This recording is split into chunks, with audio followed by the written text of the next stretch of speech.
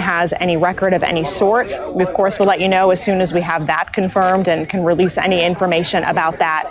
So back out here at the scene, we are still waiting. Police have said that they are going to deploy and utilize robots. We will keep you posted when it looks like there is movement on that, okay?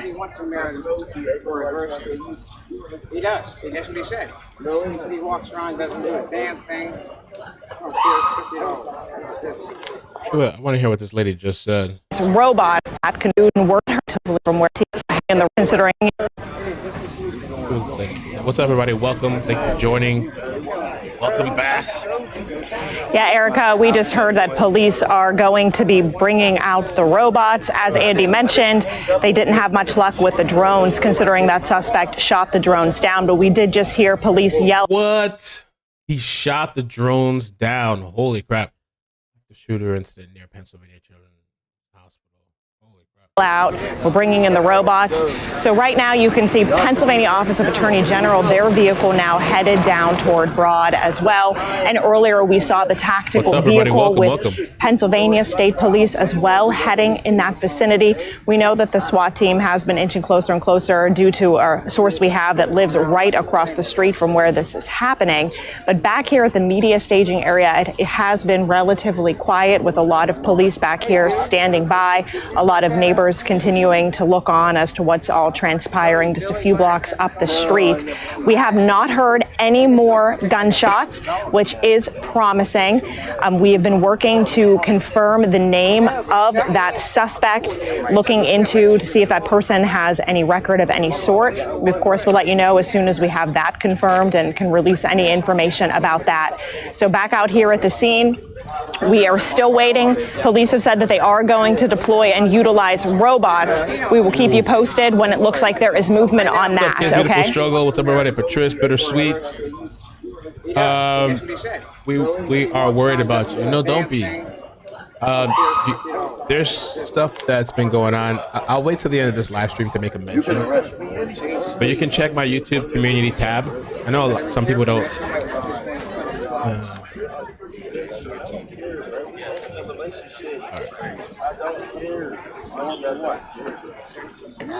Okay, so why are you telling I'm hearing echoes. Yeah. I'm right here. Yeah, man, I couldn't find any reason to ride.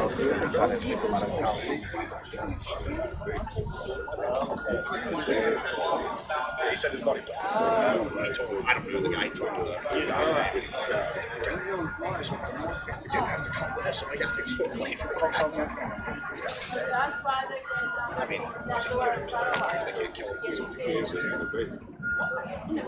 That's like YouTube. And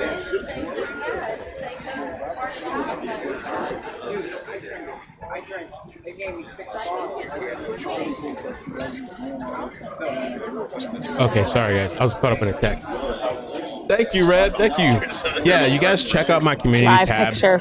And I'll make a mention Just after. your shot. You're up. But I appreciate the support. Let me find out about this whole active shooter situation. I've just been kind of taking a little hiatus, taking care of things, making sure that I'm good, mental health, all that good stuff for what's to come, right? Let's see here. Wow, active shooter reported. Police say hundreds of rounds fired.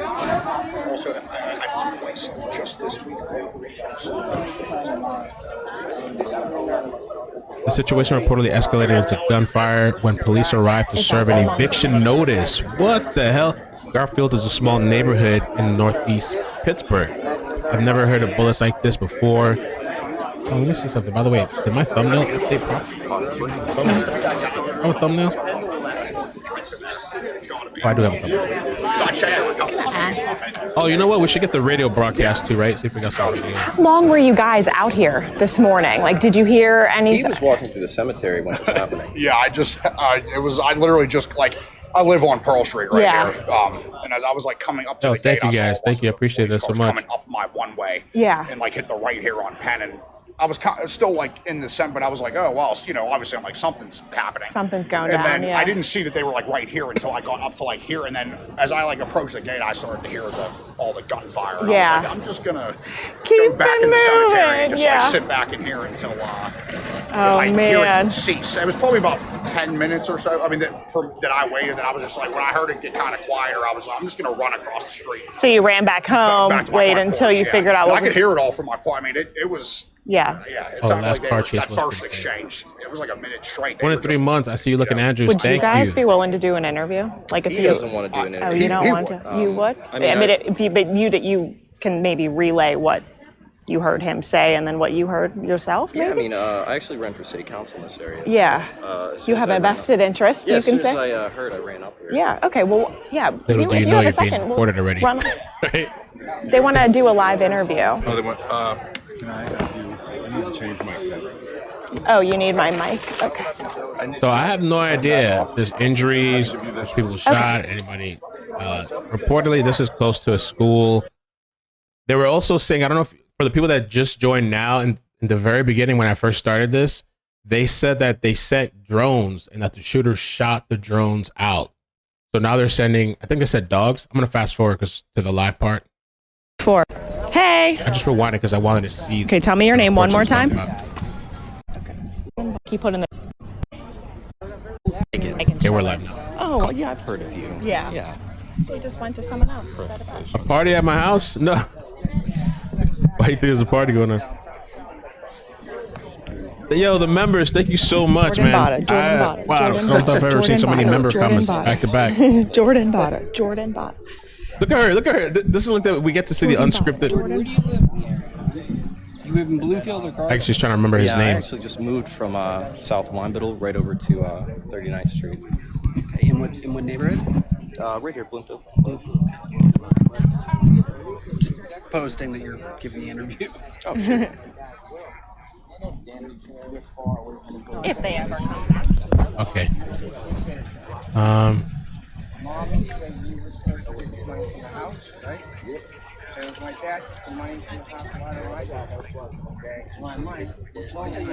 Justin Bellucci, Yeah, I saw you at the Highland Park gun thing. Yeah. There's some Yes. beautiful things happening as where we well. met. But I I'm think sorry, I'm a little that's distracted. false. I've seen you other places, but Oh, yeah, I show up all over. that's good.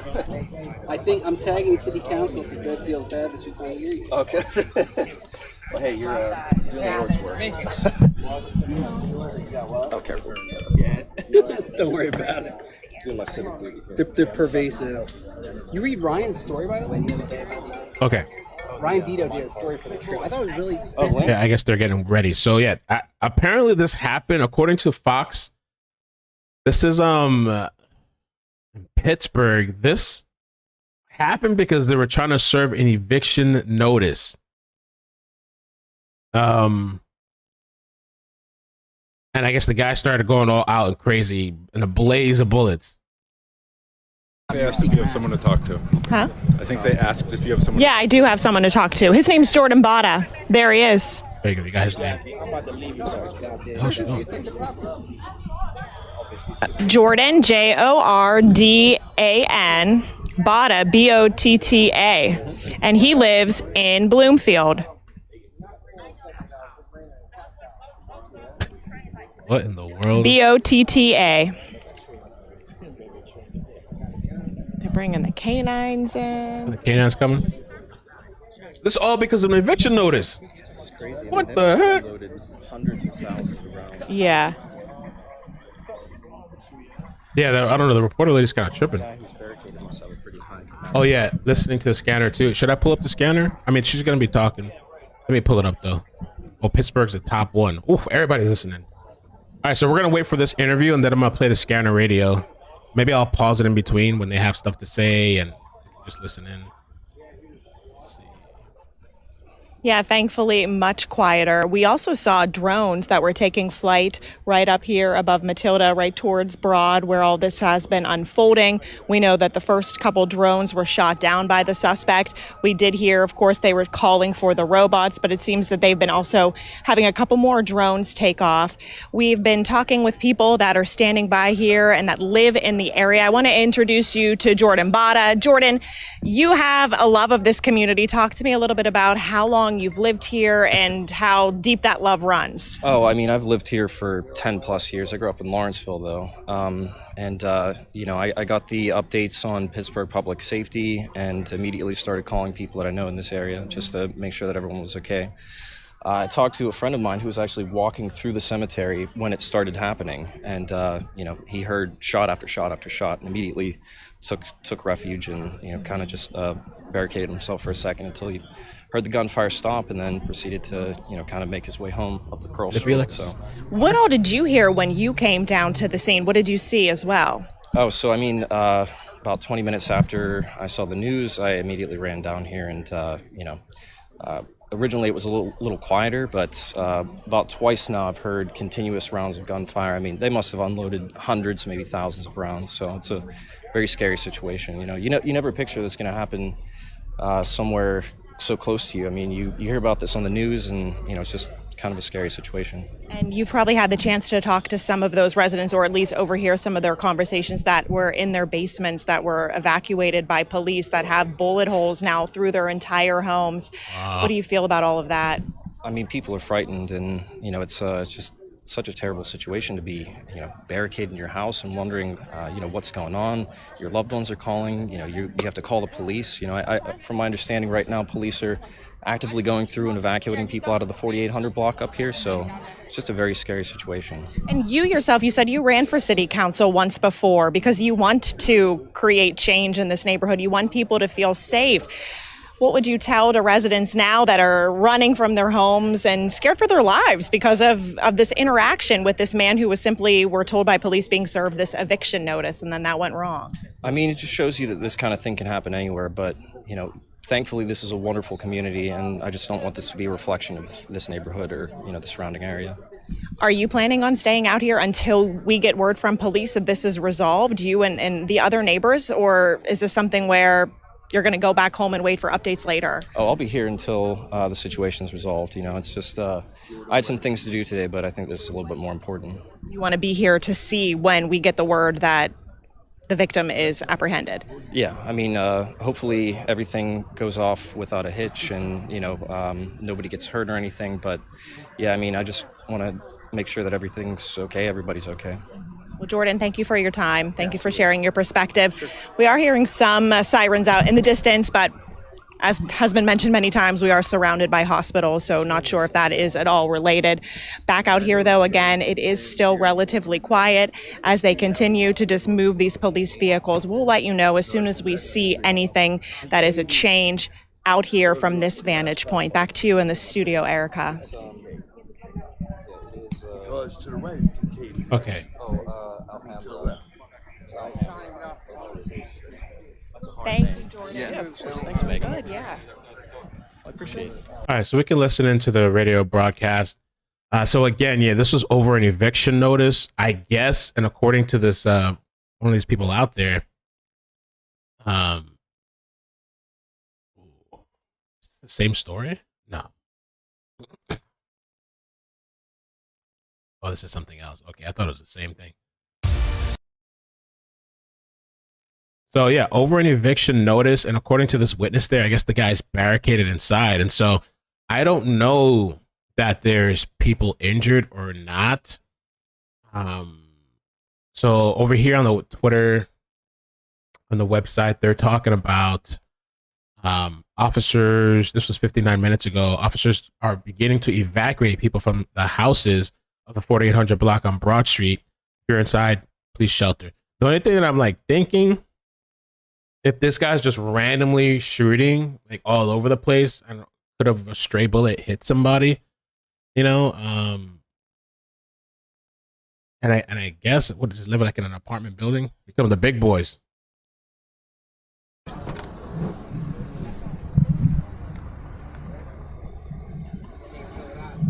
So I'm gonna let me pull up the police scan. I'm gonna use Broadcastify. There's the Pittsburgh Police and Fire and EMS. There's like 4,000 people listening to that. Click the start player. Two. I'm looking for two.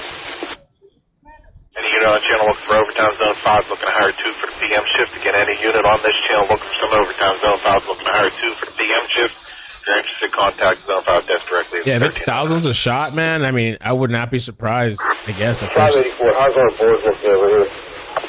there's like people just sitting in their apartments that got shot. 84, I have pending parking complaint. I do have property report, dumping complaint, and a solicitation complaint. Ooh. Alright, hold on there. We're just going to take priority down the cutoff. Then I have that dispute still open on Frankstown Avenue. Annie P in the chat says Twitter says there has been at least one fatality and they took that person to the children's hospital for treatment. Pulling her belongings out of the street. I'll try to get confirmation on numbers if they have any yet. Hey, down at Mercy, extra time. 1310. Okay, so we can hear this. This is what happened earlier. Little snippet. Oh.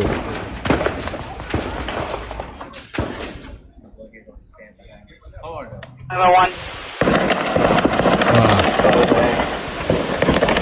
Like detail 2's area, female with scissors threatening self-harm. Doesn't say that there's any medical needs at this time. Okay to hold it. Sure, I popped up on my board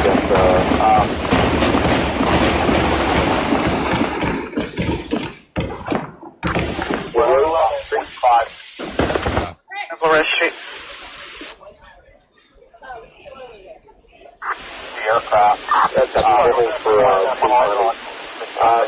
that Aiken and Ellsworth, I believe I was on 212 they were trying to find those. If they get any other comments on that. Nothing on our side that was put in. Let me check and see if it was just put on the other side. Brian Nenton over here posted. He says authorities say they were serving an eviction notice in Pittsburgh when an active shooter situation began. Gunshots can be heard. Unclear if anyone has been hit. I mean, Engine on scene. And in Shenley Gardens, you're going to be getting 317.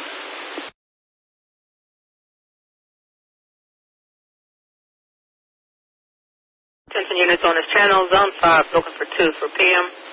Zone 5 looking for 2 for PM. If interested, please contact the zone at 1312.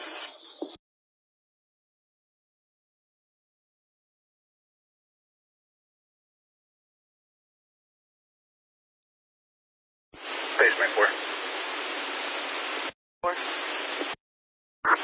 Head to Mercy, get my partner. 12. yeah.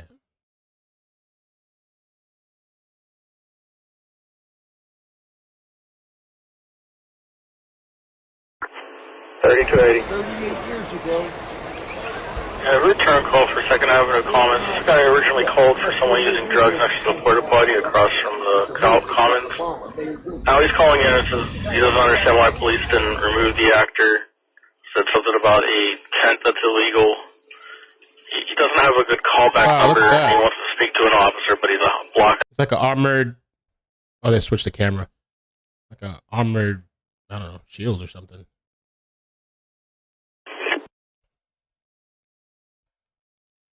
Hey, Mac, thank you. Happy Wednesday. You want me to start a rescue truck as well from our services? Yeah, that's good. Highway, that's fine. 502, or correction, 503, rescue 2. Rescue 2. 503. It's going to be an E0 in 10's area, 4464 High Ridge Street off of Van Buren or Monville Street, 51-year-old male. Wow. Struck by a vehicle, said it rolled off a jack, broke his arm. He's not pinned. They are trying to control the bleeding. So I don't know if this is true. Okay, take this with a grain of salt. Well, I don't know if they got this somebody tweeted this out. Let me see. Is this a news person? Let me just check real quick. It doesn't look like it. No, I don't know if they're trolling. They just made the account today. I'm not even gonna bother saying that. Okay.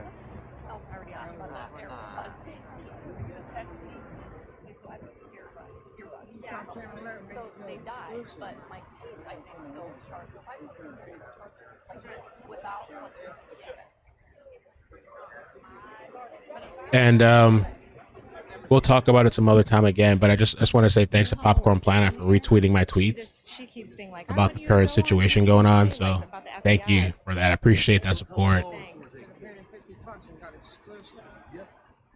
Oh yeah, looks like a lower guard hub. And we got the Bearcats. I hope nobody got hurt. Somebody in the chat said supposedly somebody on Twitter said they did, but I just saw something on Twitter from an account that was just made like today that I'm like, it wasn't that one, but I just saw a different one that was made today. It's kind of hard to say when I try to get official numbers, but I wouldn't be surprised again if this guy's just shooting indiscriminately, like blasting off. Let's see what else we can find. Active shooter. The sheriff's office said the suspect turned violent and started shooting when deputies went to the address to serve an eviction notice. It's believed that hundreds of rounds were fired. The SWAT is now taking over. Sources say the suspect shot down 2 police drones. It's not believed that any of the sheriff deputies have been hit, but have been injured by broken glass. Okay. Oh, and you guys are right. Okay, this is true. So attorney says deputies were going to remove a squatter. I guess that makes sense. Eviction squatter. An attorney said the home involved was brought at a sheriff's sale and deputies were going to remove a man who basically was squatting. Look at that. Holy moly. The hell? Look, almost like a submarine or something. Wow. So I guess this part here, you can sit a couple of people in front of there with guns, I guess. I think this part lifts up. Oh, they might have to. I wonder if we're going to have another situation. One of the last live streams we did where I forgot what Texas, where they tore up that house. Will, can you give me a minute? Can you do it live on the air? Yeah, just gotta give me a minute. Okay. Sound good? Yep. Long way from home. Robotic beast, yeah. I wonder if they're gonna have to tear his ass and pull him out of there, yank him out of that house. They all got their connections. Oh, it's true. Okay. What that account said that it was just created this month or today, it's actually true. Attorney Ed Krug said when the homeowners died, so that the homeowners died to this place, the man currently barricaded inside occupied the house and believed he should be the owner. So this guy's just living there because the owners died. He's like, fuck it, I'm King Kong. I own this shit. But because taxes weren't paid, it went to a tax sale. Oh, so they got this house for cheap. The people who bought the house at a sheriff's sale wanted to move in, but the man refused to leave. According to Krug, there was no information. Sorry, there was information that he had become heavily armed. He said the man was observed. Krug said sheriff's deputies knew that the situation could be violent, so they were fully armored and prepared. At least that's good. Normally, 2 deputies serve eviction notices, but in this case, there were half a dozen, including supervisors who were wearing body armor and prepared. I mean, so at least this is they kind of knew ahead of time this guy might be crazy, so they came in prepared. So, and they said no officers were shot, but just injured because of glass. So if there is injuries, I'm thinking possibly maybe stray bullets, which happens all the time. Oops. Well, that's called the Rook. Yeah, you're right. It's called the Rook. When you see the Rook come in, you're going to see a house tore down. They might. I'm going to look also. I'm going to play the radio feed, but I'm going to look for some other live streams to see if we can get another angle. I don't know if they're going to do it like Texas. Texas was like right in front. Texas would have had a front shot. Dispatch engine 22. 22 engine. This is workers replacing a sprinkler head. No hazards, no smoke, no fire. We're going to be in service returning. No, I don't see no other feed. 22 engine, that's received. It would have been interesting if they had a helicopter or something. Attention all companies, zone 42 has been struck out. Zone 42 has been struck out. 22 engine is now back in from Glass House Apartments, Station Square Drive. Okay, we got a couple of, let's see, ABC. Oh, We still have Rescue 2 on this? no, it's all the same. Affirmative. Camera. He's up and walking around and in his home. You can disregard them. Oh, this is a different one, but it's not. Rescue 2, you can disregard. Rescue 2, I disregard. Shut back. Read your copy. 503 copy. Close it back in.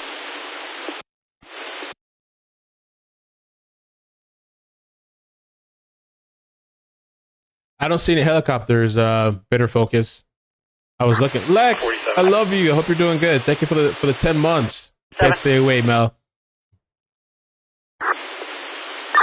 Even more precise Yes. location on this. Man. Raining, if you want to.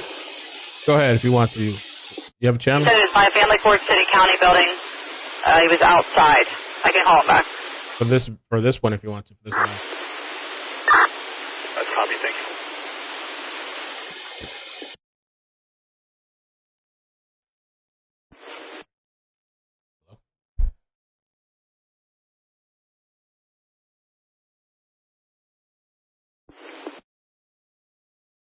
Oh yeah. Okay. Bye. 722 Horning Street up from Maloli. Female's calling in said that the neighbor continues to record and harass the mother at that location. She doesn't want to speak to police, but she wants police to speak to them. I tried to do a call back. I got no answer. They only want to talk if you're on camera. One. Yeah, there's nothing found on that call. Hold on, she's just going to check this door that just popped in. We can clear 47 from that. 47, did you copy? This could be, you know, the crazy thing about this. That's copy. Let me show. I mean, there's a lot of crazy.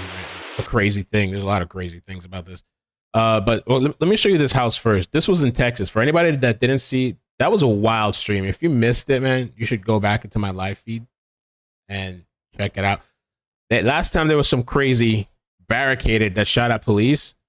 This was the result of that fucking house.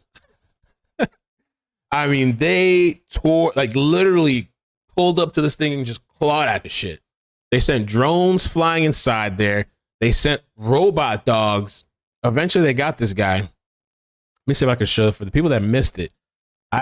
This might be one of those situations where they get, and it's just crazy because they just bought this place. I mean, I guess they didn't pay much. What did they pay? Taxes, I guess. But they might end up having to tear this place down. Let me show you. Oh, bro, look at this. It could turn out to be a situation like this. And this was the homeowner of this. So that the homeowner came to his house like this. The homeowner does not want to be identified, but he's surveying the damage to his property that was involved in a 5-hour standoff. Yo, they tore this shit up. Look at this.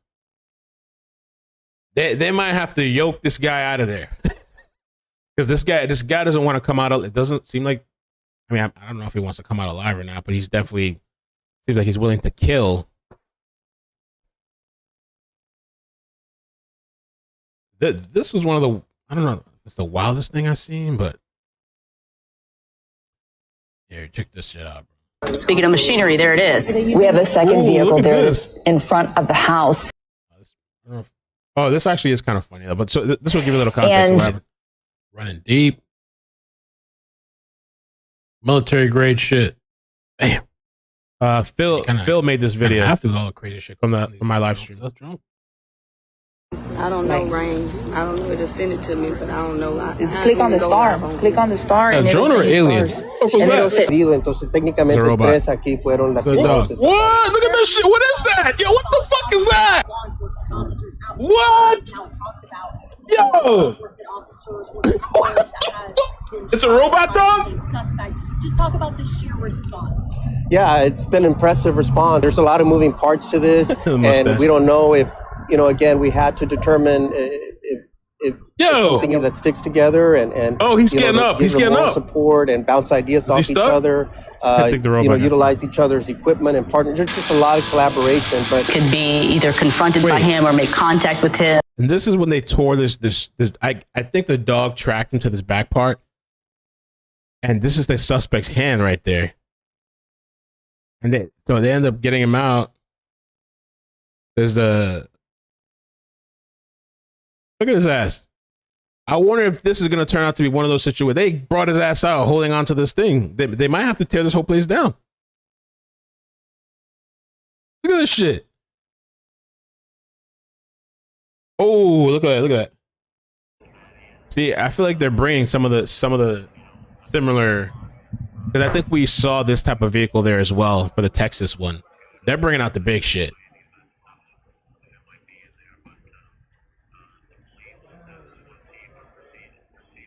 The mustache respect. that was the Texas situation. I wanted to show you guys, for the people that missed that Texas one, maybe this is going to be a situation that turns out like that, since this guy's doesn't want to leave. Yeah, look, they're loading him up. This guy doesn't want to leave the property. He was served an eviction notice. It's a squatter. Oh, is there more shooting?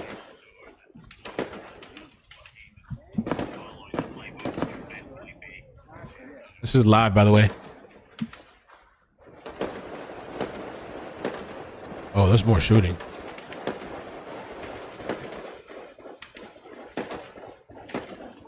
Holy shit.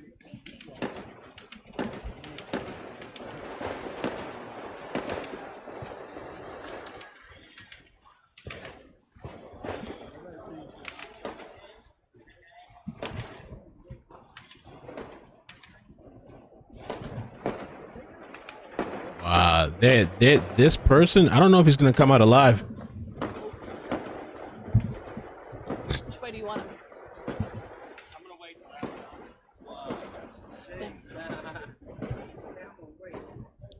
I'm surprised they're just so casual. Yes, just as you can hear, I'm going to step out of the way so you can see, you hear the gunfire, as Andy mentioned, emanating from this house here. I just spoke to state police who are going to come over here momentarily and talk with us. I guess it's far but away. Right now, we saw the bomb squad head in there and we're hearing the gunfire. So that's what we know right now. As soon as I get state police to come over here and talk with us, we'll come back to you. So this is Pittsburgh, guys. I was just showing you the recent Texas situation to give you an idea of how they could potentially tear a house down. Honestly, there was a situation in Texas where, and I remember somebody reminded me last time, didn't they send a robot with a bomb and just blew a guy up? Okay. I don't know how the confines of the space of that place. Yes, I'm standing here with state police, PIO, Trooper Rocco Gagliardi. Trooper, what can you tell us is going on right now? Yeah, right now, I would just pause to talk to you guys. This is still a very active and ongoing scene, as you just heard multiple gunshots being run off. Right now, we have our state police team here. The Rook just showed up with our CERT team, right? So right now, we're going to work with Allegheny Emergency Services Centers, the city SWAT, and etc. To focus on how we're going to best handle the situation. But the Troop B major case team will be taking over this investigation. So that's the state police. And I will try to update you guys as best I can up here. I have a quick question. I just wonder, people want to know why, it's taking so long for, you guys to get him out of there. Right. Well, this turns right into an active shooter situation, right? And then it proceeds into a barricaded aspect inside a house. First, officers on scene arrived very quickly, and now that incident is always developing. As we just heard about, 30 to 40 gunshots go back and forth. So we're actively working with all emergency crews here on scene to make sure we end this in the safest way possible. I was going to say number one priority is to keep the people in this area safe. Right now, all of our crews with state police, city, and all the other agencies, including the sheriffs, our number one goal right now is to make sure everyone evacuates this area, right? Especially those maybe still stuck inside houses like they were this morning. Do you have a number how many people have been evacuated thus far? I don't right now. Like I said, right now, we're trying to evacuate. You can hear it behind me. Our CERT team will be handling what they need to handle. So. Why is taking over this investigation in the middle of the city of Pittsburgh? Yeah, right now there's a lot of different variables that are actively ongoing right now. So we thought it was best case what happened all the way through this morning that we were going to take over this incident. Any idea how many officers are down there? I mean, it just looks like people from all across Western PA. Yeah, I don't want to give you a number right now because I will undershoot that, right? Right now we have a lot of different agencies all working together right now, and we want to resolve this in the best way possible. Rocker, we're hearing this gunfire. Is it coming from police or is it coming from the suspect or back and forth? Right. I think we just sent up a couple more drones. Was not the first time the suspect did shoot at earlier previous drones, right? So right now it's an active gunfire situation right now. With that, I will leave you with that and update you guys as best as I possibly can. Be checking on our Troop B PIO Twitter account for up-to-date information, okay? Okay. One more question before you go. We're hearing that they're calling for more ammunition. Is there a concern that there's so much rounds fired? You guys need more ammunition brought in? Right, that's always a thought. That's a really good question, actually. But right now we're focusing on any and all troops in the area to help out with Troop B major case team. So you might see some other units from D, E, A, and etc. coming in right now to assist our CERT team and other members throughout the city with this investigation.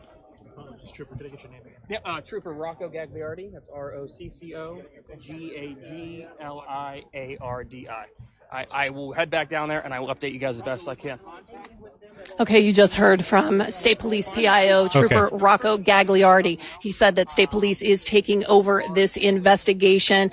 He told us that the gunfire you just heard while we were interviewing him is most likely back and forth shooting with the suspect and State Police. They have drones in the air. If we can, I don't see it right now, but we have drones up there that's giving them a bird's eye view of what exactly is taking. It would be good to know. I think they said the 4800 block. I wonder what the houses and buildings are like over there because that he is able to relay to us and to our viewers at this time, but we're going to stay around and make sure that we continue to get updates from him. And then because I think with this situation, you're just gonna have to be aggressive. Like and I'm not saying they are, but like I'm talking to the point of like, because if they're shooting back and forth with officers, there's a chance that an officer could die. You know, their lives are at risk. They're going to have to send some sort of mechanical something in there. The only thing is, like, because I was thinking bomb, but I don't know how close of a proximity. I know that sounds extreme, but this guy seems like he's so armed. They're going to have to do something else. Tammy, thank you so much for the super chat. Says, so proud of you for taking a stand. Donated 100 on the link. Thank you so much on your community page. Here's a little more. Blatant defamation is a stop online. Yeah, I will try to talk a little bit about or just mention the link at towards the end of the stream for the situation that I'm dealing with. And the link will provide the information and documentation that you can read and stuff like that if you choose to support. Just Mels, thank you for the 7 months. Says thank you for keeping us up to date, Mel. Thank you so much. Thank you. And as far as casualties, I don't know. So somebody in the chat mentioned earlier that she saw on Twitter 1. I haven't seen any official numbers. The only thing I heard is that cops were shot at, but they came prepared. They knew that this person was like heavily armed. I don't know if they knew to this extent, but they had body armor and all that stuff. So the officers at the time when I was reading said that they weren't shot, that they did get hit by some glass, and that's it. I wouldn't be surprised, or we don't know. Like somebody have been hit by a stray bullet in one of those places, possibly. But so far, I'm not seeing any numbers as far as like fatalities, like nothing official yet. And then I got so many members chats. Thank you for that. Mustard Mama says the squatter was squatting on some ammo. Dang, yeah. I don't know how this guy. He has a lot. I don't know if they're trying to see maybe he'll run out of ammo. But this guy seems like he has a lot. Kenny Kane, thank you for this 6 months membership. Says the casualness is kind of suspect. It is kind of like. I don't know how far it is away, but I don't know. If it was me, I'd just be like, kind of like duck, just thinking of a stray bullet. You know, I don't know. They're just like, yeah, and they're just like walking like normal. Just Mel's, thank you. I got that. Tammy, again, thank you so much. Michelle, thank you for the membership. The Wilson Dallas, 12 months, my 1 year mark. Thank you so much for resubscribing. K Love, so glad to catch you all live here. LM89, thank you for the membership. Lex Love, thank you. Kendall Woodward, thank you for becoming a member. Mystified 17 months says this is crazy, Mel. I know. I feel like it's just this becoming like the normal. But this guy in this situation is more dangerous to me, in my opinion, than the guy in Texas. The guy in Texas did shoot at officers, but then he stopped and then like hid. This guy is still like going toe to toe and firing back. It seems like. Tassie, thank you for the membership. Sinner, thank you for the super chat. Says I was born and raised in this neighborhood. Wild, really? Oh shit. Darcy Miller, thank you for the super chat. Says we love you, Mel. Floor, thank you for the membership. You are incredibly supportive, Mel. You got this. The love has been incredible from you guys. Thank you so much. I really means a lot to me. Trish, thank you for the 7 months. Love and support you, Mel. Bindi, thank you for the 6 months. Rebecca, thank you for the 8 months. Thunder Plumps, thank you for the 3-month membership. We love you, Mel. Thanks, 15 months. Member train. Thank you, Laura H. Thank you for the 5 months. Yes, alive. I missed you, Mel, and chat. Yeah, the plan is to start coming back more. I know I've been kind of, oh shit, look at this thing rolling on the road. Rolling deep. So yeah, this is what they, I think they can ram that. What are they doing? Maybe it's changing the lens. Can this ram the house or just pulls up to the house?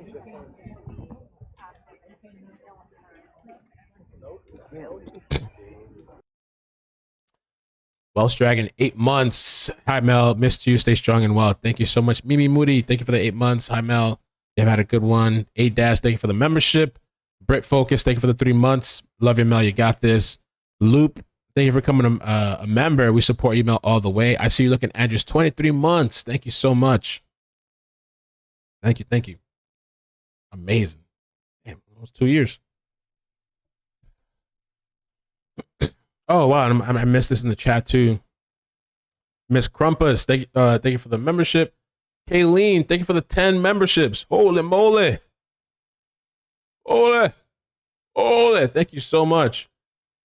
Nicole, I just want to say we love you, Mel, and we're all standing right by you always. Behind you always. Thank you. There's no helicopter for you guys yet. I'm looking. I wish we did have. Look at this shit.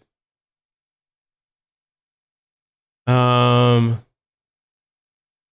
see. I guess they're loading up. I can put the radio feed on too. I'm gonna have to step out for a bit, but I am gonna leave the stream running. Probably for like 20 minutes. Thank you, Nicole. Thank you so much. Daily Mail link shows some home dropped in. Okay, let me see. Yeah. The same equipment. Yeah, they can ram the house with this shit, right?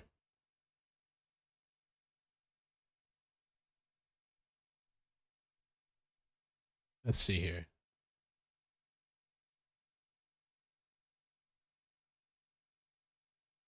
That's interesting that this guy actually shot down the drones. This guy's definitely more aggressive and dangerous.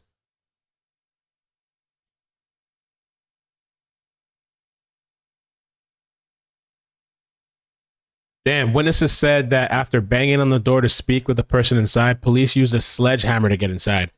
It was at this point that gunfire started. Damn, so they really try to bust in there. Oh, there is one, let me see, heavy police. There's a little aerial view. It's pre-recorded. We can take a look at that. I don't want to miss this, though. All right, we'll take a look at that in a second. I want to see what they're about to do. Oh, they have pictures here, though. Okay, we're going to take a look at these pictures as well. I just want to see what this they're about to do here.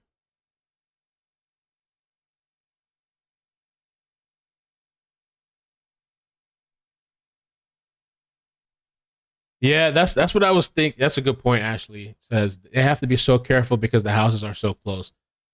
That's tricky. Yeah, so I guess there goes like the bomb thing or even trying to tear it up. I mean, maybe they can, but Mel, the Glare did a stream on you yesterday. Oh, I really appreciate that. I listened to it for, I think like more than half of it. I thought it was really nice. He had some really nice things to say. I appreciate that. There's more coming with that stuff, so just stay tuned. This thing's behind the scenes. I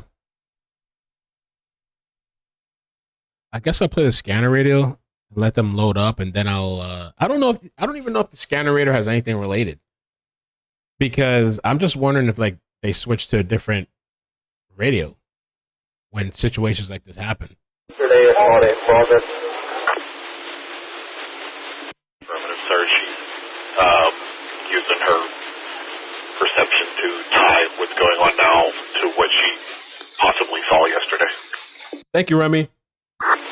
3500 will contact her.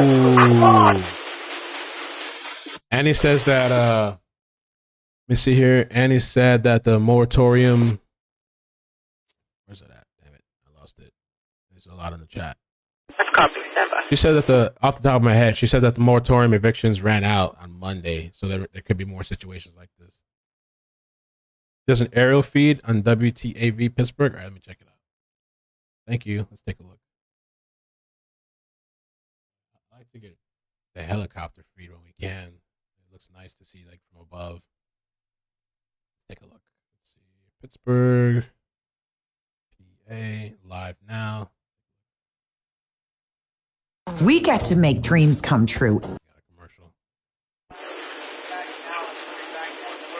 3635 number 133-146. Oh, you're right. They have some. Let's take a look. That's copy. And thank you, please. Send me back. Let's take a look at this.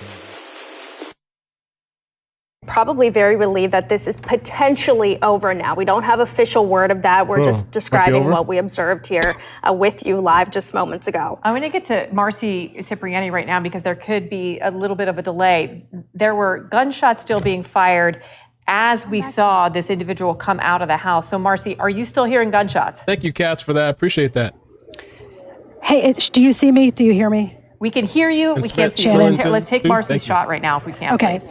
Okay. I am getting information from my source that what you just saw was not the suspect being taken away in custody. It was actually a rescue of somebody. I'm told that the suspect is still inside the house. The gunfire was for cover in order to be able to rescue that person from the house. So that person is still inside the house. They are about to deploy gas, according to my source. So I want to clear that up. The suspect remains in the house. What you saw was a rescue, and the gunfire was cover. That is from my source. Wanted to make sure to make that clear. Oh my goodness. As we have been saying, the very first information, what your own eyes can see can sometimes not be what you think it is. So we are reporting from Marcy Cipriani. Her sources are telling us, yes, police did get an individual out of a home, but that person was being rescued. That is not the shooter in this case. We are still waiting for this situation to be done, and that would explain why Marcy also said there was gunfire we heard that was for cover so that police could safely rescue that individual. Marcy, are you getting the sense that the person who was rescued was in the house with the active shooter as maybe a hostage? I'm sorry. Again, I'm having a little bit of difficulty hearing. I'm not sure why now. Are you hearing any information? I think you're asking about maybe where that person came from. I haven't received specific information on where that person was. If they were in the home with a suspect or in a home nearby, I can get that clarification, I'm sure, and get that information back to you. But what I do know is it was a rescue. So if the gunfire was for cover, I feel like that the rescue was coming out of a different section of the home. But again, I'll clear that up and get that for you. Let's get somebody. Okay, we do want to go ahead and show you that Sky 4 video that we watched just moments ago. This is, again, a rescue. For a few moments there, we were hopeful that this was potentially the suspect being put into the back of this armored vehicle by all of those law enforcement officials you see on that scene. However, we have now confirmed with Marcy, who confirmed with her source, that this was a rescue of somebody who was either in the home where the suspect is or a nearby home. That information is unclear at this point. Marcy is going to continue to get that for us. But again, another replay of a rescue, not the suspect being brought out of that home and put into that armored vehicle. And then we see as that armored vehicle pulls away and goes down the street. So this situation still active right now. The suspect is still inside of that home. We heard some gunfire as that rescue was taking place, and we have confirmed that that's because this was indeed a rescue and not the suspect being put in the back of that vehicle. Yeah, police using gunfire as cover to get that individual to safety. It's unclear which house this rescued person came from. One thing we have not heard from any of the official channels or anyone is that there was a hostage in this situation. For all indications had pointed up to this point that the active shooter in one of these homes here was alone. But it's unclear right now if maybe he did have a hostage. So we are working to clarify that. But what you just watched on Pittsburgh's Action News 4 with Sky 4 and Action Cam there was a person being rescued and you could see. But I want to make sure, obviously, I guess that everybody's okay. These buildings or apartments, they're like right next to each other, back to back. I'm wondering which is the house. I'm wondering if it's like here, or is it in these buildings over here? Is there getting some smoke? Those images, and and while that was taking place, there's so much chaos and confusion because you do continue to hear those gunshots, and in this I wonder if it's over here those somewhere. gunshots were cover. We talked about this being What is all this shit over sort here? of military style vehicles coming in, and the war zone nature of what's going on here. That's exactly what it looks like. That's exactly what it sounds like. There is gunfire in this neighborhood, a normally peaceful Pittsburgh City neighborhood that today is completely interrupted. And we see one individual actually rescued from a home by SWAT and CERT officers there on the scene, specially trained to do this work. Now, this has been going on over 3 hours at this point. Those first calls came in around 10:30, 10:35. Multiple rounds of gunfire. This was, again, Pittsburgh's Garfield neighborhood. We're just a few blocks away from Penn Avenue, about a half mile away from Children's Hospital, if you're just joining us. And one injury, non-gunfire injury to a sheriff's deputy. That person is okay. We want to make sure we reiterate that every time we do mention that there is an injury. And again, you just saw one person being rescued from a home in that area, potentially the same home as the suspect. That's unclear at this point. But that suspect is still in the home. We're still hearing gunfire, and we've heard it several times on our air, just rapid gunfire. And we've paused just to let you listen to what that neighborhood sounds like right now. People are being asked to shelter inside of their homes to stay safe, as this is an active and ongoing situation, again, for over 3 hours now. Yeah, for sure. And we've been bringing you this information since it happened here. We started with our noon hour here. The initial news is that there's an active shooter, right? So you've got a lot of people trying to get to safety, trying to understand where exactly this is emanating from and what they need to do to be safe themselves, what's going on, who's in danger. You're stretching over 3 hours now. People want this to end. And we just kind of got deflated there because so many people thought from the visuals on our screens that maybe this was coming to a close. That is not the case. We are still in the process. The police are still in the process of trying to get this person, this heavily armed individual, to surrender peacefully. This has not happened yet. We talked a little bit before about how they will absolutely take their time and be very thoughtful about what tactic they. Yeah, if they're able to pull this off, that's like getting this guy out alive. That's amazing. If not, man, I totally understand if they have to do what they got to do, because I mean, there's another truck pulling up. This guy's been wilding out. So far, I haven't heard of any fatalities, though. I have not heard of any fatalities.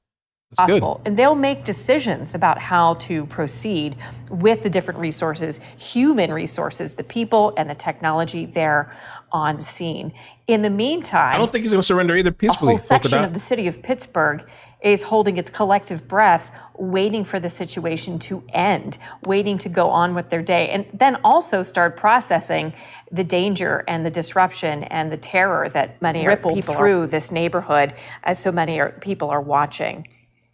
We do want to show you this video right now. We've got Sky 4 video showing windows being blown out by gunfire. This is video we took just a short time ago. As we just stunning video this afternoon, a situation in Garfield, windows being blown out. He's on the upper level. In the city of Pittsburgh in this dangerous situation. These homes, these residences, right in the epicenter of a violent situation.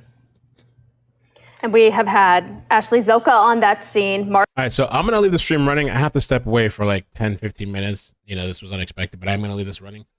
I'm going to mention this before I step away, because in case you guys leave or it ends before I come back, I have a current situation going on. I can't really talk about it, but I'll put the link in the chat. If you go to this, even if you don't donate, that's fine. You can read about what's going on. There's links to the court documentation. So if you want to check that out and know what's going on, especially people that watch me, support me, you can just share the link. That helps too. If you don't, if you can, whatever, that's fine. You can just share it. That helps out. Also, you don't have to have a PayPal account. You could just put in your debit or credit. So people that are wondering what's going on, you can find it here on my YouTube community tab. I just wanted to mention because I can't really talk about what's going on.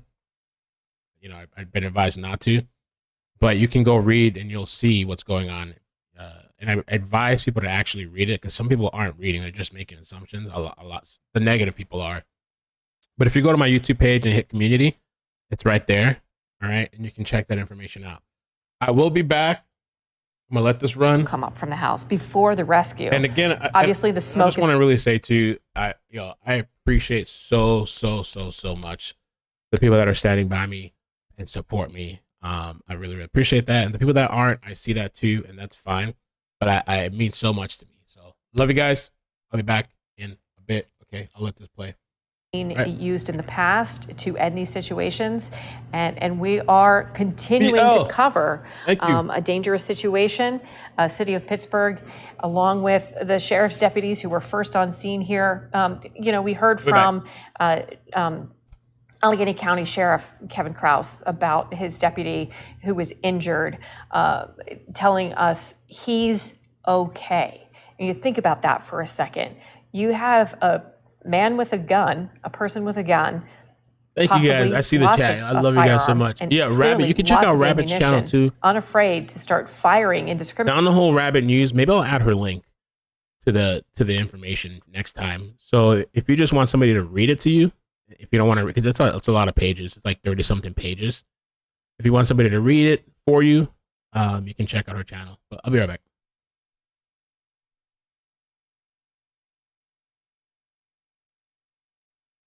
Potentially the home where the suspect is located inside of. And there it is right there. You can see several law enforcement officers bringing somebody outside of that home, putting that person in the back seat. And then you watch that armored vehicle pull away and drive down the street. For a moment, we did think that was potentially the suspect, that they did finally get out of the home. But as this was happening, we heard gunshots. And that's when Marcy was able to confirm with her sources for us that that was not the suspect. That was a rescue taking place. So again, this is kind of the latest development in the last 10, 15 minutes here. So the suspect's still inside, and this is still an active and ongoing situation in Pittsburgh's Garfield neighborhood. Pittsburgh's Action News 4 reporter Ashley Zilka has been talking to people impacted by this terrible day. Ashley, what can you tell us? Well, right now we're on Penn and Mathilda, and I can tell you I just saw more police officers show up and actually bring more ammo to the scene. And this is kind of a meeting point where a lot of the neighborhood has gathered. I'm here with Leslie. Leslie, you live on Broad Street, and you actually had to be evacuated. Walk me through that process. What happened? I was barricaded in the basement from hearing all the commotion out front. And the officers just banged on the door and was telling me that I needed to be evacuated for my safety. What was going through your mind when you see an officer banging on your door? Fear, just fear. Just wanted to be safe and away from everything that's going on. Now, do you know anything about the home where this is happening or the suspect? No, nothing at all. I mean, I've been in the neighborhood for 15 years and pretty much stayed to myself. So I don't know other than just to say hi, bye. That's it. Now, you came up here on Penn Avenue, and you've kind of been watching this unfold. What's it like to see this happen in the area where you live? Just kind of sad. Just sad. We're in an up-and-coming neighborhood, really friendly neighbors. The community is really, everyone's involved. Just sad to see this happen in our neighborhood. And when police got you safely out of your home, did they tell you how long you would, I mean, obviously you have to stay out of here until this is resolved, but did they tell you anything else? No, actually they just shielded me to get away from the scene and just reassured me that just stay calm and patient. Well, not calm, but patient. All right. Thank you so much, Leslie. I really appreciate it. Stay safe. Thank you.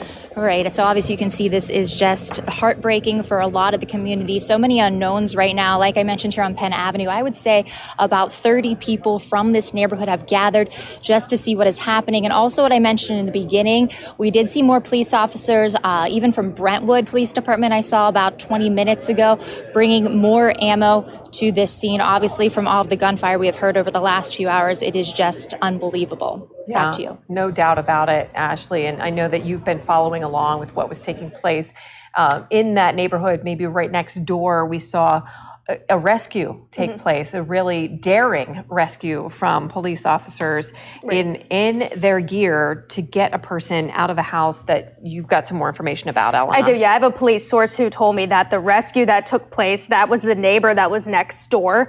And so officers had to obviously get that person out of there safely. And that's why they had to lay down that suppressive fire in order to get the person out of the neighboring home to where the suspect is and safely out of that area. And again, as we're talking about this area, if you are just joining us, we want to tell you where this is. This is in Pittsburgh's Garfield neighborhood. This is the corner of Broad Street and North Matilda Street. You're seeing the little exclamation point icon on your screen. That's where the situation's unfolding right now. And just a few short blocks away, Penn Avenue. There's a lot of businesses on Penn Avenue. As I zoom out just a little bit here, you're noticing where Children's Hospital is located. This is about a half mile between that yellow icon where Children's Hospital is located and the red icon where the situation's unfolding. Not necessarily all that close. However, nurses, doctors, staff members, whoever might be heading to the hospital, driving down Penn Avenue, or maybe coming down North Matilda, this is going to affect you. So just something to be mindful of if you are in the Garfield area, even the Lawrenceville area, and driving up into the Garfield area for some reason. This is going on now for, we're approaching 3.5 hours. So you're going to want to continue to avoid this area. Ellen, I want to get back to what your source told you about the rescue that we saw. There's really valuable information that Eleanor was able to get for us. So, because we had a lot of concerns about who is this person and where did they come from? The visuals at first from Sky 4 led us to believe that maybe this was the shooter, the suspect in this case, and that is not the case. We want to emphasize that. The information that you got also kind of clarifies that more about who may or may not be in the home in question with the shooter. It sounds like this person may still be alone. The person that was rescued was not a hostage. Correct. That's what I'm gathering from my police source at this point. That person, not necessarily a hostage, the next door neighbor. Okay. But police did have to go in there, pull that armored vehicle right up onto the lawn, and use that suppressive fire in order to get this person out of the home, the neighbor out of the home safely. And as you heard, the suspect in that video continued firing as officers were doing that. So they were able to get that person out safely. By the looks of it, we saw that armored vehicle pull off the lawn and head down the street. So I'm going to continue to work to get some more information, of course, from my source here. And when you think about it, and we will be showing this video from Sky 4 that showed the rescue with those individuals, we had sort of, we saw one individual, one police officer with the SWAT gear on, get out of the vehicle. And then this is video, this is not live, this is video from this person being rescued. This is a next door neighbor to the active shooter.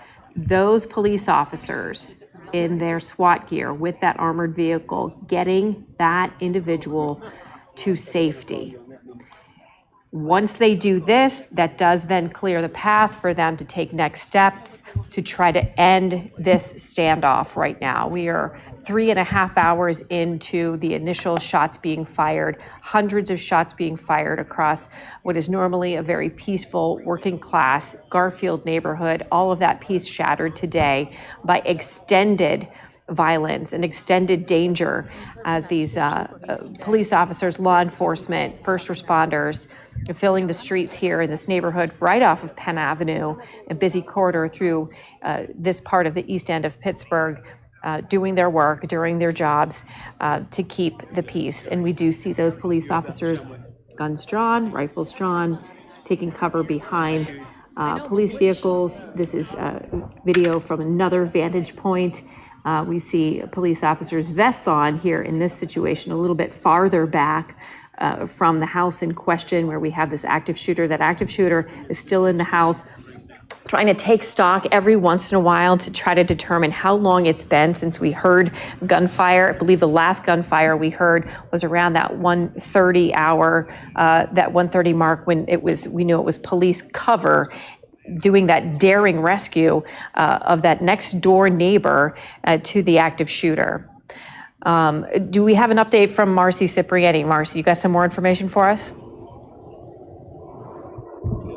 Well, I was just told by my source that they have gotten the gas in place, and they're preparing to deploy the gas into the home probably in the next couple of minutes. So that's one of the reasons we saw that rescue of the next door neighbor, and we heard that gunfire. They're trying to make sure everybody is safe. I want to go ahead and show you what the scene looks like behind me. Again, this is Broad Street near North Weinbiddle Street.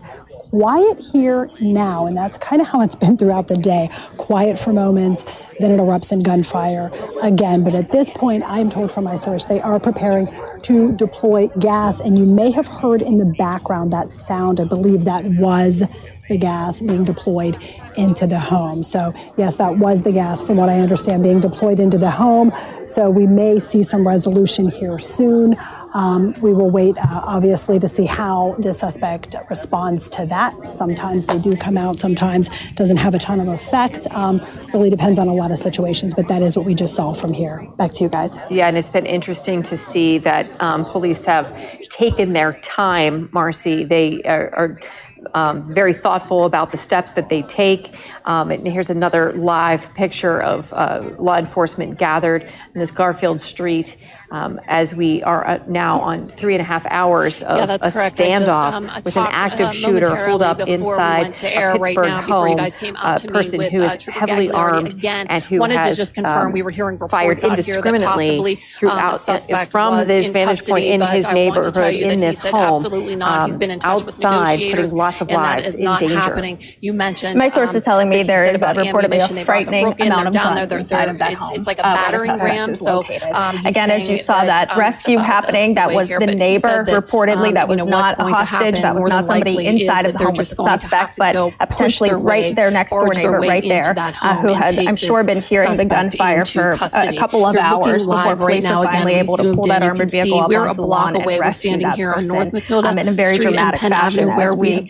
saw. You can see that there are dozens upon I am getting some updates from my source, but we'll continue checking in with our reporters who are live on that scene. I know police are actively working, as they have been for the last 3 hours, trying to get the suspect out of this home and end this situation that has been ongoing now to evacuate people that live in the 4800 block of Broad Street. Go ahead and read that latest text from your source. Spoke with a few so reportedly, police, law enforcement is deploying gas in order to try to get the suspect out of the home. That will make the suspect very uncomfortable inside that home, sort of force him out of there. But again, that's Gagliardi says that can we see Sky 4? We're not able to use Sky 4 not using right Sky 4 right now. Okay. All right. Okay, that makes sense. So once again, you are urged to call 911. Have you so listen can get to you and bring a little you to piece safety. of video that again, that's we the 4800 block of Broad Street. So again, you're taking a look. You see the state police car is driving down there now. Right, so these are just police dispatches. That, we are getting it's kind of the police broadcast from the radio. We heard shots from this emergency situation. So we're gathering that information. Recently, People we're hoping being told to stay away from the area as all of this erupted around 10:30 this morning. The big update that Elena, you were just able to get from your source, in combination with reporter Marcy Cipriani on the street telling us that tear gas is a good way to get an individual like this out of the house. That's been deployed. So now everybody is just waiting to see exactly what takes place next. So many people hoping for a quick conclusion to this and a safe conclusion to this. Of course. And we've been hearing from everybody in that neighborhood. We've had Ashley Zilka on the scene there talking to people who live there, who work there. Several people have said this has been a very scary morning and now into the afternoon for them. They're not exactly sure what's been going on. And, of course, this is as much as we know at this point. Suspects still inside of that home. My source tells me they are deployed. They have deployed gas in order to try to get the suspect out of that home, force that person out of there, and of course put an end to this situation. We know one person was rescued. That was reportedly the neighbor who was probably stuck inside of their home for a couple of hours before police were finally able to get to them and get them out safely, which you watched unfold live on Sky 4. Elena, what has been striking to me with all of the interviews that Ashley Zilka has done there on the scene with neighbors, people who live in this community, see, their first reaction is that it was scary. Their second reaction is that it is sad. That you heard one woman describe Garfield, her neighborhood, as an up-and-coming neighborhood. This is a wonderful pocket of Pittsburgh. This is a wonderful place where people just want to go to work and raise their families, and that is interrupted by this today. And everything's just on hold, people holding their collective breath. One thing we have heard throughout the day and throughout the morning are those police dispatches of this emergency situation of an active shooter. Let's give you another peek into some of those radio dispatches. One needs to stay away from Millville Avenue, anywhere, Kincaid, all of this. That's where I'm at.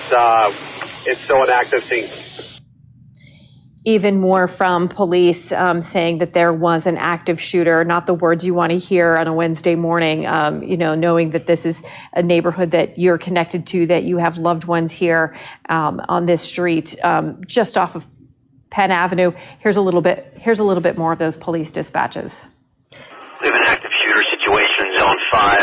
Actors hold up in the house with gasoline threatening to burn the house down. Yeah, so that is new. That's a new dispatch that we are hearing that happened before. One of those first calls from 911 is that there was an active shooter, he had gasoline, and that he was threatening to burn the house down. We have pieced together the story of this violence through reporter Marcy Cipriani, Ashley Zilka as well. And one thing that both of them had indicated to us that at one point police heard from a family member who was incredibly distraught, upset, crying, even falling on the ground, explaining that this individual is his uncle and he's clearly worried for him and how this whole thing is going to end for him. And, the police are trying to gather information and intelligence about how to deal with this individual and exactly what the danger may be inside. We saw with killer Richard Poplowski not far away in a nearby neighborhood to this, who took the lives of 3 Pittsburgh police officers maybe 10 years ago, that they do things differently now. They get as much more information about how many guns could possibly be at this person's disposal, what kind of maybe explosives are in there, and if there are any other people in the house with the active shooter. We have not heard that there were any additional people inside the home. This all was precipitated. We are hearing from the sheriff in Allegheny County, Kevin Krause, that one of his deputies was doing their work of going to serve an eviction notice to an individual at this home, and that is when the gunfire erupted, 10:30 this morning. About 10:30 this morning. And Shannon, I do want to let you know that we have reporter Paul Van Osdal working his way to that scene, getting there in just a couple of minutes here. And he has some information about the suspect inside of that home that he has dug up. He's going to share that with us just as soon as he gets live to that scene. Of course, we have Marcy Cipriani there as well, Ashley Zilka. We've had Sam Hall in Sky 4. Yep. We've been told to not keep Sky 4 in the air at this point. The latest from my source is that police have used gas to try to get the suspect out of this home. That'll make it very uncomfortable for the suspect to be inside of the home. So hopefully the deployment of this gas will force him out of the home and the situation can end. My source also tells me that there is a, quote, frighteningly large number of guns inside of that home where the suspect is located. Yeah, So, and this is coming from law enforcement. They're used to dealing with this kind of situation, and if it's frightening to them, you can just imagine what they're up against. So we've been told to not use Sky 4 right now. So we're going to respect that, and we're going to take a break from Sky 4 for obvious reasons, because we are bringing you the story. That's okay, though, because look at this live shot that we have from the ground right now. I'm not sure which one of our wonderful Pittsburgh's Action News 4 photographers is behind the camera here, but we've got a live picture right now. This is happening right now, and this is happening in our city. You can see a lot of police lights. You can see the armored vehicle there. You can see the epicenter of where this danger is. And you see some SWAT officers moving around quite a bit as well. Here's another live picture. You see those individuals, when you see them kind of moving around on foot, that's something we have not seen except for that rescue. So those folks are out of the vehicle. They're on foot. and you're watching this live on Pittsburgh's Action News 4, we're not breaking away from this. We're not letting go of this. We understand that tear gas, we're at the tear gas stage of this standoff. And if that's the case, we are very hopeful that there is a quick resolution to this and a safe resolution to this. Here's another angle, another one of our crews, our photographers, live on the scene in Garfield, showing you there's a paramedic standing by. There's another law enforcement vehicle standing by, backing up a little bit. As state police, we told you that PSP, Pennsylvania State Police Troopers, they have taken over command of this operation. That means they call the shots. They're in charge of the situation. And once again, the tear gas has been deployed. We are not using Sky 4 right now to show you over top of this house where there's an active shooter in Garfield. We're not doing that right now on purpose. But we are covering this with lots of other angles with our folks who do have boots on the ground there. So we're able to show you these live pictures. And Sky 4 has captured video over the last 3 hours here. We have some video of windows that have been blown out. I don't know if we can show you that video. I think what we're going to do is go to Paul. Let's go to Paul Van Osdol. Okay. Paul Van Osdol, our investigative reporter here at Pittsburgh's Action News 4. Paul, you have information on who this person is? Yes, that's right. We've been looking into the background of the suspect, and his name is William Hardison Jr., and court records show just this morning an eviction of Hardison was scheduled at that address on Broad Street here in Garfield where the standoff occurred. Now, the home was owned by a man who appears to be Hardison's father, William Hardison Sr. It was occupied by William Hardison Jr. Earlier this year, the elder Hardison, he sold that house to a company called 907 East Street. Now, in May, that company filed a complaint to evict Hardison Jr., but they say he refused to leave, and they say he has also refused to pay rent for the past 5 months. Now, just last week, a judge granted a request by the property owner to evict Hardison, not only evict Hardison, but to lock his belongings inside the house following today's eviction. That was just approved last week by the judge in this case. Now, we also found some information on Hardison Jr.'s criminal history. Most recently, it's mostly minor stuff, nothing overly violent. Back just last year, he entered a guilty plea to carrying a firearm without a license. He got 2 years probation for that. It was 17 years earlier was his most recent offense, where he entered a guilty plea to forgery or altering a title or registration. He got 3 years probation on that case. Also back in 2005, he entered a guilty plea to an accident involving death or injury and got 2 years probation. Back in 2001, he entered a guilty plea to fleeing or attempting to elude and disorderly conduct, as well as marijuana possession, and he got 6 months probation on that case. And this house, before it was owned by Hardison Jr.'s father, it was actually owned by his brother. And after his brother's death, the father took over the house. He was the main heir of the brother's estate. The brother lived in Michigan. And again, after the father took over the house, he sold it to this company, which tried to evict William Hardison Jr., and the eviction was supposed to happen this morning. As we know, that's when the standoff occurred. In fact, police radio show the initial shots were fired just after 10:30, and that was the exact time that the eviction was scheduled for.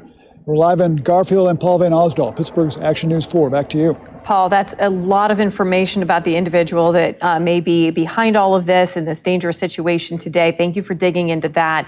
We're going to keep you there and have you continue to gather information about the background here and what's taking place. Again, Paul explaining to us the person who may be at the center of this, the suspect in this case, is certainly known as a dangerous individual. Absolutely. I just want to say I'm joining you this afternoon. Elena has been here handling handling traffic duty since early this morning. So we thank her for being here. And we just kind of want to talk about the situation with Sky 4. If you've been tuning in and you'd seen our live pictures, they left once to refuel, but they've been over the scene. But we understand that state police have asked us not to use that footage right now for officer safety, and we are complying with that.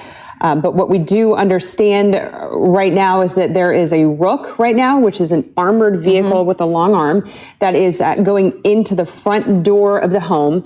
And you and Eleanor were talking a lot about the gas also that officers have been using. We had seen some smoke coming right before we stopped using that Sky 4 shot coming from the home as well. So it looks like they are really now making that attempt to get this person out of the house. Yeah, glad to have my friend Kelly Sasso here joining us to get you through the rest of this situation here. Pittsburgh's Action News 4 has been on the air since noon, telling you about a dangerous situation, the active shooter in Pittsburgh's Garfield neighborhood. You've been gathering information too, also in the newsroom. And Kelly did a good job explaining of, we've been really relying on Sky 4 with Action Cam throughout this now almost 4-hour ordeal.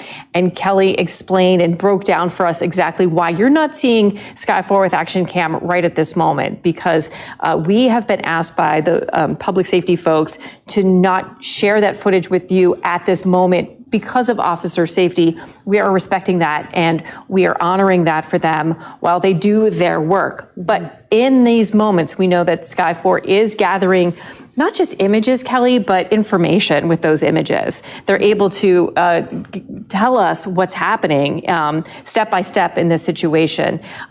Pittsburgh's Action News 4 reporter Marcy Cipriani explained that tear gas would be used here.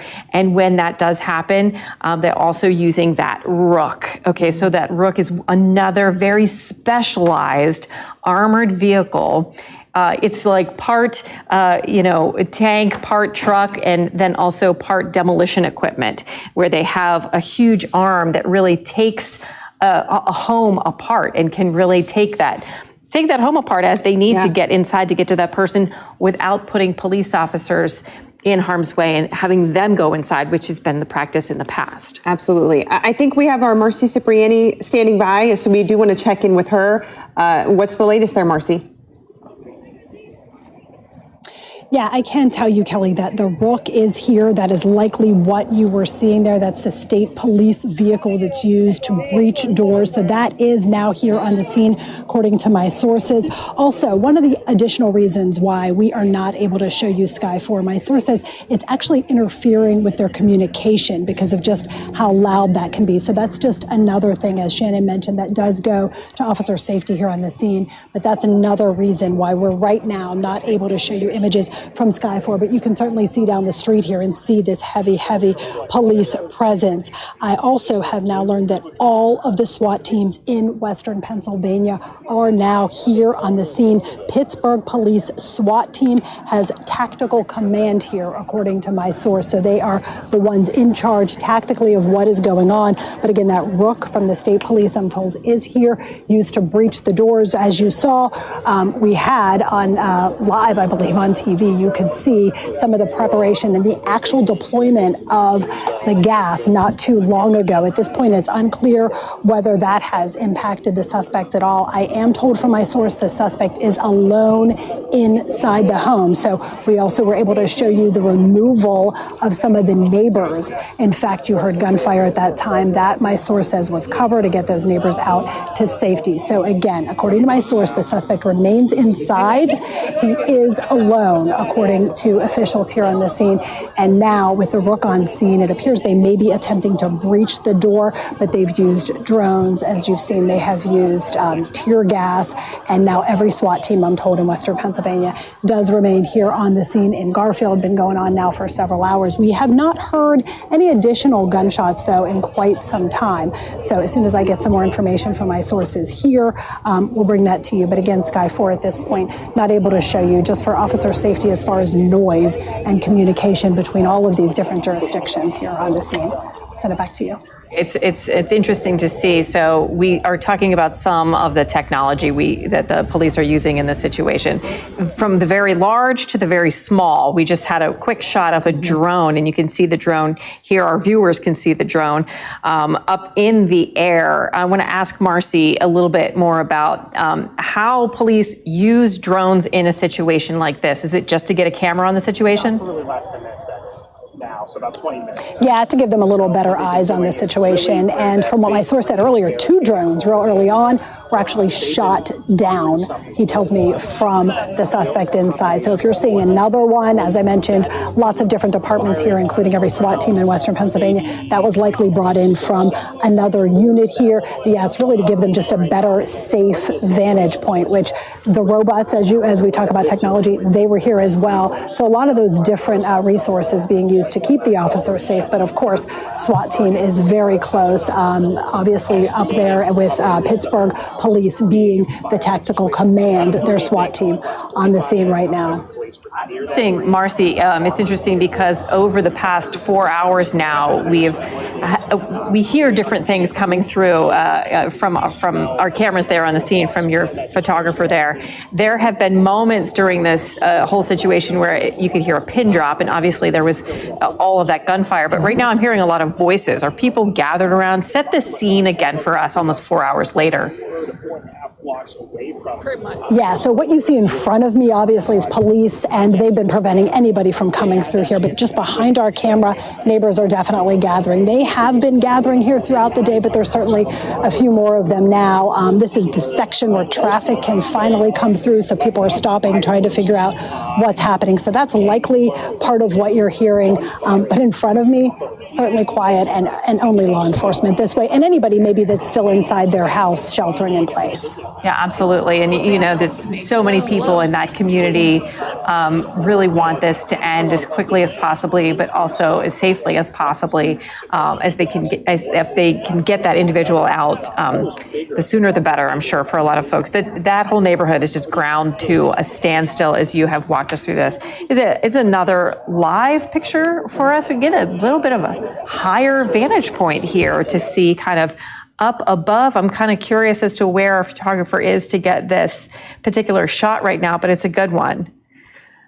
Yeah, we've got our several crews all over the scene, and you can see some police officers here, and they continue to have their guns drawn, Kelly.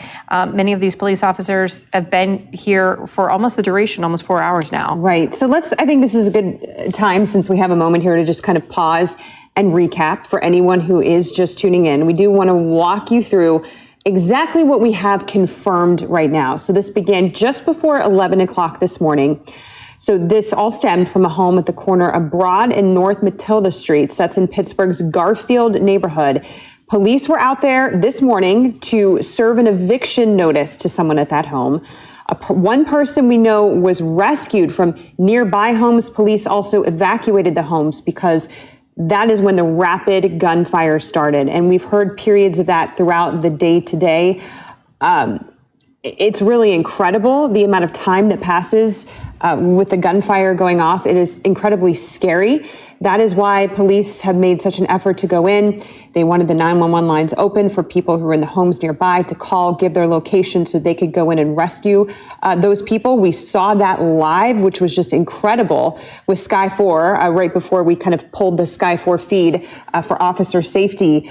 We saw one person being rescued. We don't know how many more were rescued or evacuated, but if you know anything about that neighborhood, and you can see from these shots, it's tightly packed. There's a lot of homes very close to one another, a lot of businesses. This is a really busy area.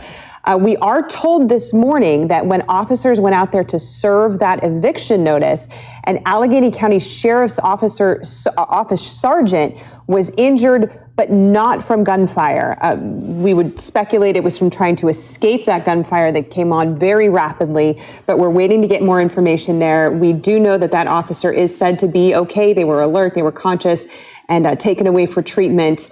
And now we understand the sheriff's office is saying how lucky that officer is, and we can all imagine that as well. if you've heard any of the gunfire that's taken place there this afternoon. Yeah, we've got Ashley Zilka on standby right now, but before we get to her, I want to just explain to Ashley, too, and all of our viewers right there, Marcy Cipriani just sent an email telling us that the Rook is going to the rear of the building and going to deploy that gas into the house. We had heard that gas was already deployed, but this is a step-by-step situation. So again, the Rook with that big arm on it that you could just imagine being deployed to the rear of the house, getting that tear gas in to hopefully get the suspect out, the shooter out. Pittsburgh's Action News 4 reporter Ashley Zilka, I have been struck by the people who you've interviewed today and their sadness over this situation. Set the scene for us once again, almost 4 hours after those first shots were fired. How are people in Garfield doing? You know, many people here, they're just in shock. This is devastating and heartbreaking for this neighborhood, a neighborhood that has so many businesses and homes, families living here. I want to take a step aside so you can see where I'm at right now. We are on North Methilda and Penn Avenue, and it's been quiet for a while, but I can tell you within the past 5 minutes, more police agencies have arrived. They even were bringing in water for law enforcement. So this is still very active, but many of the people in this neighborhood, they've came to this certain location right where I am to gather and watch the situation unfold.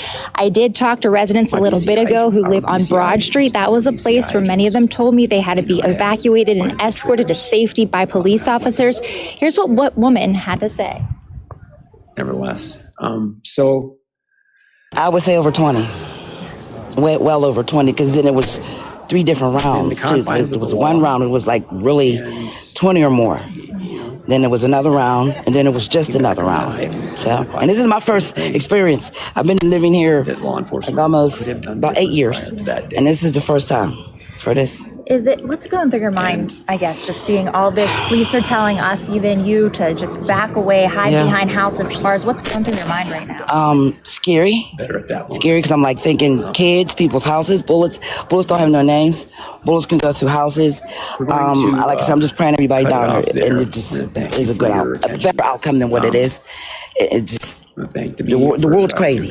And then I was hearing too that something's going on down at the courthouse. I don't know how true that is, but it's sad. It's sad because it's just sad. You planning to stay as far back as possible? Yes. Like I said, I just came just a little bit closer just to see, but then like they're still shooting. So yeah, and then there's airplanes. I mean helicopters, whatever those things are that fly around. So yeah, it's pretty scary. Up ahead for additional information when the investigation is eventually closed. All right, and Shannon, like you mentioned earlier in the newscast, I do want to mention when I was back on Broad, I saw several family members of the suspect. It was heartbreaking to see. They've been trying to get closer, obviously not safe. But after we heard one of those rounds of gunshots, the countless ones we've heard all day long, one of the family members actually dropped to the ground. This is obviously very traumatic for the entire neighborhood and really everyone involved. Back to you. Absolutely. Ashley, thank you so much. I'm struck by the woman who you interviewed. She said bullets can go through houses. For sure. Okay. All right. So we're taking another live look at this active shooter situation in the Broad Street area of Garfield as police are doing what they can to end this whole active shooter standoff peacefully. Some of the most dangerous tasks that police have to do sometimes is responding to domestic disturbances, but also to serve something like an eviction notice. And those jobs are tasked with the Allegheny County Sheriff's Department in our community. So these sheriff's deputies spend their days doing this uncomfortable, sometimes dangerous and scary work. And that's exactly what took place today. This individual, a gentleman who works for the Sheriff's Department, who's a deputy, had a job to do, had to go serve an eviction notice for this individual in Garfield. And that is when things erupted into this violence today, Kelly. And Paul Van Osdal has been doing a lot of work over the past 4 hours, finding out who the suspect is. Right. William Hardison, apparently alone in the home. So that it was, I guess, the good news. There was not a hostage situation. That's been confirmed through some of our police sources. I'm sure we're going to get more information on the background of why that eviction notice, how that came to be, kind of what the circumstance was there. But you're right. I mean, these officers had no way of knowing that this was going to turn into this. And if you've been with us for any length of time, there have been so many bouts of gunfire throughout the day. And we're talking from what sounds to be high-powered weapons firing very quickly at outside of the home. So this is extremely dangerous, which is why, we all might be hoping for a quicker resolution, but these officers have to do this the right way, knowing the danger that is inside that home. Yeah, and I'm hoping we can get Pittsburgh's Action News 4 reporter, investigative reporter Paul Van Osdal back up, if possible, to kind of reshare and recap with us the information that he was able to gather about the suspect in this case. You're going to have to stand by for that. Paul was able to give us a background of the criminal history. And when these deputies do serve these eviction notices and do things like this, they do know full well what the criminal history is of the person involved, because they know the danger they're facing, and the more information they have, the better for them. Mm-hmm. That doesn't mean that it still means that they have to go do their job. And in this case, we heard directly from the Allegheny County Sheriff, Kevin Krause, telling me that this person is very, very lucky. This morning could have started out very differently for that individual, for sure. Let's get back out to Pittsburgh's Action News 4 reporter Marcy Cipriani. It's exhausting here. I see you taking out your umbrella here as the weather started to change a little bit on this Wednesday afternoon, stretching into the afternoon here. Do you have an update? You got new information? Well, one of the things I just learned is that police are now going in for another rescue. So they do have to rescue another person. So that means we could hear some more gunfire. There could be some cover gunfire as well. But that's what I was just told about a minute ago, actually, that they're preparing to go in for another rescue. It's starting to slow down. It's kind of back and forth here, but let me move my umbrella, get out of the way. You can kind of see police officers still in the positions that we have been showing you. We know the Rook is here from the state police, that they've deployed gas, but the latest information I just received is that they are headed in to go ahead and do another rescue of a neighbor from sort of the end of the row there. So I guess they're going a little bit further out to make sure everybody's out of there in preparation for what's coming. But as you mentioned, the weather is definitely changing here. That may change things out here on the street. Obviously, I was sent the name for the person inside. I'm going to hold off until I can see if it's confirmed. But allegedly, this person has a long wrap sheet. The dad sold the house and he refused to leave. He didn't pay rent for 5 months and has a big stash of guns, threatening to burn it down. Oh, shit. Your shots was actually extra ammunition being brought in for those officers. Can you talk to us a little bit about that? My bad, guys. Oh. Yeah, that's right. They have had extra ammo brought in a couple of times today. In fact, with all of the gunfire. I'm going to try to get my MacBook synced, so in case I ever have to leave, if something happens, I can hopefully do it on my MacBook while I'm away. Officers carrying boxes, and my source says that's exactly what was in there, more ammunition in order to be able to obviously try to bring this man out safely, who is inside with lots. Oh, you guys, the name is already out there? Oh, my bad. Oh, okay, thanks. Marcy, we talked about process too with this. The first thing Well, let's see what he looks like, right? We'll take a look. School shooter. Oh, sorry, what the hell am I saying? Active shooter.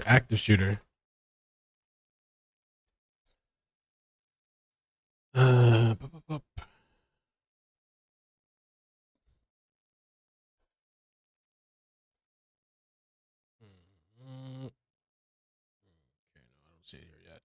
See if I find it on Twitter. The world of Twitter. Source that's about to happen again from a little bit further down, so maybe not directly next door, but they do have to make another rescue. So if we hear gunfire, that could be potentially what that's in response to. They're trying to make sure that everybody is out safely before they make their next move, whatever that may be. As I did mention, though, the Rook was heading around to the back, make entry. So Facebook. All of this is likely going hand in hand. Yeah, and what we've learned from this all today is that this takes time. And the police, law enforcement, and state police are in command here. They are not going to rush anything, right? Be here all day, guys. Right, and all of the SWAT teams, I'm told, from Western Pennsylvania are here as well. So that's a lot of coordination. That's a lot of working together and trying to figure out the best way to make this safe. And of course, as we talked about earlier, this is Garfield. This is the city of Pittsburgh. So homes are extremely close. Lots of people in this area. So that's why they're still taking people out of their homes if they're close by, or of course some of the people are just sheltering in place to stay safe. You add in the bomb squad to that whole equation too, because they have a part to play. There it is, you guys are right. So William Hardison, here's a clip I found on Twitter. Have information on who this person is? Yes, that's right. We've been looking into the background of the suspect, and his name is William Hardison Jr., and court records show just this morning an eviction of Hardison was scheduled at that address on Broad Street here in Garfield, where the standoff occurred. Now, the home was owned by a man who appears to be Hardison's father, William Hardison Sr. It was occupied by William Hardison Jr. Performance vehicle, but it is a very fast vehicle. It has a powerful engine, and it can move very quickly, as you can see. But they're also heavier. So that brings some added risk into this. Again, we are on the 110. In Pasadena. This is a very windy. See north-south, which direction they're going, because they'll, they're going southbound, so they're not going to run into that section where they run out of freeway and go back up into the city. No, he's going the opposite direction into downtown, I believe, but also this is a very windy and narrow freeway. And can be very dangerous to be going at high speeds. And they also have very short on-ramps and off-ramps. So it is you can't drive as freely on this freeway, in my opinion, than some of the other freeways in Southern California. But you can see he's going he's flying at almost 100 miles an hour, 80. He's slowing down now, but he was 100 miles an hour just a couple seconds ago. Well, as you mentioned, in the area where I was suggesting if he was going northbound, yes. But he's going to be heading into the downtown area fairly quickly, traveling at 90 plus miles an hour. So he should start to get into more open part of the 110. But he's also, that's what you're talking about, those on ramps that are so close. But he's going to start hitting downtown traffic before too very long. Yes, and again, we're still waiting to get word on why authorities are pursuing this vehicle. He's slowing down now, going 77, still a little too fast for this freeway, I think. But we're still waiting to get some information as to why they are pursuing this vehicle. Again, CHP in pursuit. It could be a stolen vehicle. We just don't know at this point. We don't know much about the driver either. It doesn't appear that there is a passenger in the vehicle. I'm not sure if you can see anyone. It's hard to see. It just looks like maybe the driver is the only person in the vehicle at this time. Well, it's hard to speculate with the windows being somewhat tinted, as you can see, but he is going back and forth across the roadway. That's a Rolls Royce? Total disregard for anyone around, but at this point, just is kind of going at a higher rate of speed than you would want, but not we haven't seen a bunch of significant reckless maneuvers per se, other than just moving across traffic unsafely. And then to be honest, there will be times you'll see people driving like that just on a regular commute. So I, at this point, don't see ground officers right behind him. That could be the case, but we can't say. We do see the airship right there. So and is that somebody? No. Right now, I don't see any CHP officers on the ground right behind him in patrol cars. They may have pulled back, which sometimes authorities will do if a driver is, nice. Driving erratically and dangerously for the road. They might pull back to maybe help calm the situation. But we're not sure at this point. We believe this started at about 11:20, so maybe 20 minutes ago. And again, we believe it started in Arcadia on the westbound 210 freeway at Santa Anita. The CHP, as we mentioned, was in pursuit. And then, did you say he was on the 210? Well, on the He was on the westbound 210. There he went. That was when he was leaving Arcadia, but then somehow ended up on the streets of Pasadena, that's and then ended up in South Pass, jumped on the 110. And at this point, you're getting really close to being in downtown traffic. Now, there's the carpool lane that he could or she could get into, but there's a lot of options once he or she gets onto the 110. So again, we don't know the occupants of the vehicle. We don't know how many people are in there, but we do know that this is a Wednesday morning and it's right about lunchtime, so you're going to start to see traffic pick up. And it'll be interesting to see what authorities want to do with this person heading southbound on the 110. Yeah, and he is coming up to the 5. Is he on the 5 at this point? No, he's still on the 1. He just passed the 5, so he stayed on the 110. So he's in the Elysian Park area right now. And as you mentioned, lots of cars on the road right now. Like Not a as Kia, you though, said, right? almost lunchtime. He will be passing through the tunnel. And we'll have to see what happens then. But you see there's a little bit of traffic on there. He's not driving as quickly as he was or as fast as he was earlier. He's in the 60-mile-per-hour range, so not too bad right now. And I don't know if we can pull back and see if the CHP has resumed tailing this vehicle. There's no sign of them at this time. Well, there's the helicopter, there's the airship. Now we see a quick move off to the right. So it looks as if he might be leaving the freeway, which our map says that's the stadium way. So he's near Dodger Stadium at this point and off the freeway. So we're going to see, this is when it gets, you know, somewhat scary for people to pull out in front of a vehicle who's showing such disregard. Now he's into oncoming traffic. The road there, pretty rough. But let's see where this is going to go, because now you can see he's running adjacent to the freeway, which that's the traffic that we were talking about that we thought he might be getting into. He's trying to avoid that traffic. And we have Bruce Thomas, law enforcement expert, on the phone with us. Bruce, thank you for joining us for all of these pursuits, because we really appreciate your insight. What do you make of this so far, the fact that CHP has pulled back?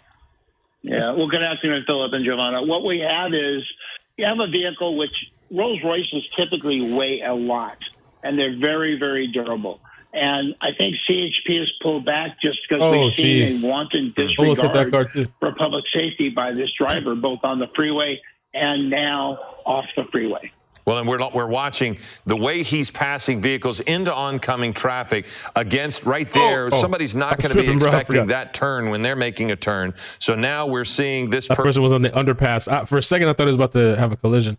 So by the way, viewer discretion is advised. This is both live TV. We have no idea what's going to happen. So turn it off if you don't want to watch. Who has driven through there. So it can get difficult to navigate this space with this type of traffic during this time of day. We're approaching lunchtime now, and this driver is going against traffic, freely turning whenever he wants to turn or she wants to turn. And Bruce, I think that shot right there showed what you're talking about. This vehicle is so heavy, it's going to continue going the direction that it is. So when he makes these turns, you can see he drifts into other lanes. It's not a sporting vehicle. It is a luxury vehicle that has a lot of power, but is not made for driving in this manner. That's correct. I mean, Rolls Royces typically, they weigh a lot. They're very smooth on the road. They're made for comfort, not for this type of driving. And we're seeing now also people are watching through. MJ says $225,000 car. To watch this. Yeah, we have seen that in the past. That is for sure. And oh my goodness, into oncoming traffic. Right. Oh my gosh, he's just barely stopped. That was a very, very close call. And luckily, people saw it coming, but he went into that left turn. That wasn't even a left turn lane. So now we're stuck in downtown. Sometimes, and again, these downtown areas can get tricky because it's kind of easy sometimes to lose the helicopters, or you just go into a big parking lot. And it's these wide turns. Now he's pulling a U-turn to go back the other direction, and you can get really lost in this part down. And there are people crossing the street. They have no idea. This is the problem at lunchtime. So CHP has included LAPD in this because clearly now he made off another the freeway. Right turn on a street. Now he's under that walkway there. He went into a parking. A lot of the times, it's when I see these people go into downtown, street that comes out on the the side. Oh, comes out over there. So there we are. He might be coming out here. If he's going to be there, but or he could have gotten out and gotten into that area. I think he's gonna dip out. Let's see if he comes out. Is this what street? Is this Figueroa? Looks like it's Hope and West General. But again, you've probably driven through that. It's it's an area where it's now that section is that little open space that they've created, but that's a street. If he was, and could have gone under there to avoid helicopters. Right. But you see LAPD just to the left on the Close to street there. 500K? So there is at least a patrol car there. if he was going to try to ditch the car, that would have been the time, and maybe that's what I he's think that's done what he's because doing, we haven't yeah. seen him exit from that tunnel area there. So Now, Bruce, and I wonder, is that tunnel a one-way only? Could he have gone back and just okey-doked everybody, or did he just drop the vehicle off and dip there? was notified because of where the chase was. But what is the protocol now when you've got that vehicle under that open space there? Well, Might be this a two-way. person obviously drove in there and probably parked the car and as foot bailed in a very nonchalant type manner to not draw attention to themselves. But if they're not law enforcement in the area, this person may just get away. Yep. That LAPD car that we see on the screen from Air 7 HD is he was there on an unrelated issue. He may have heard the radio traffic or may not. But it seems like this person has ditched that vehicle and may just be one of those few that gets away. Well, we're told that the person went into the parking structure at the Grand Hotel. But again, that makes things difficult, just as you were talking about, depending on the nature of the person. I see a patrol car on the other side there. Depending on the nature of the person, if they're able to walk casually into the building, we didn't really get a good look during our chase of what the person looked like. If they just pulled that Rolls Royce into a parking structure, there were no immediate officers right behind as they went into that area. So we don't necessarily know where they are, and not sure that LAPD knows where they are. And how do they even search, as if we don't know what the person looked like, if it's a female or a male? How would they proceed, Bruce? You know, all you can do is what they do is they can contain the area, set up a containment, do a foot search, which is very labor. Who said somebody? Oh, John Smith said, dude did the drive and drove into a parking garage and changed jackets. Probably exhibiting signs of something else beyond just a regular person, and then they go from there. But at this point, you know, over by the Disney Hall there, I think this person is going to get away. Well, there's also the possibility, I mean, you did drive in with a Rolls Royce. So I would think that the first question asked by LAPD is if anyone saw a person getting out of a Rolls Royce. That's something unusual in general. And if you did, what was that person wearing? What did they look like? And then from there, you have a description. So, but we do have word that LAPD has requested the K-9 unit. So there is Bring the that, what you K9. were just saying, they'll have to get there. So all of this works in the favor of the pursuit suspect, because the longer it takes them to get a description, get in place, get a K-9 with a scent, it's more opportunity for this person to just simply walk away. Yeah, and Philip, to your point, you have a Rolls Royce. It's not a vehicle you see every day. Yeah, that thing sticks so out. when people see Sore somebody thumb. running from it, people will take note of that and hopefully contact law enforcement when they're. I mean, it looks like they lost him to me. I wonder what that communication was like between the police officers. I mean, why not just radio? But it looks, I think it's gone, bro. Because they're not search. It doesn't look like they're searching that little bridge or whatever, that underpass thing. It's armed, correct?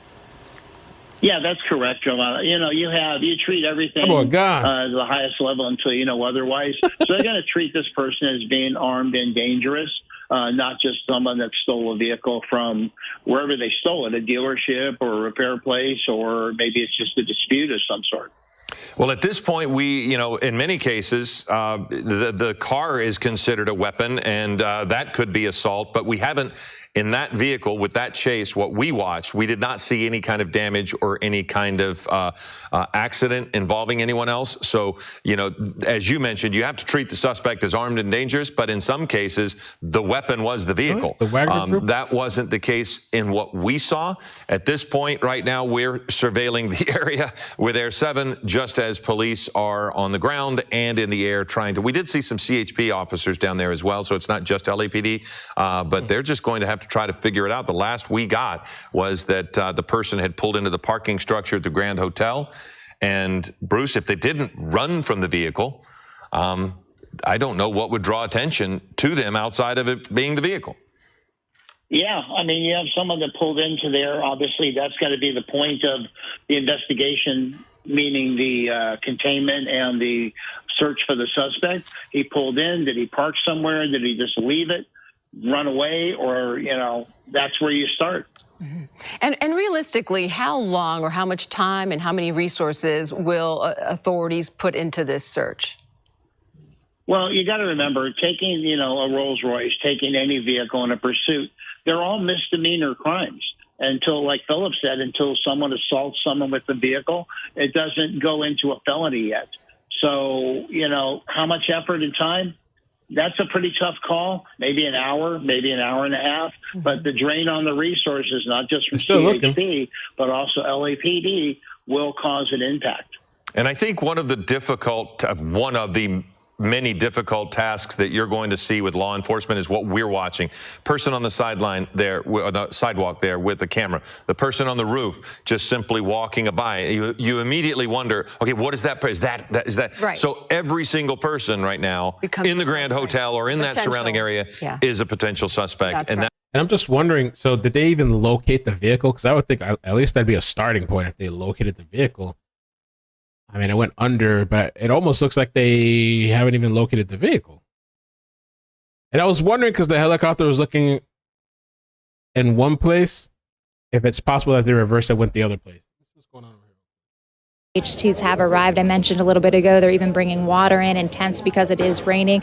So who knows how long this is going to go on, but I do have another update. I'm going to move aside as I talk though, so you can see the police presence behind me. We did just talk with a family member of the suspect who showed up. Ooh. She said the suspect was a service member, and his brother just died. Now, social workers were with her and what looks to be some sort of support team, but she did leave the area for now. But like I mentioned, it's been quiet for a while now. State agencies are here. The FBI, we saw, bringing more supplies for law enforcement who have now been here for hours. But many people, as you heard in the interviews we've been doing, they gathered here at this point on Penn Avenue really in shock, devastated, using the words heartbreaking. They're scared. Some residents back on Broad Street, a lot of them had to be evacuated. They said they sheltered in place until police came to escort them out safely. Others, they hid behind houses and cars. At one point, my photographer and I did that as well. So this is really just traumatic for the entire neighborhood and everyone involved. But I do want to mention again, we have seen at this point at least 2 or 3 family members here at the scene, of course, very distraught, trying to get that suspect out of the home. Back to you. Okay, so they have family members there. Does anybody have a picture of this guy yet? They have named him. I mean, that's a good thing to have family members there to maybe convince this guy to just give up. And they said, I think, did they say he's a service member? Service member, I believe. Oh, Lord. What? Oh, okay, don't worry. We got Biden on the case. President Biden has been briefed on the reports of this active shooter situation. And we also want to point out that brings me confidence. Kind of the vicinity, these hospitals that are in the vicinity. We just checked in with Bob Mayo, who's not far from West Penn Hospital. He was there near Friendship Park. By the way, so I saw somebody in the chat mention this, and I'm watching Cinema Shogun's tweet about this. I don't think I could show this. So Wagner chief Progazini was listed as a passenger on a plane that just crashed in Russia's Tver region. I find that so interesting because I remember, and Shanima says, this comes exactly 2 months after he tried to lead a rebellion against Russia's top generals. That whole rebellion thing was so weird to me. I don't know all the information about Russia and like all the Ukraine. Because I tried to talk about that a long time ago, and I realized I was way out of, or it was way over my head, or I was in over my head because there's just so much history and everything. But I remember when this guy was supposedly leading this rebellion or whatever, and then they just stop, and he's like, you know what? No, I'm not going to do it. Like, I don't know what happened, why he changed his mind or whatever, or if it was really happening or not. But anyway, he is now dead. There's a lot of weird, crazy shit going on around the world. He's dead. Killed in a plane crash. So, interesting. I don't know. what happened to what was wrong with the plane? What happened? Are they going to investigate? Do they even investigate anything out there in Russia, or is it just, you know what I'm saying, they just call it a day? I don't know. I thought that whole rebellion thing was weird as hell. I thought that the whole rebellion thing was kind of, I don't know, bro. It seemed like just like, I remember watching the video. I think, didn't he make a video or something? That whole rebellion thing was weird, and then he just chilled out. I was like, nah, you know what? I'm not going to do it. And why was he rebelling? Wasn't it because, like, I thought wasn't his people killed or something? And he believed that Putin was behind it? I don't remember what the story was. And then he just changes his mind. I'm good. Never mind. I'm like, what? Okay, let's see what's going on. So, Situation and the details that we know right now. Yeah, this started at about 11 a.m., actually just a little bit before 11 o'clock. This was at Broad and North Matilda Street. That's in the city's Garfield neighborhood. And as Shannon just said, police were there serving an eviction notice. We know that's when the gunfire started. We've heard the video from several different sources in that area, and it's happened kind of periodically throughout the day, these bursts of gunfire. But there was that first one this morning. That is when, as Shannon just mentioned, the officer was injured, not by the gunfire, amazingly, but diving out of the way. That person is supposed to be okay. So that's the really good news there. But then that obviously prompted this massive response. And then frighteningly, we've heard throughout the day many times this ramping up of gunfire. A couple of times it had been from officers working to get neighbors out, because as we can see, this is a neighborhood where we have a lot of homes that are in very close proximity to one another. They were using that gunfire as cover to get some of those other folks out who had called 911, let the officers know, this is happening in my neighborhood. I am sheltering in place. Can you help me get out? Officers have gone in. We had Sky 4 up. Yeah, there was this whole thing. I'm reading a little bit on this. There's a Russian mercenary, I don't know, Wagner. They said that he allegedly struck a deal with Russian President Vladimir Putin where he didn't face prosecution and was relocated to Belarus, according to the Kremlin.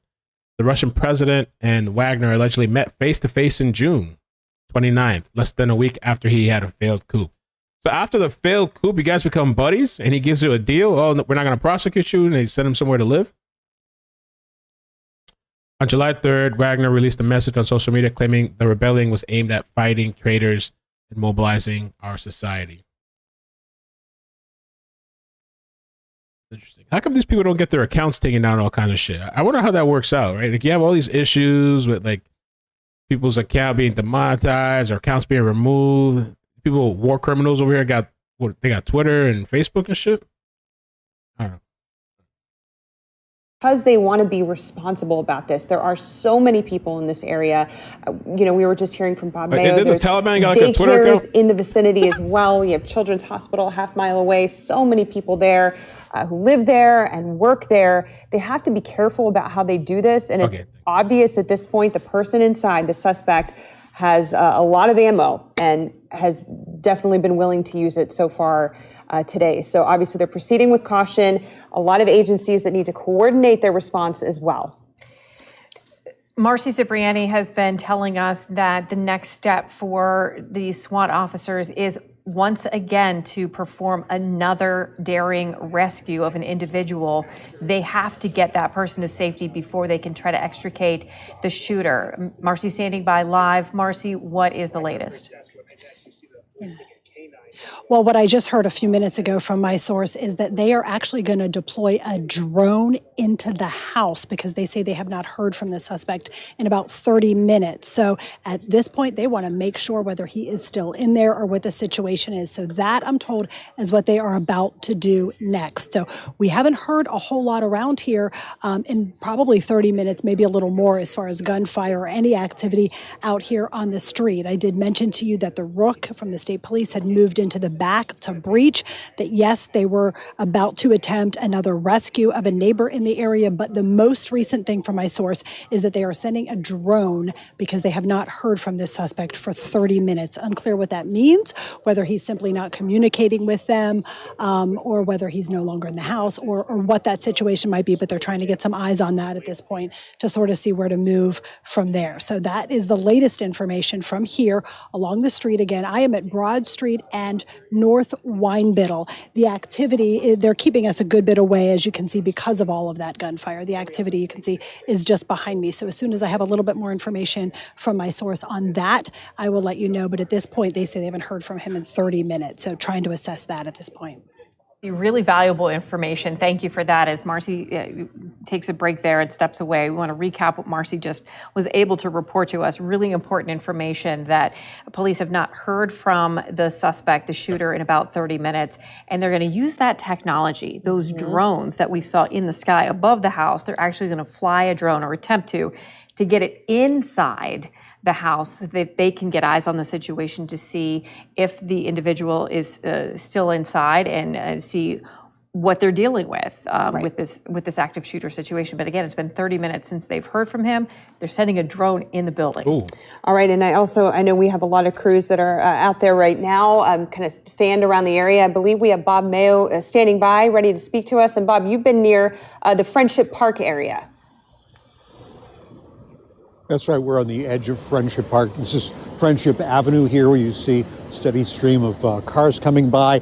And just across the street, that is the back of West Penn Hospital. We just saw another employee arriving, her badge indicating she works in radiology.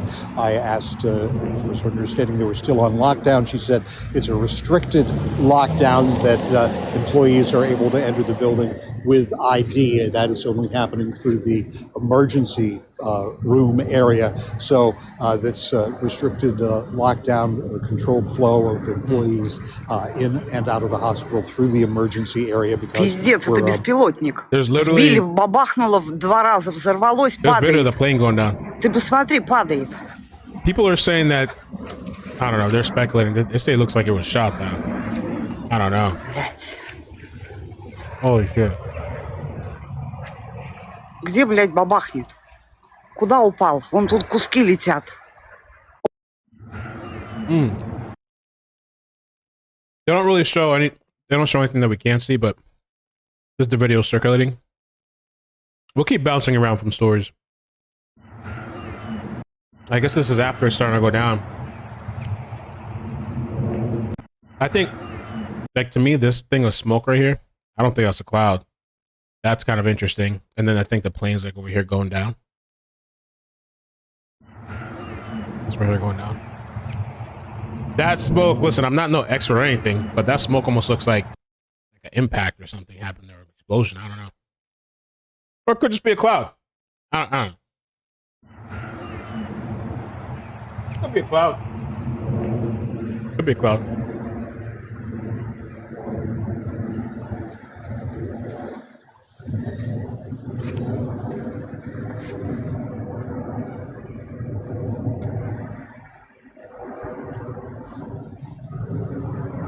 Bro. Пиздец, это беспилотник. Сбили, бабахнуло в 2 раза, взорвалось, падает. Ты посмотри, падает. I don't know. The way that thing is falling, man. Oof. I wanted to show this other. If you're okay with me showing this, or you just want to stick to the active shooter, I figure we can bounce around just a little bit. Hospital that we talked about, Children's Hospital putting out a notice for us, telling us that they are seeing patients and that they have added security there, but that they're about a half mile away, and that they're telling folks that they are still open for business, and that's not the case necessarily with West Penn Hospital. Give us the latest on folks who need to get to West Penn Hospital today. Well, my understanding from security staff here and from employees coming and going is that they are on this restricted lockdown. Employees are coming and going. We've seen no indication from here that the general public currently is coming and going. We'll be reaching out, trying to get updates on that from hospital spokespeople. But the security staff here said that the employees who are coming and going are only doing so from the emergency room area, which is here on South Millville Avenue, near the intersection of Friendship, just across the way. So that's the situation here, and you speak correctly. And Children's Hospital indicating that while they have enhanced security measures in place, that they are not under a lockdown currently from employees. Yeah, it's a very isolated situation. Let me just show this. I'll see some of this as well, as far as this Russia thing going on. Russia, and this is potentially very big. State media is reporting that mercenary chief Yevgeny Prigozhin's name was on a list of passengers of a plane that crashed. 10 people, they report, are dead. I want to bring in former U.S. ambassador to Russia, Michael McFaul. Let me just read to you a little more that's been reported. And by the way, a friend told me supposedly that there's rumors that this guy had explosives inside, the guy that's barricaded. I don't know if that's true or not, but I remember in the broadcast, I did remember hearing them say something about bomb squad. So that's interesting. Not much more than I said, but according to Russia's Federal Air Transport Agency, an investigation of the Embraer plane crash that happened in the Tver region, I'm not certain I'm saying that right, it's TVER, this evening was initiated. And again, a man with Prigozhin's name was among the passengers. They did not elaborate further. Let me get your initial reaction here, Ambassador. Pretty shocking. It doesn't sound like it was just a plane crash. It sounds like his plane was shot down. That's what I'm reading on Russian reporting. Ooh, okay. I mean, I guess that shouldn't be surprising, I guess. Now, they're going to allege it was an accident, I'm sure, but it seems very strange that Mr. Prigozhin, everybody knows his plane, he travels around, that would be an accident. And I think what this might tell us is that the split between the conventional Russian armed forces and Prigozhin that we saw on full display a few months ago, they never saw eye to eye again. They've been debating, and now they took their action against Prigozhin. And I suspect it won't be the end of this. Bro, I mean, I remember seeing that shit on TV, and I just thought it was so weird and sus that they had this whole, I understand the coup thing, I guess, but the whole thing is just like, oh, we're just going to be cool after that. We're just going to be like, make amends. And then I didn't even know that they had a meeting after, and that supposedly Putin gave him like some sort of deal. And, oh, you're good. No, you're good. You're good. Everything's going to be just fine. That boy waited and boom, right out of the air. There'll be more tensions between those that support Wagner, including, by the way, some soldiers in the Russian conventional forces and the leadership at the top. All right, if you can stand by, Ambassador, I also want to bring in Chief Foreign Correspondent Richard Engel, who is joining us by phone. Richard, what do you know, or what context can you put to this? That's in his middle name. At this stage, we really only know what the Russian media are reporting, but they are all reporting it consistently, that there has been a plane crash. That's how they are describing it, just as you were describing it, that an Embraer jet was traveling from Moscow's Sheremetyevo airport to St. Petersburg and crashed less than 30 minutes after takeoff, according to the TASS news agency. And it does seem very suspicious. Many of us who followed Prigozhin closely thought that this would eventually be his fate, that he rose up against Vladimir Putin, he embarrassed Vladimir Putin, he led an unthinkable, unheard of mutiny against the Kremlin. And then it ended very strangely. It ended with this vague deal in which he was supposed to go to Belarus, but then he was in Africa and his movements were somewhat vague. And the people that I've been speaking to believed that Putin was buying time, that Putin couldn't have just enacted his revenge right away, that he needed to understand who was involved in the mutiny. And there are several senior Russian generals who've been implicated in that mutiny who have gone missing.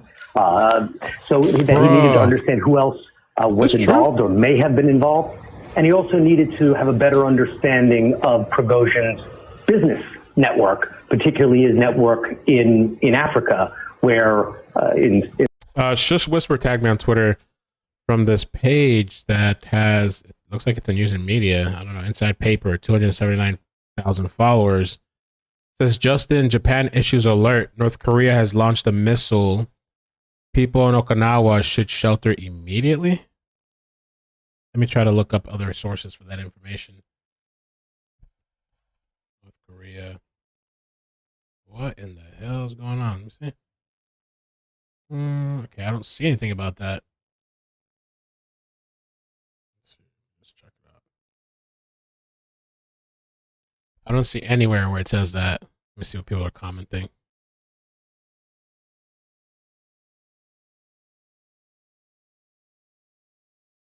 I don't know. We're going to have to wait to confirm that. Somebody said they're fake news. Yeah, I can't see where it says that anywhere.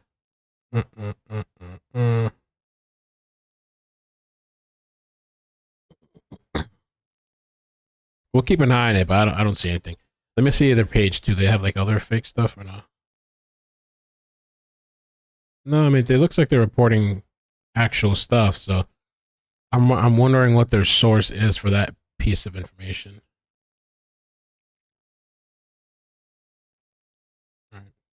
in the Central African Republic and many other countries in the Sahel, he has a valuable network providing security services, or I should say he had a valuable network providing security services in exchange for... People are talking about it, though, actually. It's something that's really literally just breaking, looks like, on Twitter. Hold on a second. It says here, Japanese TV warning people in Okinawa to seek shelter after Japan. This is an emergency announcement from NHK World Japan. The Japanese government is warning that North Korea has launched at least one missile, and it may be heading toward Japan. The government is urging people in areas highlighted in yellow on the map to take shelter immediately, inside buildings or underground. You should get away from windows. Once you are inside, stay there until officials confirm it's safe. We will update you as we get further information.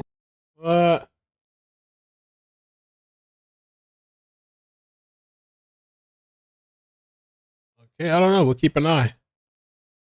Holy shit. Mineral rights in exchange for gold and diamond concessions. So we all were expecting something like this, and it's not surprising that the Russians are describing it as an accident.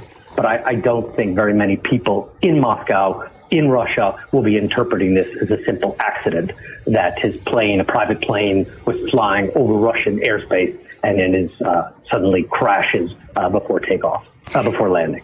Ambassador, I want to point out that we at NBC, as both of you have pointed out, we are not independently confirming this. This is coming from Russian news reports. Right. But the fact, Ambassador, that this is on TASS, what does that tell you? Is this a direct message from Vladimir Putin? And are you one of the people who, as we just heard from Richard, was expecting this? We didn't know when, didn't know how, but it was coming. Well, a couple of things. First, we're assuming that Vladimir Putin ordered this. We should call it what it is, an assassination of Mr. Prigozhin. I should be careful. Even if it's on task, we need to figure out exactly what happened and listen to the final report of what happened, although it won't be conclusive because it's in Russia. But we should not jump to the conclusion yet that Putin was behind this. I'm not so sure about that. Maybe there are other forces that decided to take Prigozhin out. There were a lot of people disappointed that Putin negotiated with Prigozhin. And in other mysterious assassinations, what comes to mind, Boris Nemtsov's assassination back in 2015. He was a leading Russian opposition figure. It was very murky as to who finally made that decision. So I think that's what I'll be looking forward to finding out more about. Was Putin behind this, or was it elements within his Russian armed forces that actually didn't like the fact that he stood down when confronting Prigozhin months ago? That could be a thing. Because I also wonder if somebody else is going to take this guy's place, and will they continue the charge against Putin? So what will tell you, or will we ever really know what happened here? What constitutes reliable sources coming out of Russia? Let's check over here, though. What's going on? The gear to keep him safe. They surround him to make sure that he's safe. Here's that video once again. That was the rescue earlier. This is, again, right next door. While this is taking place, you can't hear it right now, but while this rescue is taking place, gunfire, shots going off. And we learned what that gunfire was actually police using cover. So they're firing to keep the shooter from firing to make sure that they can get that neighbor to safety. Amazing video. Yeah, that was just incredible to watch. And we've heard that they had also gone into some other homes. They were asking people to reach out to them, call 911 if you need assistance getting out of your home. Initially, there had been that shelter-in-place order.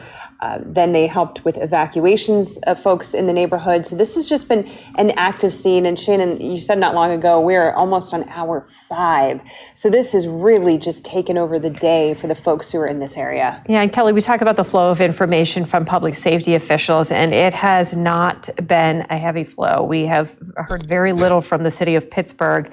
On their Twitter feed, 3 hours ago, they posted on their social media that they're beginning to evacuate people from that 4800 block. A short time later, we heard state police tell us that they were in charge of the situation.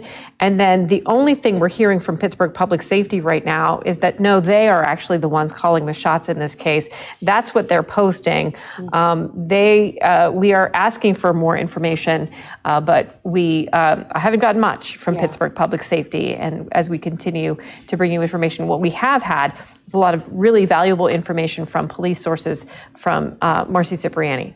Well, before we get to Marcy, we do want to go to Paul Van Osdal, who just had a chance to speak with the suspect's son.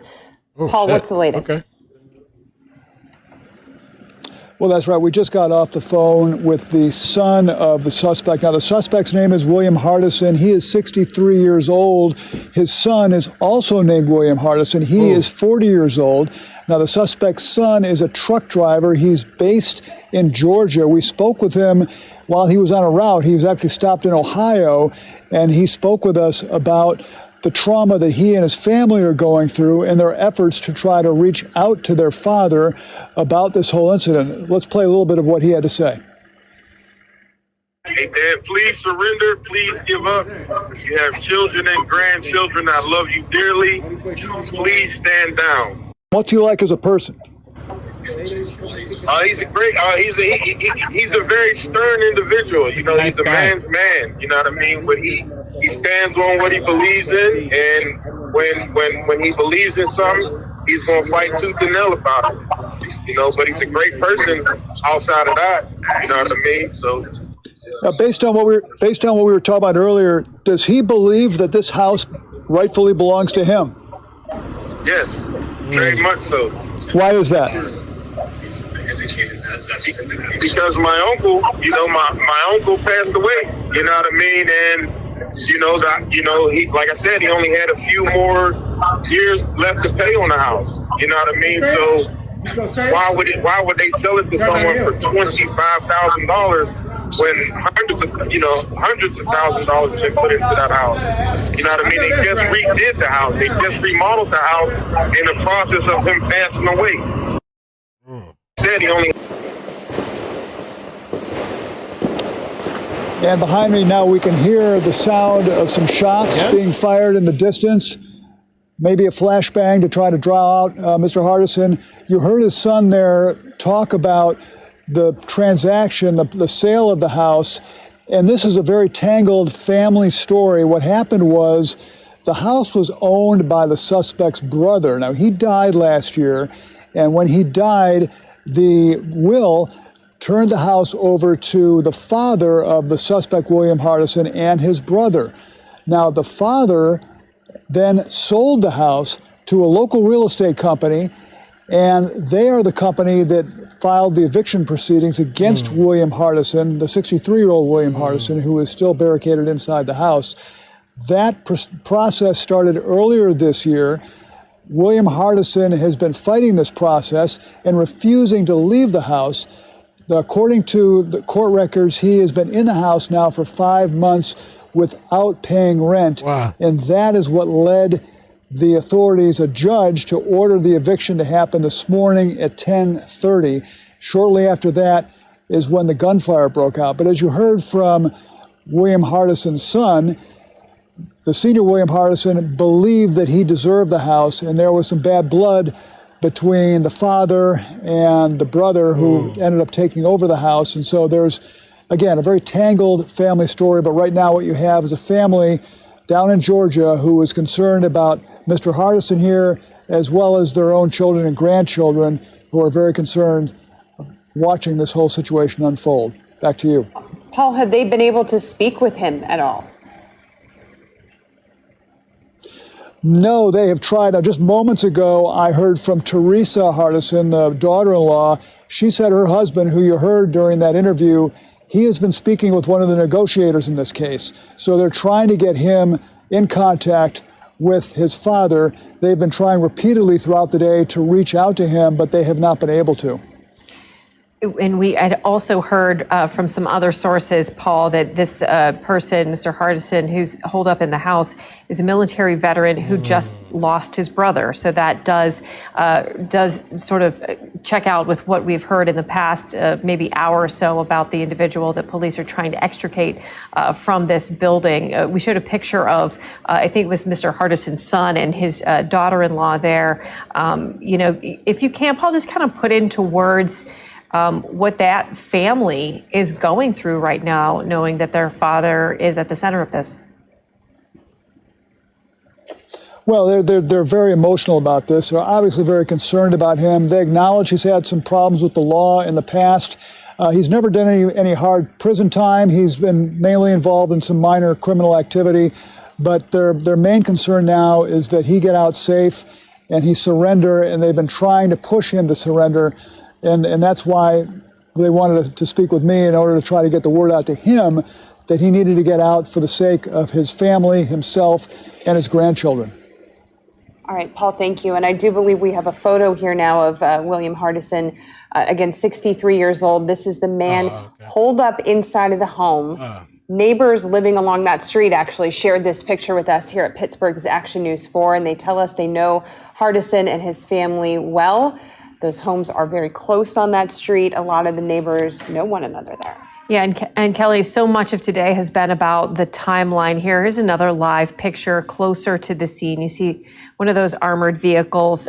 In what I want to take a moment here, because during Paul Van Osdal's live shot there, as he was explaining the background and really the messy, legal situation regarding the house in question, we heard more gunfire, and it has been almost maybe a couple of hours since we've heard gunfire from the scene, I believe. And so what we're trying to do is connect the dots with what that gunfire was, what it means in this process.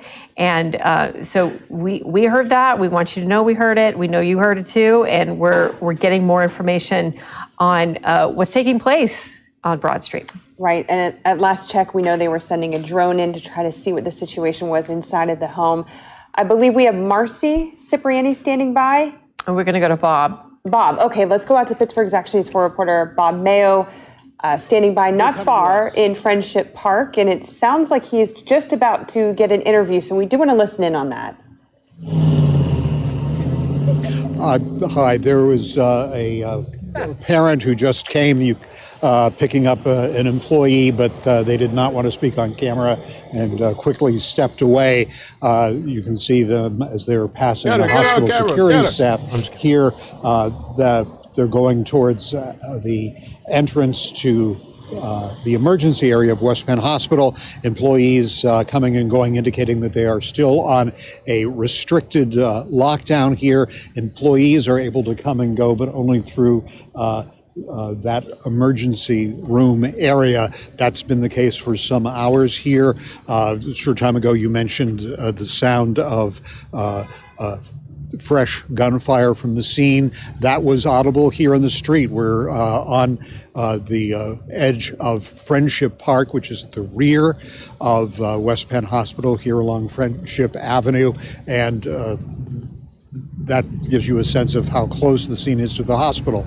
It was clearly audible here. If we want to look off in that area, you'll see here along Friendship Avenue a long, slow-moving, steady flow of traffic. That is much more than you would normally see at this time of day. That's because you not only have people who may be coming and going from work in this neighborhood, or residents who are doing so, or hospital employees or visitors who might be attempting to visit the hospital but cannot because of the lockdown. But you also have this backup of traffic that is because of traffic detours, the many streets in the perimeter of the shooting area that are closed. There you see a line of taillights as traffic congests in this area. You expect to see more of that as this plays out this afternoon.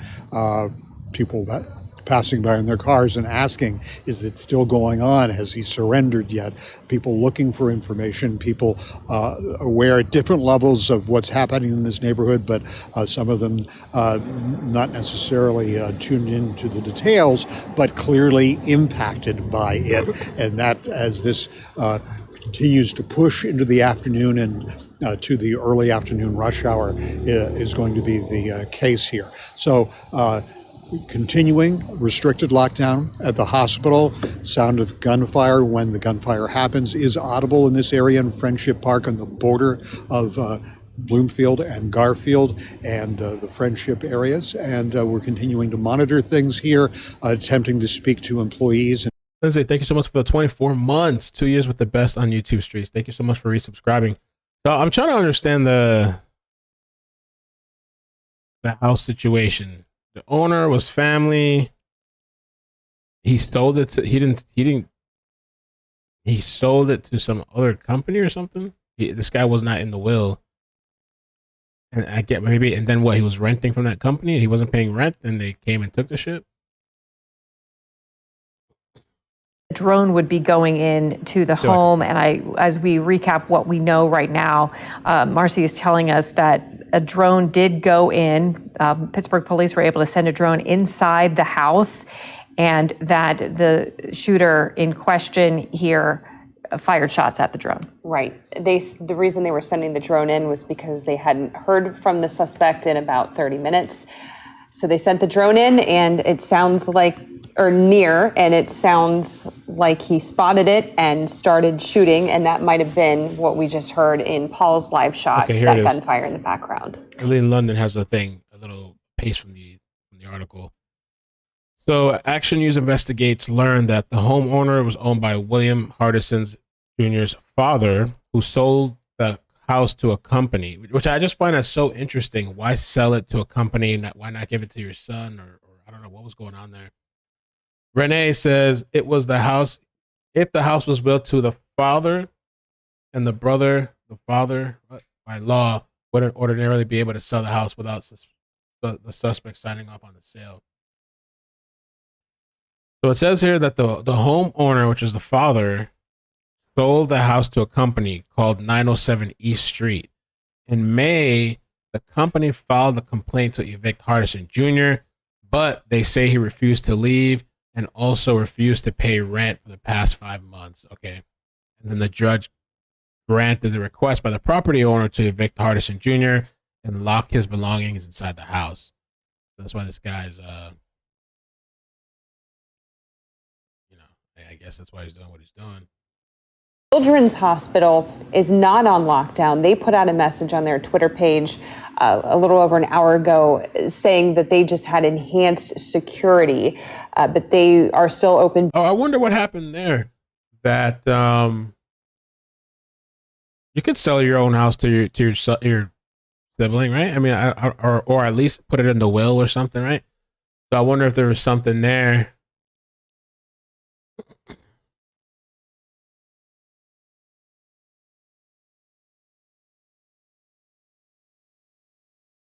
What I'm reading here, this is a snippet, because I wanted to make sure we could understand what was going on here. I'll read this. I mean, I read it already, but maybe if I show you guys. Let me pull it up here. Lost it already.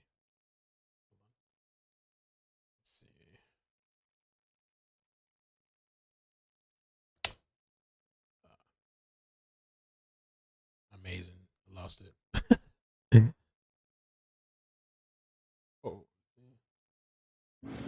That's just one of the transmissions. After that, we heard another transmission of a police officer saying that there was an active shooter. Yes, you can get it as a gift or anyone with a letter of a current owner. Yeah, it's just kind of weird. That's what it's saying over here. This is a snippet from the news.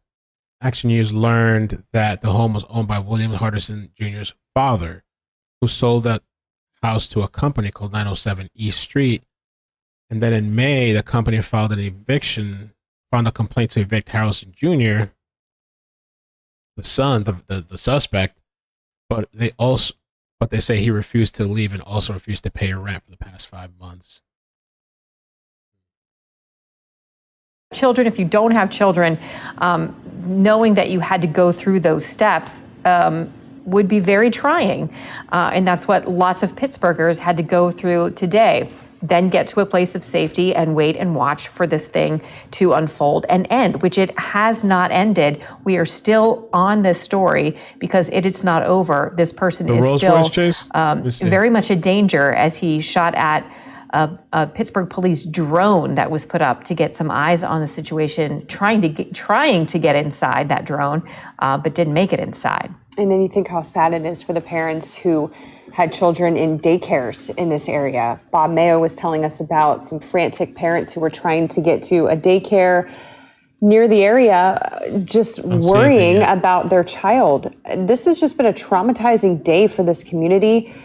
We've played the clips of the gunfire several times. We were live on the air when this was happening, and it was very intense. And a couple times it was coming from officers who were using it as cover to get some of those neighbors out, as Shannon was telling us, some of the rescues. But some of it was also coming from the home, from the suspect firing out. So this has been a scary day. Our Ashley Zilka has been out there. She's been speaking with members of the community who have been impacted by this, who are feeling this right now. We want to check in with her once again live for the latest feel on the situation. Ashley? Yeah, right now we are on Penn Avenue, right now, and several family members of the suspect are here. A lot of emotions out here, people on the ground just very distraught. We did just speak with another family member. She talked to us just right after we heard another round of gunfire, and here's what she wanted to say about the individual in the house. Take a listen. Is he a nice guy? Yeah, Bill was a nice guy. I thought he was a teddy bear. He's big, and, but you would be afraid of him because he's big, but he's a teddy bear. He's all that. What made you think he lost his mind today? Oh, because I've been knowing Bill for 40-something years, and we just, So he went to this church? No, he didn't go to no church. He just got involved some kind of way with believing that he didn't have to pay rent. Believing he didn't have to pay rent. Right. So that's why he stopped. He's paying light and gas.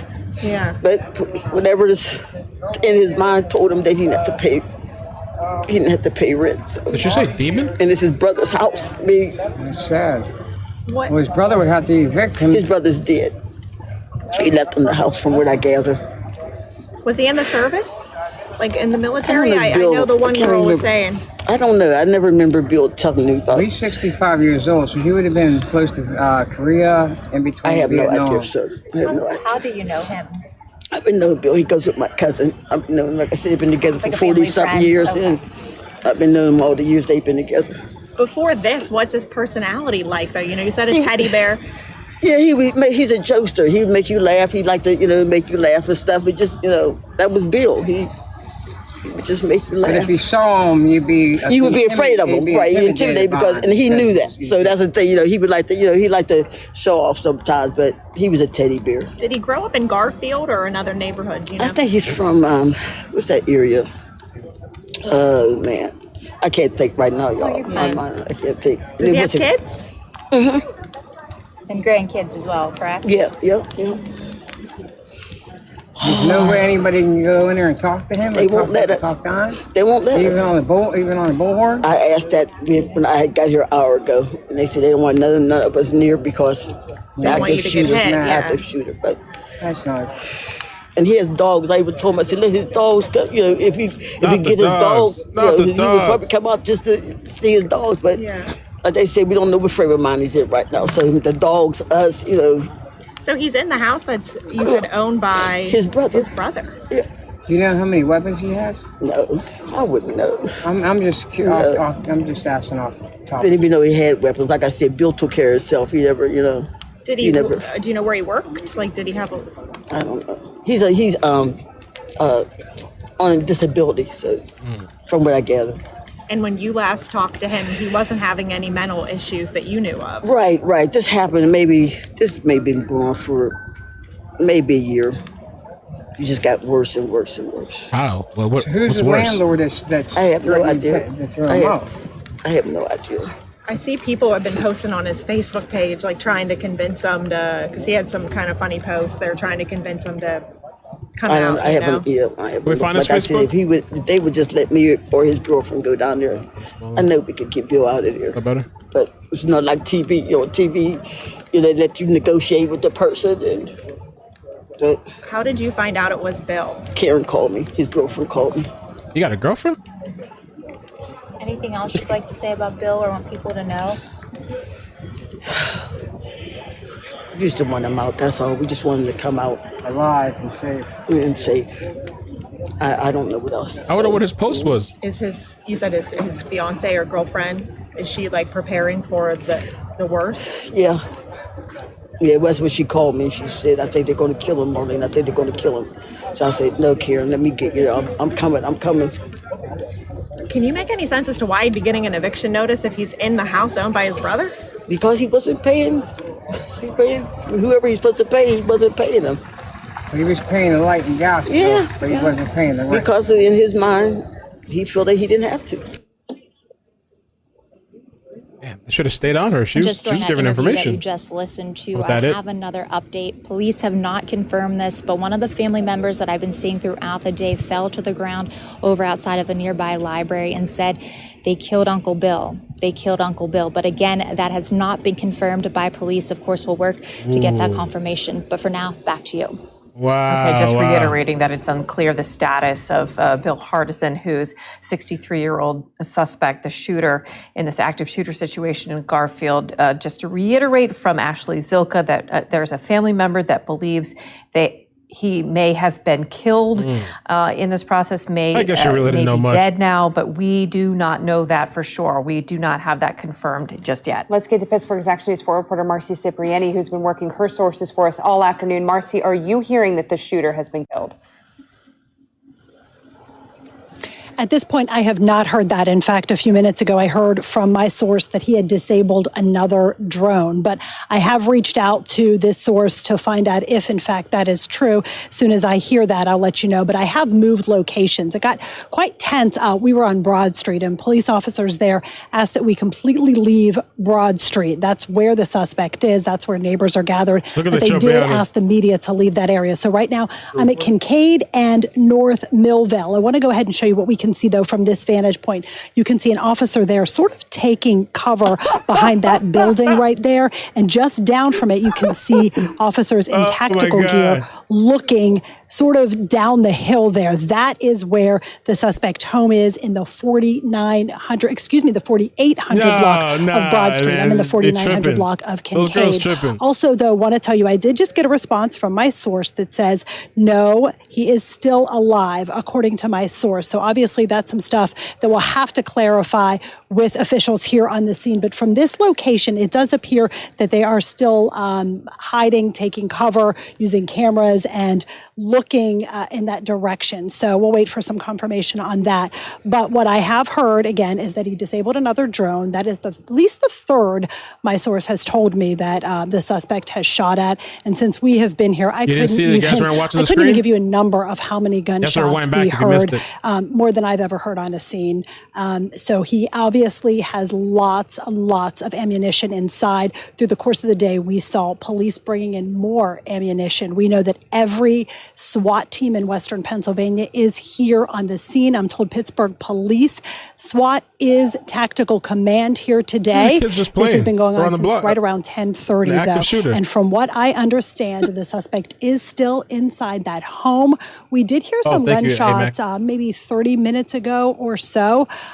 So we were told that a drone was going in because they hadn't heard from him in some time. And at that point, we did hear some gunshots. So still very active scene here. My source says the suspect is still alive, and they are reading his messages to surrender over the loudspeaker. So I'm just reading that text that just came in. I'm going to get some clarification. So we may have a surrender here. I'll get some more information on that. But supposedly from my source, they are reading his messages to surrender over the loudspeaker. I'll go ahead and try to get some more information. We'll send it back to you for now. So Marcy's continuing to get that flow of information from her sources and to figure out exactly what that means.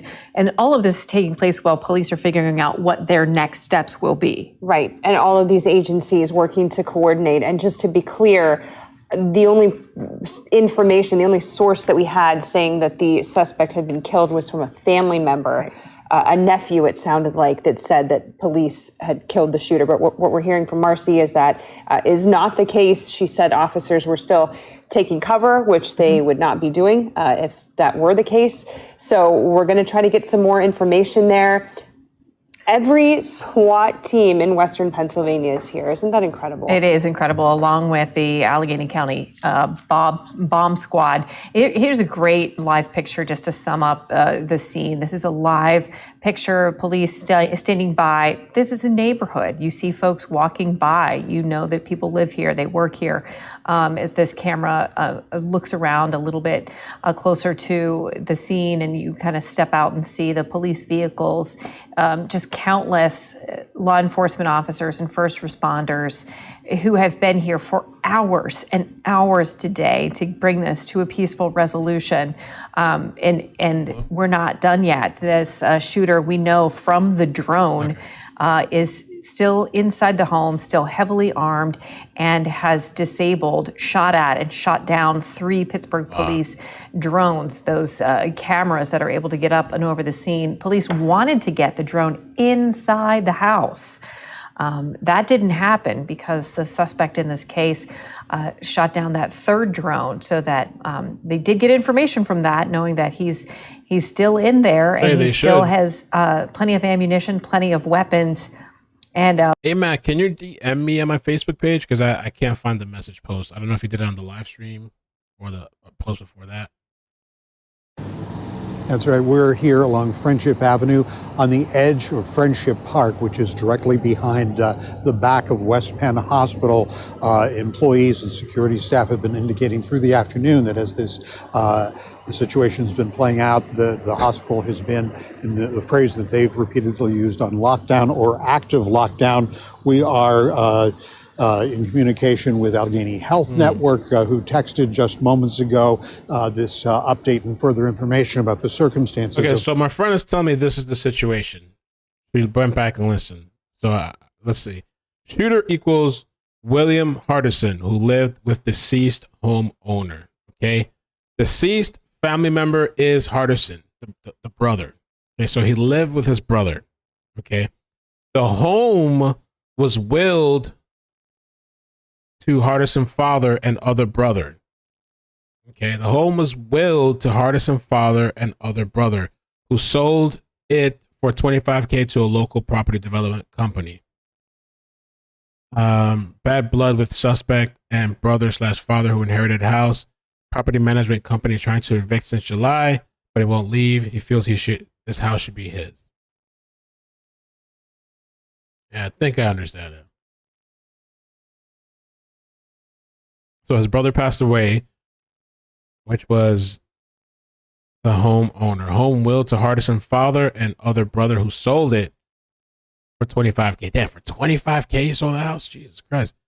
To a local property development company. Wow. Ain't that some shit? If this is true, so willed to Hardison father and brother, the brother sells it for $25,000 allegedly. And then the company's like, we're going to charge the other person, the other brother, I guess because they legally own the property. And now he's paying rent. Oh. The day right now they're saying controlled access to West Penn Hospital.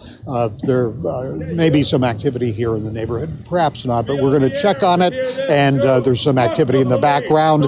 We're going to throw things back to you because of some of the things being said in the distance here. Okay, Bob, thank you very much. All right, we want to show you once again, if you are just joining us, I do believe we have a photo here of the person that we've been talking about, the suspect who was holed up in the home. I'm not sure if we have the photo, but William Hardison, 63 years old.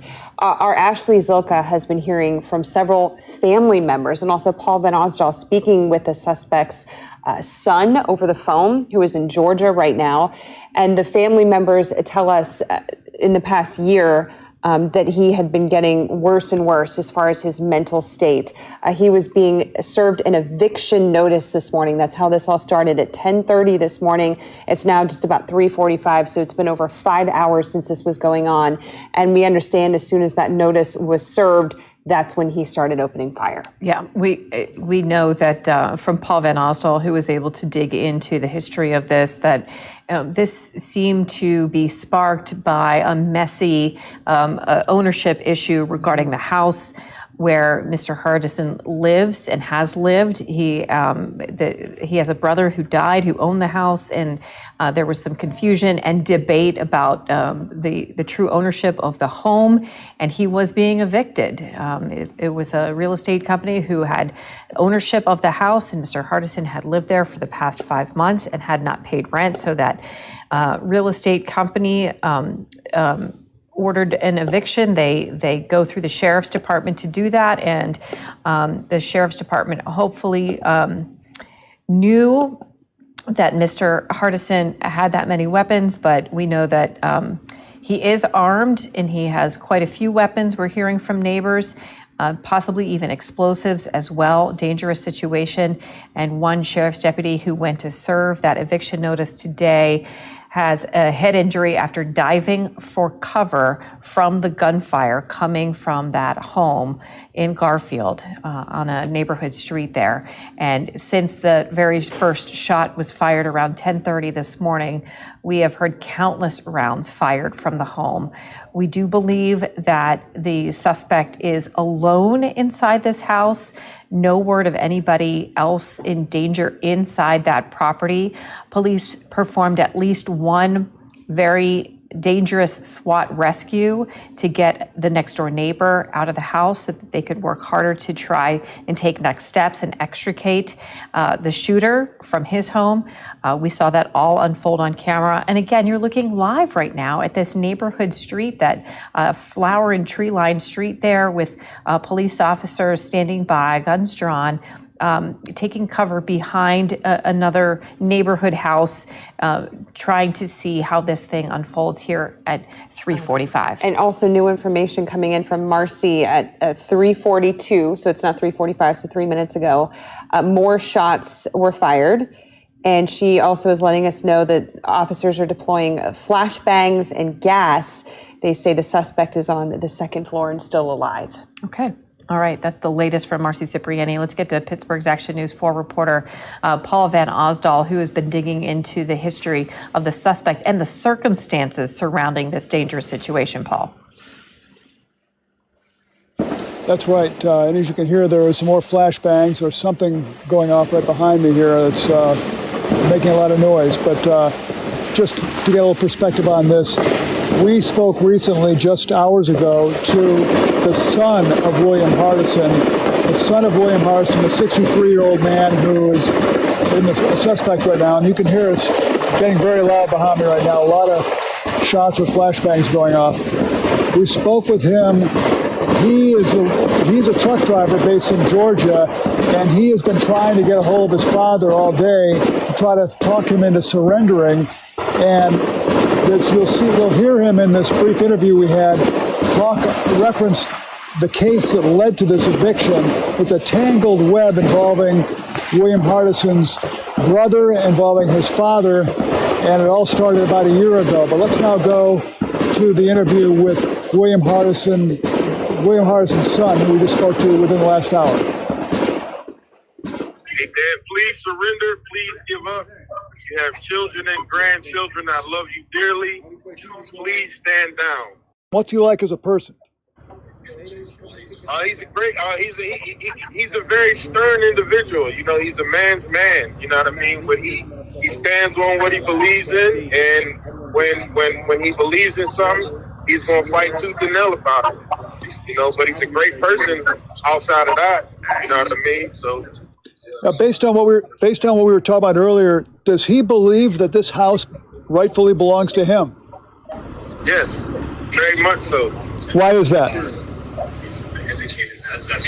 Because my uncle, my uncle passed away. You know what I mean? And he, like I said, he only had a few more years left to pay on the house. You know what I mean? So why would they sell it to someone for $25,000 when hundreds of thousands of dollars have been put into that house? You know what I mean? They just redid the house. They just remodeled the house in the process of him passing away. And now, just to put a little context to what William Hardison's son just said there, this house on Broad Street in Garfield was owned by William Hardison's brother. His brother died last year, and then under the terms of his estate, William Hardison's father, the father of him and his brother, is the one who inherited the house. Earlier this year, he sold that house to a local real estate company, but he basically started squatting in the house. He's been there for at least 5 months without paying any rent, and that's what led to these eviction proceedings. So when the son says William Hardison felt like the house belonged to him, that has a lot to do with the tangled family history, some bad blood between him and his father and his brother, and as well the concern about the house being sold. In his view, it was sold out from under him. Now, I just minutes ago spoke to William Hardison's former attorney, who tells me that he represented Hardison in some minor scrapes with police in the last few years, but Hardison was a believer in this sovereign state theory, that essentially he believed that the police in the state did not have any authority over him, and he had the right to do what he wanted, and he would stand up to police even in a traffic stop, and that's what led him to get into trouble a couple of times earlier. And we're going to continue to follow this throughout the rest of the afternoon. Back to you. It's interesting that he might have been on the police radar there too, Paul, that they knew about him and, had some concerns possibly. So, Paul, we're asking you to do a lot here today. So you're sifting through all of the information regarding the sale of this home and the criminal history and the history of this individual who is now causing such a problem in the community and a danger in the community. But while you're doing that, Paul, there is a lot of loud sounds behind you, and we're trying to parse out exactly what those are. As you're reporting, we know that the police had been saying they could use flashbangs today, but also gunfire. Tell us a little bit about what you just heard. Here we are coming up on 6 hours into this. Yeah, well, as you could probably hear, when we started a live shot, there was a lot of noise, a lot of what could have been either flashbangs or gunfire going off down in the vicinity of where the house is, which is maybe a quarter mile away from here. So, yeah, it was very loud. We've heard sporadic instances of that throughout the day, where there was a gap of a couple hours or so where we didn't hear that, but and then you heard it just pick up quite a bit here in just the last few minutes. And obviously it's unclear exactly what's going on. As you have reported earlier, there were attempts to get a drone inside the house. We should add that Mr. Hardison is a military veteran, honorable discharge according to him.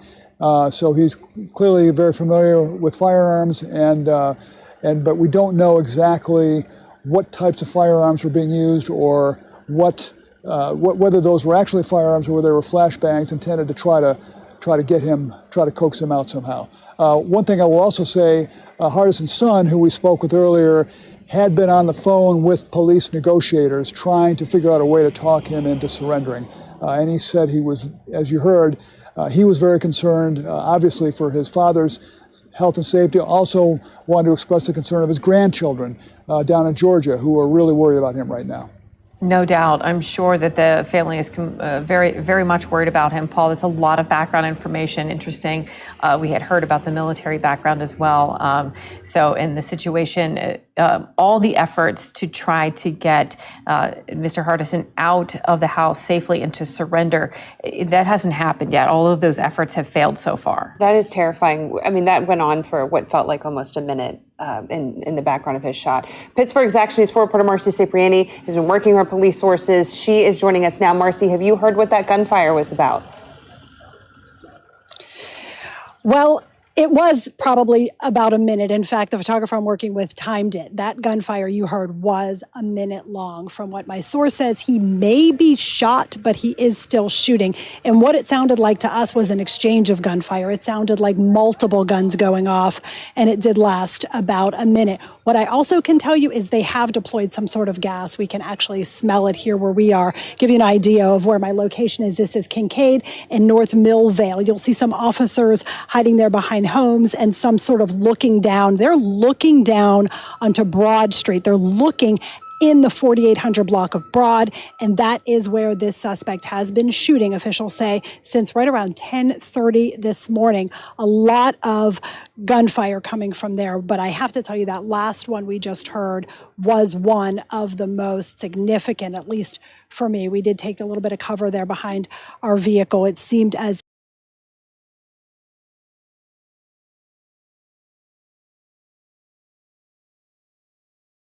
I'm muted. Amazing. I might have to rewind it back because I didn't get to hear the shots. I stepped away from it. I'm sorry, that was an important call. Happy Daisy, thank you for the 5 memberships. Appreciate that so much. And also thank you, Miss Mojo Rising. 23 months. His family was scammed by ruthless, greedy realtors.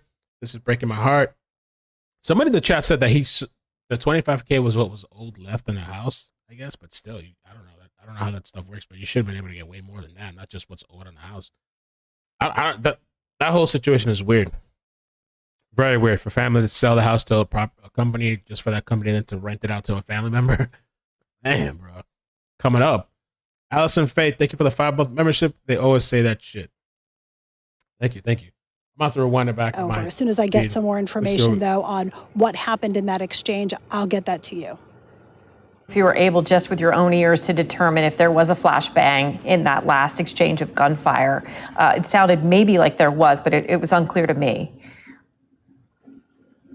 Yeah, no, I was told from a source that there were flashbangs and that they were going to deploy some gas. We heard that, and then followed by what sounded for certain like an exchange of gunfire. It was definitely gunfire that followed what my source says was flashbangs and likely deploying gas.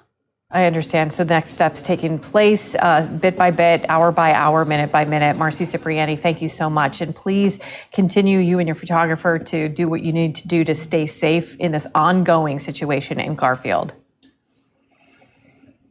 Okay, we're going to check in with Marcy again. All right, let me see if I can get this part that I missed here. Evicted, lived there, do that.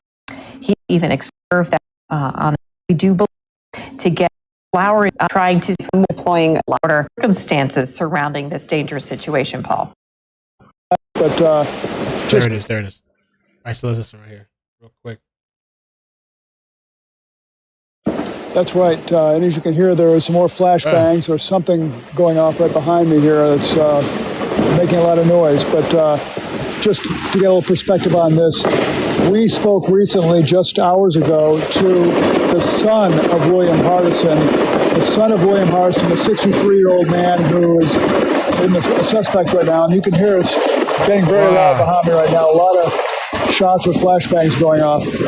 We spoke with him. He's a truck driver based in Georgia, and he has been trying to get a hold of his father all day to try to talk him into surrendering. And you'll hear him in this brief interview we had reference the case that led to this eviction. It's a tangled web involving William Hardison's brother, involving his father, and it all started about a year. Involving the father, the brother, which they owned the house, and I guess the brother sold it to some company for $25K. And now this guy's he hasn't been paying rent, and he's been squatting there, and so he feels he doesn't have to pay rent. A year ago, but let's now go to the interview with William They've Hardison. been saying sovereign citizen. Lex says they said he's a sovereign citizen. Oh, those people are kind of whacked out. Yeah, those people are. I've never seen like I don't know, personal. I've never seen like a normal sovereign citizen. Those people are always wacky. I feel a soft spot a bit because he's a vet, but at the same time, we can't let somebody just kill people or whatever. You know, I don't know what he's gonna do. Barricaded inside of there. I don't think it gives him some assistance. But the sovereign citizen people, bruh, it was on something kind of weird every time. William Hardison's son, who we just spoke to within the last hour. Hey, Dad, please surrender. Please give up. Yeah, he sold the house to a realtor company for $25K. Children and grandchildren, I love you dearly. Please stand down. What's he like as a person? He's a great. He's a bad. very stern individual. I love that, He's a T-Bag. man's man. You know what I mean? I love that. He stands on what he believes in, and when Bro. This might be my favorite that so is the far. situation, but as you're seeing, there is still a lineup of cars here along Friendship Avenue, looping around. I'm going to show you guys. Frequent red taillights flashing because I might send that to my mother. traffic is, which is normally starting to get heavier around this time of day, is heavier still and has been through the day because of the number of streets in the vicinity that have been closed because of this ongoing incident, and streets closed in the presence of SWAT teams here. So that situation playing out. There were moments earlier in this incident where employees were being escorted by hospital security to their vehicles as they left the building, having to go down the street in the direction of where we periodically have heard the sound of gunfire in the distance. So that's the latest here from Friendship Park, right behind West Penn Hospital. Reporting live, Bob Mayo, Pittsburgh's Action News 4. All right, Bob, thank you very much. And we just want to welcome Andrew into our coverage now this afternoon. I should make it transparent. Great. Go back to the newsroom, get some more information and work some sources for us as well. But as you see, we've had crews all over the area, and they are working every angle of this story best we can. So we do want to do a reset for you and get you up to speed if you're just joining us here for our coverage. That's right. Pittsburgh's Action News 4 at 4 o'clock starts right now. Pittsburgh's Action News 4 begins with... So this going to be like an all-day thing? Gunshots ring out in a Pittsburgh neighborhood. And I mean, they've been firing and firing and firing. An hours-long battle between police and a barricaded man. We heard it. We heard a bunch of cops rolling down the street. Neighbors evacuated and rescued. Smoke and gas deployed in an effort to end the standoff. Scary because I'm like thinking kids, people's houses, bullets don't have no names. Bullets can go through houses. All right, and good afternoon. And we do want to thank you for joining us here at Pittsburgh's Action News 4 at 4 o'clock. I'm Kelly Sasso. And good afternoon. I am Andrew Stocky. We're keeping you on top of this developing situation unfolding today here in the city of Pittsburgh. Global Mel.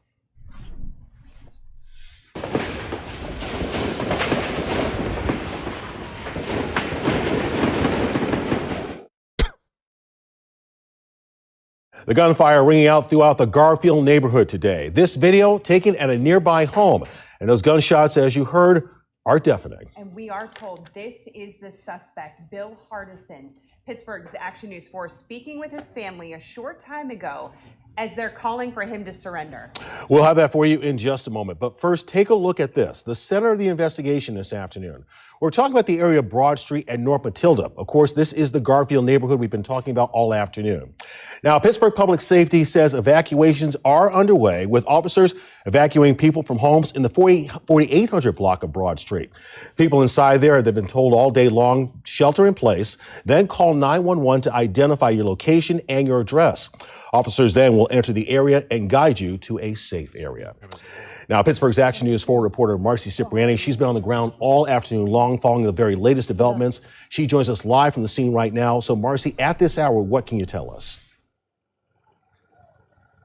Well, Andrew, according to my source, they are now sending a robot inside the bathroom. I'm told the suspect was on the second floor of that home in the bathroom. They believe he may be injured or he may be deceased, but they are sending a robot in to confirm that. No. This is following what we heard just a short time ago, a minute's worth of gunfire. That is, I can't even count how many times we've heard rapid gunfire here since shortly after 10:30 when this shooting started. I want to go ahead, though, and show you where I am. You can see the officers over there. They are about a block behind the 4800 block of Broad Street. That is where the home is located, where investigators say the shooting started after sheriff's deputies arrived here to serve an eviction notice. We are told that one sheriff's deputy was injured at that point once the shooting started, but not injured and is expected to be okay. Now, throughout the day, every SWAT team in Western Pennsylvania, according to my source, has been here on the scene and remains here on the scene, as well as the state police SWAT team. They are here as well, several different agencies, and they had been communicating with the suspect. Just a short time ago, they were actually trying to get him to surrender. Then we heard flashbangs, and then we smelled gas being deployed. We could actually smell that over here. That's when that rapid gunfire started. So once again, the latest information from my source is that they are sending a robot in second floor bathroom to see if the suspect is still alive. That is the very latest from my location here, about a block and a half away from this shooting in Garfield. Marcy Cipriani, back to you. Marcy, before you go, you've been out there all afternoon long. Give our viewers a sense of these gunshots. Obviously, there was a number of gunshots a short time ago. Thank you, Christy. How many have happened today, and how large have they been? Well, you know, Andrew, they started almost immediately after we arrived. So obviously there were some before we came. That's what created the scene here. But when we got here a little after 11, we were immediately greeted by rapid fire. And I couldn't even estimate how many. It's definitely more than 500 rounds, probably closer to 1,000 at this point. It's been happening all day long in rapid succession. There's been a little break in between, and then it starts up again. And the most recent ones, like I said, lasted about a minute. That was the longest. There's a couple of times during the day where we've actually taken cover behind vehicles. A woman was yelling for us to go inside her home, but we are a block over from Broad Street, and just down there is where the home is. So there is a lot of homes in our way. We were along Broad Street for a good amount of time today. BC, thank you so much for the super chat. Says it's costing way more than $25K in resources to get him out. Very sad and disgusting. We need to do better for our veterans. Yeah, maybe if they would have offered him, I don't know, some type of, maybe he feels an attachment to the house too, but some sort of assistance.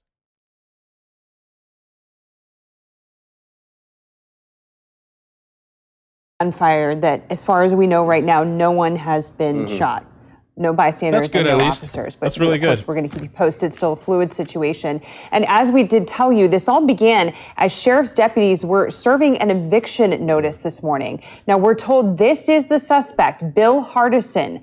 Pittsburgh's Action News 4 actually spoke with his family a short time ago, and they are calling for him to surrender. We're going to have more on that interview coming up in just a moment. But first, Pittsburgh's Action News 4 reporter Paul Van Alsdahl joins us live now with a conversation that, Paul, you had with a family member of the suspect this afternoon. That's right, Andrew. We spoke to the son of William Hardison, whose name is also William Hardison. He is a truck driver based in Atlanta. We spoke to him while he was on the road. He was in Ohio, and he and his family have been trying all day to try to get a hold of his father and beg him to come out. And he talked to us in the hopes that his father would hear this message. Hey, Dad, please surrender. Please give up.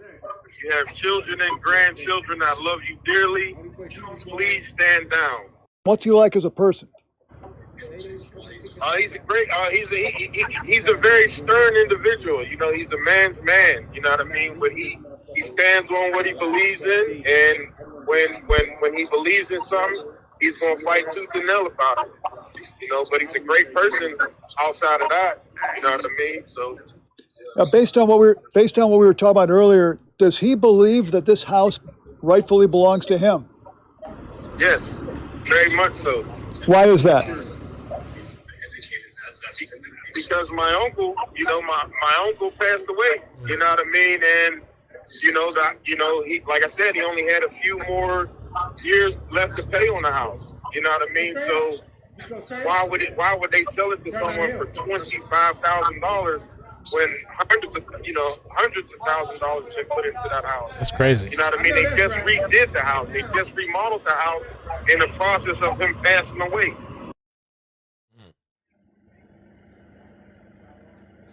Christina. And as you could hear from the son, this house has been the subject of a series of transactions involving family members, which led to the eviction. Basically, the house was owned by William Hardison's brother. He died last year, and then his father took over possession of the house under terms of the will.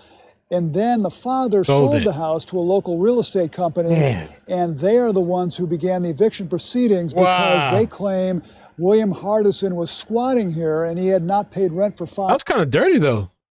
To the house. I don't know. I guess the father needed the $25K or something. Place this morning at 10:30, and that is when the confrontation began with police. But as the son said, the father believed that the house was rightfully his. Reporting live in Garfield, Paul Van Osdol, Pittsburgh's Action. Well, I mean, yeah, you can't. I see what Deja Vu was saying. Why y'all blaming the company? The family sold it. That's true. You can't really get mad at the company. I mean, anybody's gonna jump on 25,000. That's ridiculous. They were serving, as Paul mentioned before, an eviction notice about 10:30 this morning, and that's when it all began. Actively shooting. I need people here now to shut down the street. Need to stay away from Millville Avenue, anywhere, Kincaid, all of this. That's where I'm at. It's still an active scene. We have an active shooter situation, Zone 5. Actors hold up in the house with gasoline threatening to burn the house down. And that's when we learned just how serious this entire incident really was. Dozens of law enforcement from the city of Pittsburgh, Allegheny County State Police, SWAT, and more all responded to this neighborhood today. That entire area has been shut down ever since. A nearby Children's Hospital, just about a half a mile away from where this is taking place. West Penn Hospital, also nearby. They have extra security in place and protocols today.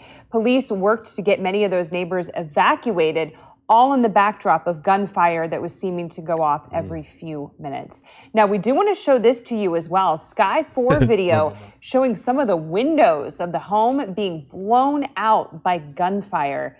Just really some stunning video this afternoon of the situation here in Garfield. And then, Kelly, let's go to about 3 hours after this all began. We saw this. SWAT officers, as you see right there, taking someone out of that home. Now, we would learn that this was a rescue, and that person being taken out is not the suspect. That person, as you see, was put into the SWAT truck, taken away to safety, but a dramatic rescue in the middle of all of this.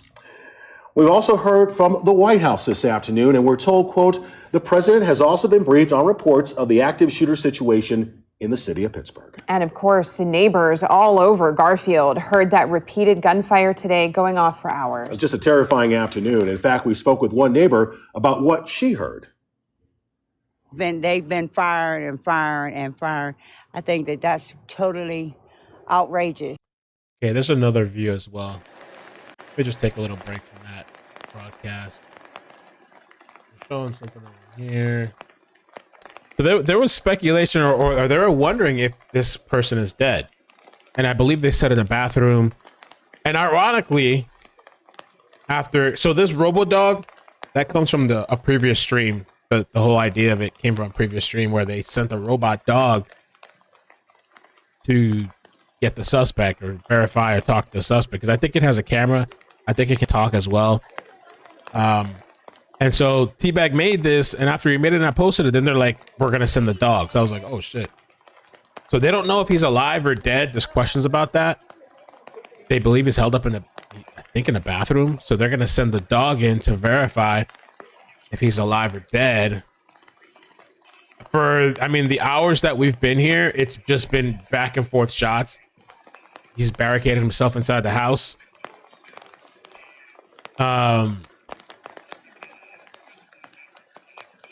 Ozzy Girl, thank you so much. Dr. Edward Moskowitz, thank you. Yeah, there has been conflicting information that happens sometimes too, with like breaking news.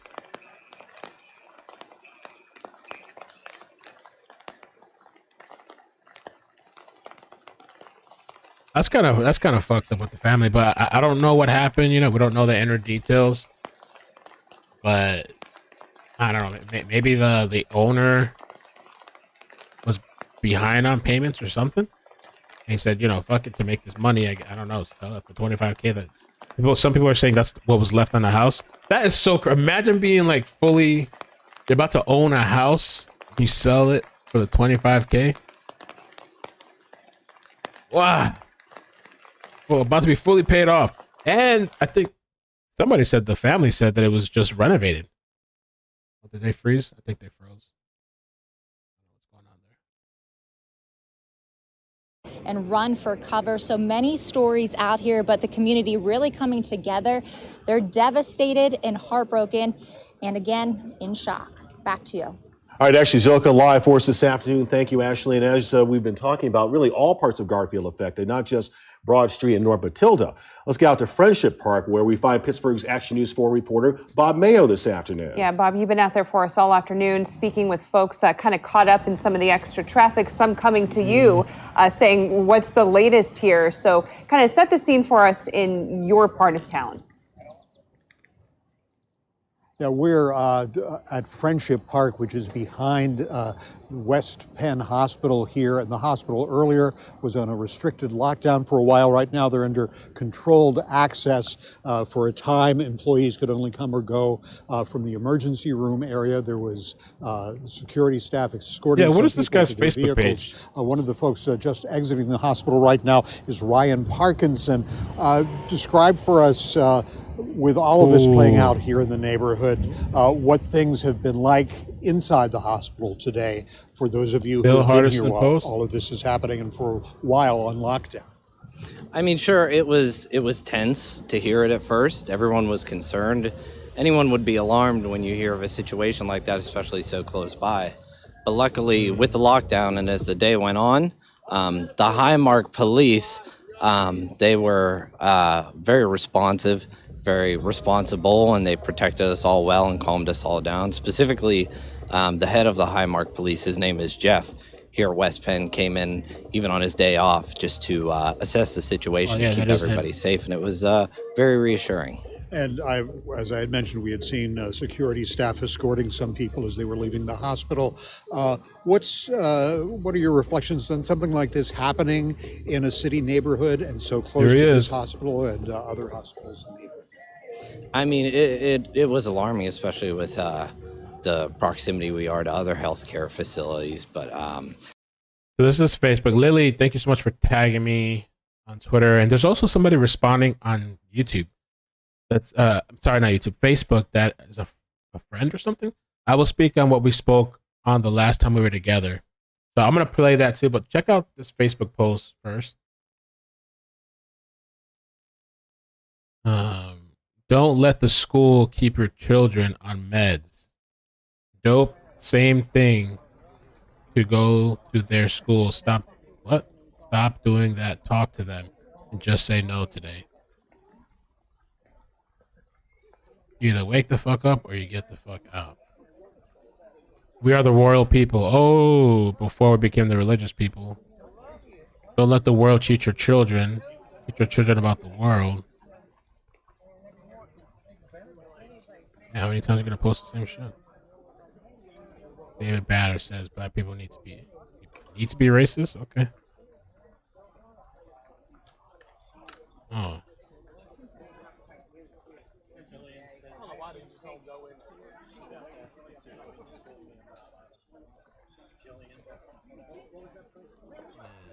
Okay.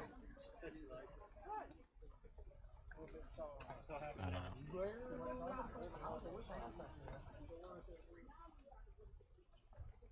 Bill Hardison, huh? Okay. Behind our vehicles. It was about a block and a half from where we are. Let's go ahead and take a listen to that gunfire from just a short time ago. Let's see what else.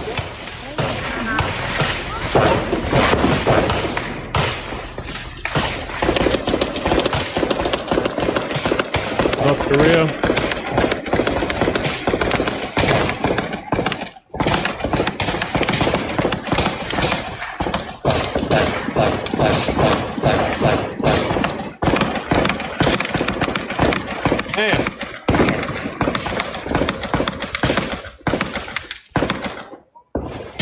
A risk.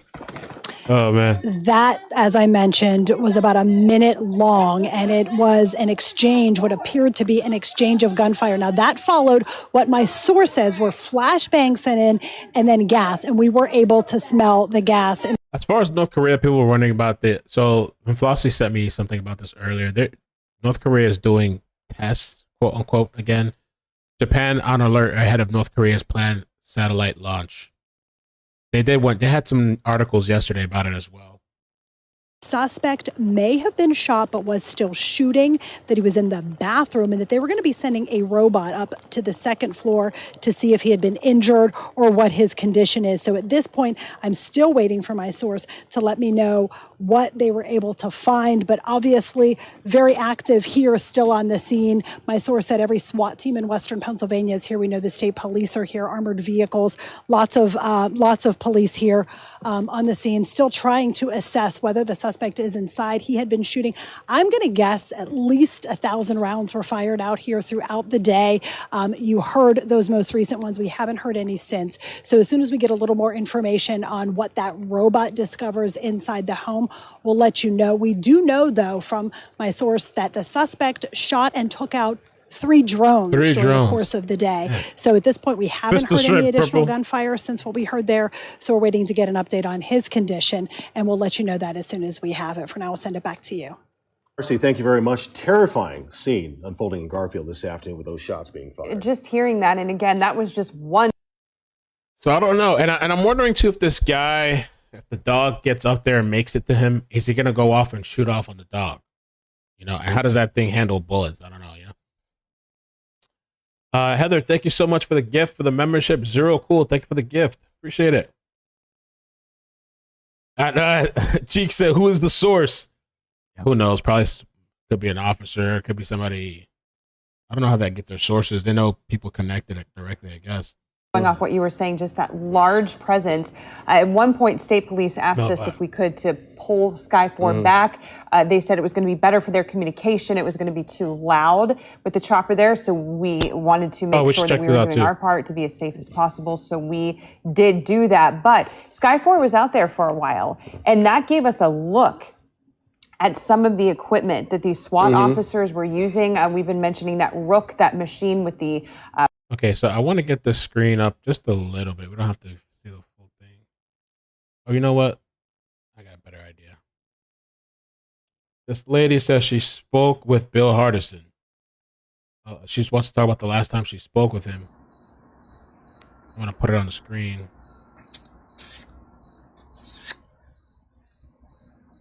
Well, hello, Facebook. Well, hello. Facebook. I know most people would usually wait about 5-10 minutes. Oh, shit. You're snapping at before they get live views and get people onto their stuff. Uh-oh. I'm not. I don't give a fuck. I'm not. I got woke up. Well, I ain't gonna say I got woke up. Her audio's out of sync. I don't know if my other audio's been in sync today, guys. I'm kind of curious who's have those audio issues, but she's out of sync on mine. When I woke up, I went to the bathroom. You know how we always do, go to the bathroom, brush teeth, wash your face. Whoop, whoop, whoop. Whoop, whoop. Check my phone. I had missed calls. I got text messages. Uh-oh. My text messages is telling me to check Facebook. To turn on my scanner. So I turn on my scanner. First thing pop up is a situation in Garfield. Okay, now let me call my family and see how the family that lives in Garfield are doing. Thank you, Kitty. Boom. Me and my mom texting. We end up talking. They really made me come in the house because they're trying to time out my stuff, I feel. But back to what I was saying about Bill and how this story came out. Like I said, I was waking up Then my mom calls me and like, that's Uncle Bill. That's Uncle Bill. Uncle Bill. I'm like, what? You know, I started doing my investigation, see on Facebook, it is Uncle Bill. Hold on, just curious. Did we watch this already? I mean, Lives after nearby. the first few rounds of gunfire, it was really scary, and then, it just seems like it keeps coming and coming, and, I must have been here for, just like you, 7 or 8 rounds of gunfire. ADD, and, guys. I heard that they threw some tear gas in there, and hopefully, that would have sort of suppressed the situation, but then I heard even more gunfire, so it's just such a harrowing situation. I just really hope that it resolves soon. Take me back to earlier this morning, if our viewers were not watching. I know we were talking, and how did you first get down here? What happened to your friend? Let's talk a little bit about that. Sure. So about 11 a.m., I got the updates from Pittsburgh Public Safety on Twitter that there was an active situation up here. And I said, oh my God, that's right up here, right by the cemetery. Again, So I right? started calling a few friends of mine, neighbors in the area, and just tried to make sure that they were safe. A friend of mine was actually walking through the cemetery and heard some of these initial gunshots ring out, and so he sheltered in place behind one of the mausoleums, and he had to stay there for a good 10 or 15 minutes before this gunfire had suppressed. So, I mean, it's just so crazy to see this in this neighborhood. I should say Penn Avenue. It's tons of businesses, restaurants, childcare. Just kind of unbelievable to a lot of people. Yeah. I mean, it just goes to show that it could happen anywhere. And I heard that even the president has been briefed on this, and so this must be a very very intense situation, even on a national level. Jordan, thank you so much for Ooh. talking with us, man. Please be safe. I appreciate it. I don't know if that's true. Supposedly, Shady Lives of YouTube, in the comments, said the media said he would terrorize the neighbors prior to this. I haven't heard that yet. I'm curious to see what this lady's going to say. See what she got. Now, the sad and the crazy thing about it is, before any of this had happened, I see Uncle Bill. We are on Apple and Polson. Those of you that is from the Lincoln area knows where Apple and Polson is. Yeah, and I'm going to put it out there. Because Ed Gainey, you ain't getting away with this, Ed Gainey. No?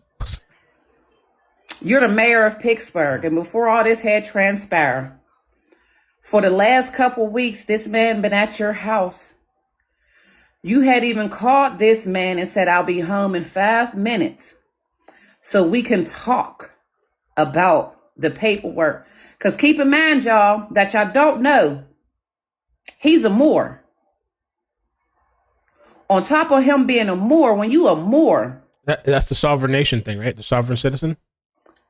there's a lot of things that the police here in Pittsburgh cannot do.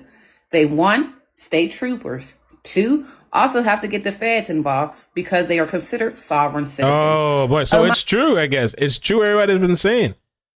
So the sovereign citizens, they believe they're above the law, I guess, or whatever. They got to get like federal police. My bad. Also, with him being a Moorish, did y'all know that Moorish is also considered one of the top terrorists in the world? Oh, okay. Oh, yeah. Oh, shit. I mean, oh, Lord, she's coming with the heat. Okay, all right. Oh, shit. But this man been going to the mayor's Thank house, you, Lynn. and the mayor was supposed to have helped him. He wasn't squatting in his house. He was living there. He was paying what he had to pay. He was doing what he had to do. But they kept on messing with him. That he had even went to Ed Gainey. Not the senior state representative no more. He's the mayor of Pittsburgh. He even went to that man's house, who said, I'll be there in 5 minutes so I can finish looking at your paperwork and we can get this all in order. It shouldn't even got this far if the mayor done what he was supposed to. The mayor was supposed to do what he had to do. You know? We about to have a whole party on here. I like to invite people to talk. So any of my viewers who want to get in, let's go. I add everybody. What's up, bro? This shit's crazy.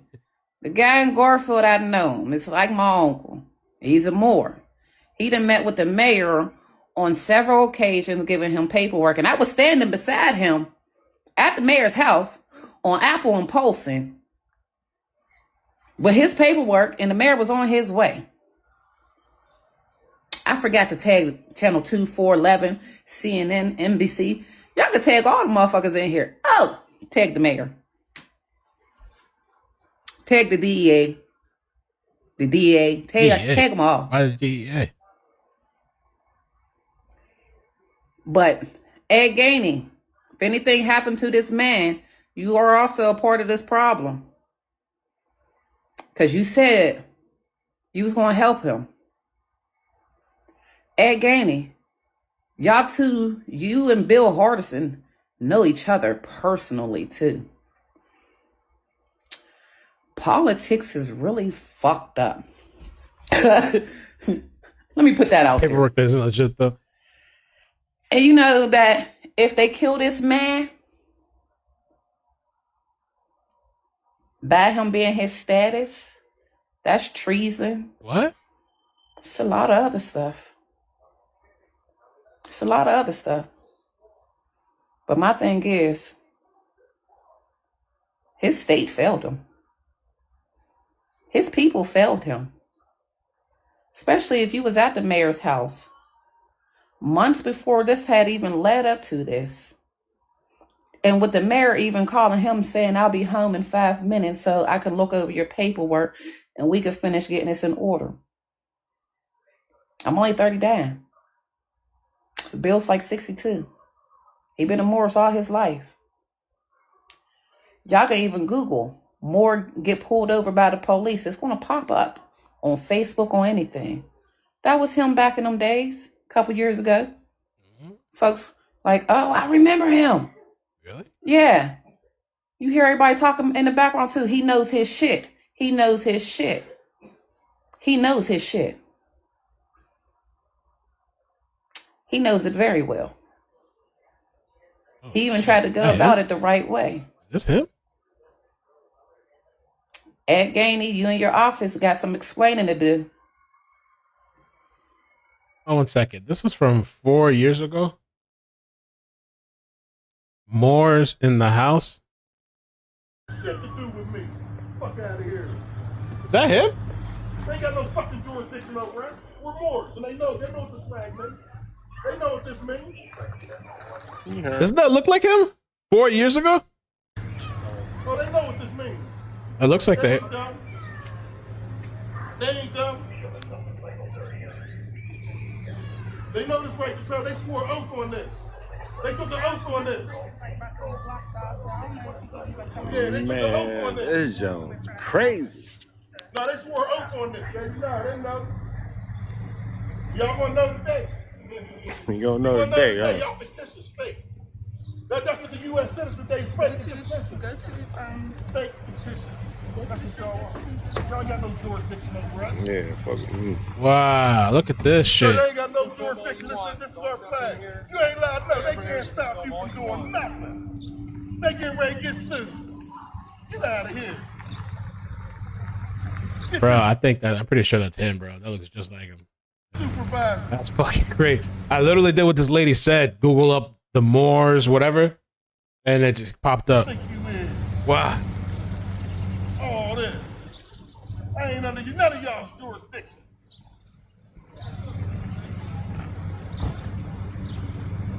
Fuck out of here.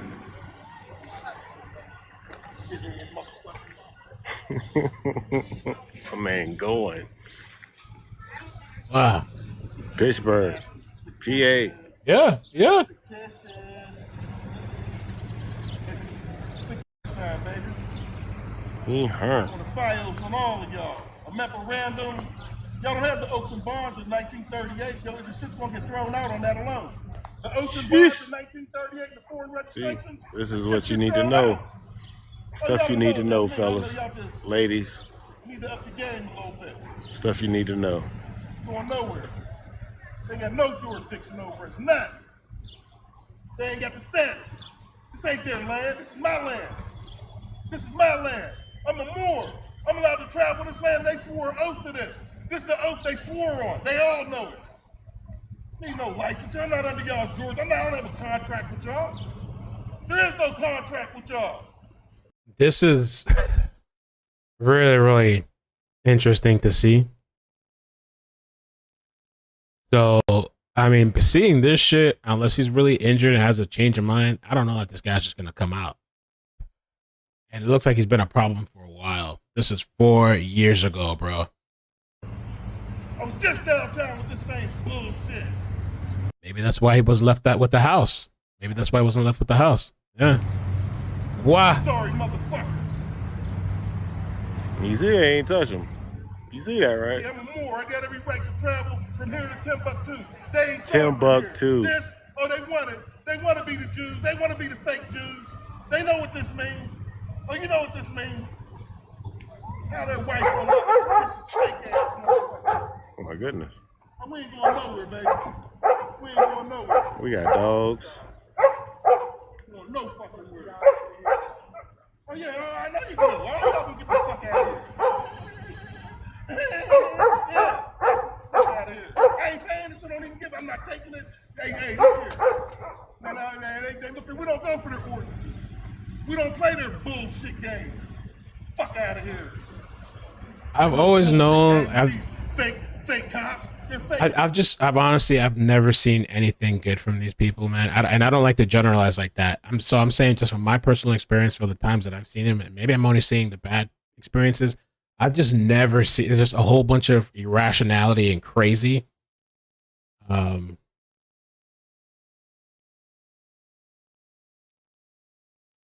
But I guess this gives a little bit of insight. Maybe why there's drama. Maybe why there's family issues. Maybe why he wasn't left with the house. I don't know. Fictitious entity, corporation. That's what they stand for. That's why their women love us. What? Love us. He hurt. Nothing. Man, I ain't giving you shit. They ain't gonna do a fucking thing. You motherfuckers ain't gonna do shit. They ain't gonna do a motherfucking thing. Fuck out of here. Fucking fuck out of here. Man, we got backed up traffic out this bitch. Motherfucking Pittsburgh police out this bitch. Like, this shit ain't no joke, dog. My man threw the flag out the fucking well. Fuck you. This shit funny as hell. Yeah, I'm recording all this because this shit right here is like, whoa. Black Rob about this bitch. Get educated. Get educated. We taught y'all every fucking thing. Yeah. Motherfucker get educated today because they ain't touched that man. You see that? They ain't touched him. Ain't pulled a pistol or nothing. All they can do is government. I'm not no government employee of theirs. I ain't under none of their fucking jurisdiction. We're Moors. Remember that. We're Moors. They ain't got no fucking jurisdiction over us. And I got Article 6 right here. Look, they got a peace treaty. Look, somebody said my husband is a Moor. Article 6 right here. Man done pulled out all the laws. Oh my God. They go Article 6. I'm supposed to be set free at liberty, motherfucker. Get the fuck out of here. They go Article 6 right here in the chain with it. I'll sue the fuck out of them. Off fuck out the of here. chain with it. Oh my goodness. He ain't even playing with him. Like, you see the flag? Dude. And y'all know it. Because they know it, we just don't know it. We don't know it. I know it. Because they ain't gonna do shit. Think I don't know it? Guys, they go to Peace Street. What part of Article 6 and I ain't signing shit? No. Oh, yeah. Good. Yeah, I ain't signing shit. I'm not signing He said I ain't signing shit. I'm not signing nothing. I ain't signing nothing. I'm not signing nothing. I'm not signing nothing. I don't have no jurisdiction. Jurisdiction? None. Exactly. Exactly. Throw it in the tail of my face. I ain't paying shit. Shit. Fuck out of here. I ain't receiving shit. Fuck out of here. Fuck out of here. They don't even know what the fuck to say. Like, these motherfuckers is lost. Y'all ain't got no right to talk. They don't even know what to say, dog. Get your bar. Get the white coat. Go get the white shirt. I don't want none of that shit. I'm not taking that. I'm not getting you tossing it all. You want fictitious fake motherfucker. Fictitious. I'm not taking none of that shit. But I tell you they ain't gonna do shit. I give a fuck. I ain't got no I guess I'll fuck. I'm gonna travel from here to Timbuktu. You see that? Oh, don't worry. I will. Oh my God. Dude is killing me.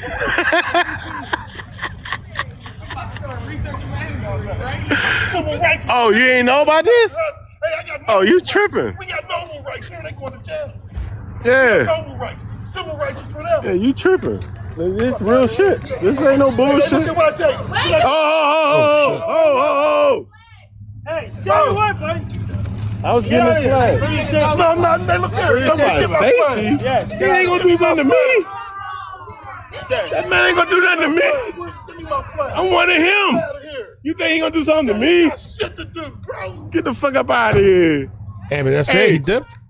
Thanks, man. Thanks, man. They knew that. They knew that shit. Hey, he dipped. My man gone on him. Bye-bye, Pittsburgh. Wow. See, everybody need to. You got like six cars on this show for what? Fuck up out of here. Yo, bye-bye. he dipped. You got like 1,000 cameras out this joint too. So they ain't try nothing. Don't even try nothing. Yeah. You got like 6 cars out this joint for what? Yeah, exactly. Exactly. So bye-bye. All y'all. Look, Yeah. were they following him? Fuck on. Fuck on, my man. Uh-oh. They pulled him over? Sound like they went to go pull him over now. You swole like hell. Hey, what's that Pittsburgh talk? Swole the fuck out of here. Yeah. Wow. What in the hell? They stopped following this thing? What happened to the guy? MediConnect makes Medicare simple. No, I don't want the ad. Let's see what's going on. That was pretty crazy to see. Bill shouldn't even be in this situation, Ed. He was just out your house, and I can tell you it was 3 weeks ago. I was standing beside him at your house. Me and my sis. Let me see what's going on first. Traffic backing up here because of the number of closed streets due to the presence of security.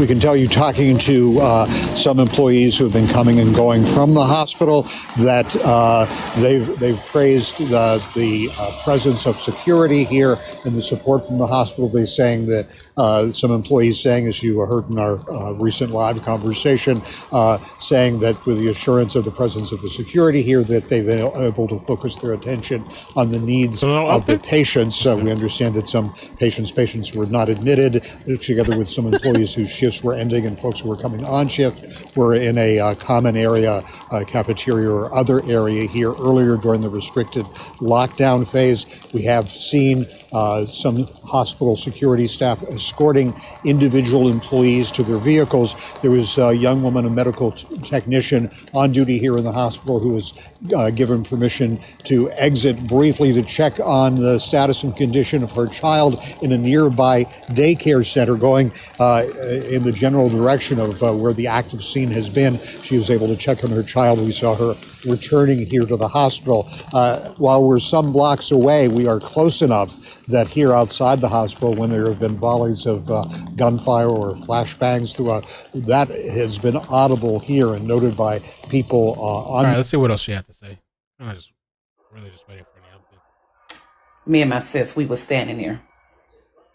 We talked to Bill for about 2 hours before the mayor called and said he'll be back.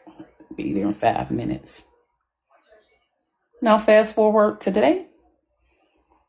We done shot down drones. Someone said that he shot at the Channel 11 helicopter in the sky. Didn't hear that. You barricade yourself in the house. He didn't shoot at no person. electronics, pretty much telling y'all to back off. I'm going in the house, go to sleep.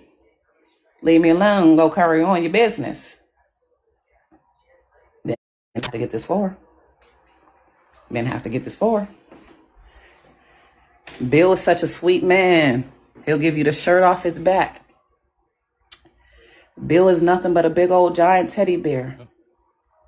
But he's also a protector of those that he loves and care about. So this is just crazy and baffling to me. That this man who actually is a caring man, has a good heart, and Down to the weather now? his city failed him. Yes, he's ex-military. He's a vet. He serves his country.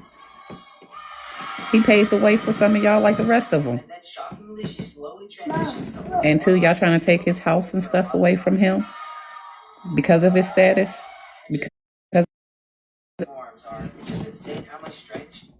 We supposed to be in a land of equal opportunity and all that. Prove it. Where? My job has nothing but Africans in there. They keep them around because they get $1,000. Bill not only he went to the Attorney General, the DA. Y'all all failed him.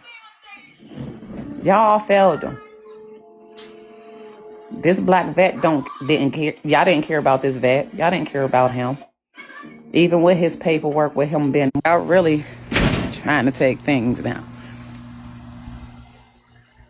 Like I said, Bill Hardison is a very good man. He wouldn't be in this situation if the mayor, the attorney general, the DA really viewed his paperwork. And a lot of people need to be more understanding on sovereign citizens, Moors. You know, they have other different tribals out here that have different laws and regulations that they follow. Y'all don't follow them. For one, the state troopers was on scene. Y'all had to have the state troopers too. Two, y'all didn't bring the feds in. Because of his status, y'all was supposed to bring the feds in.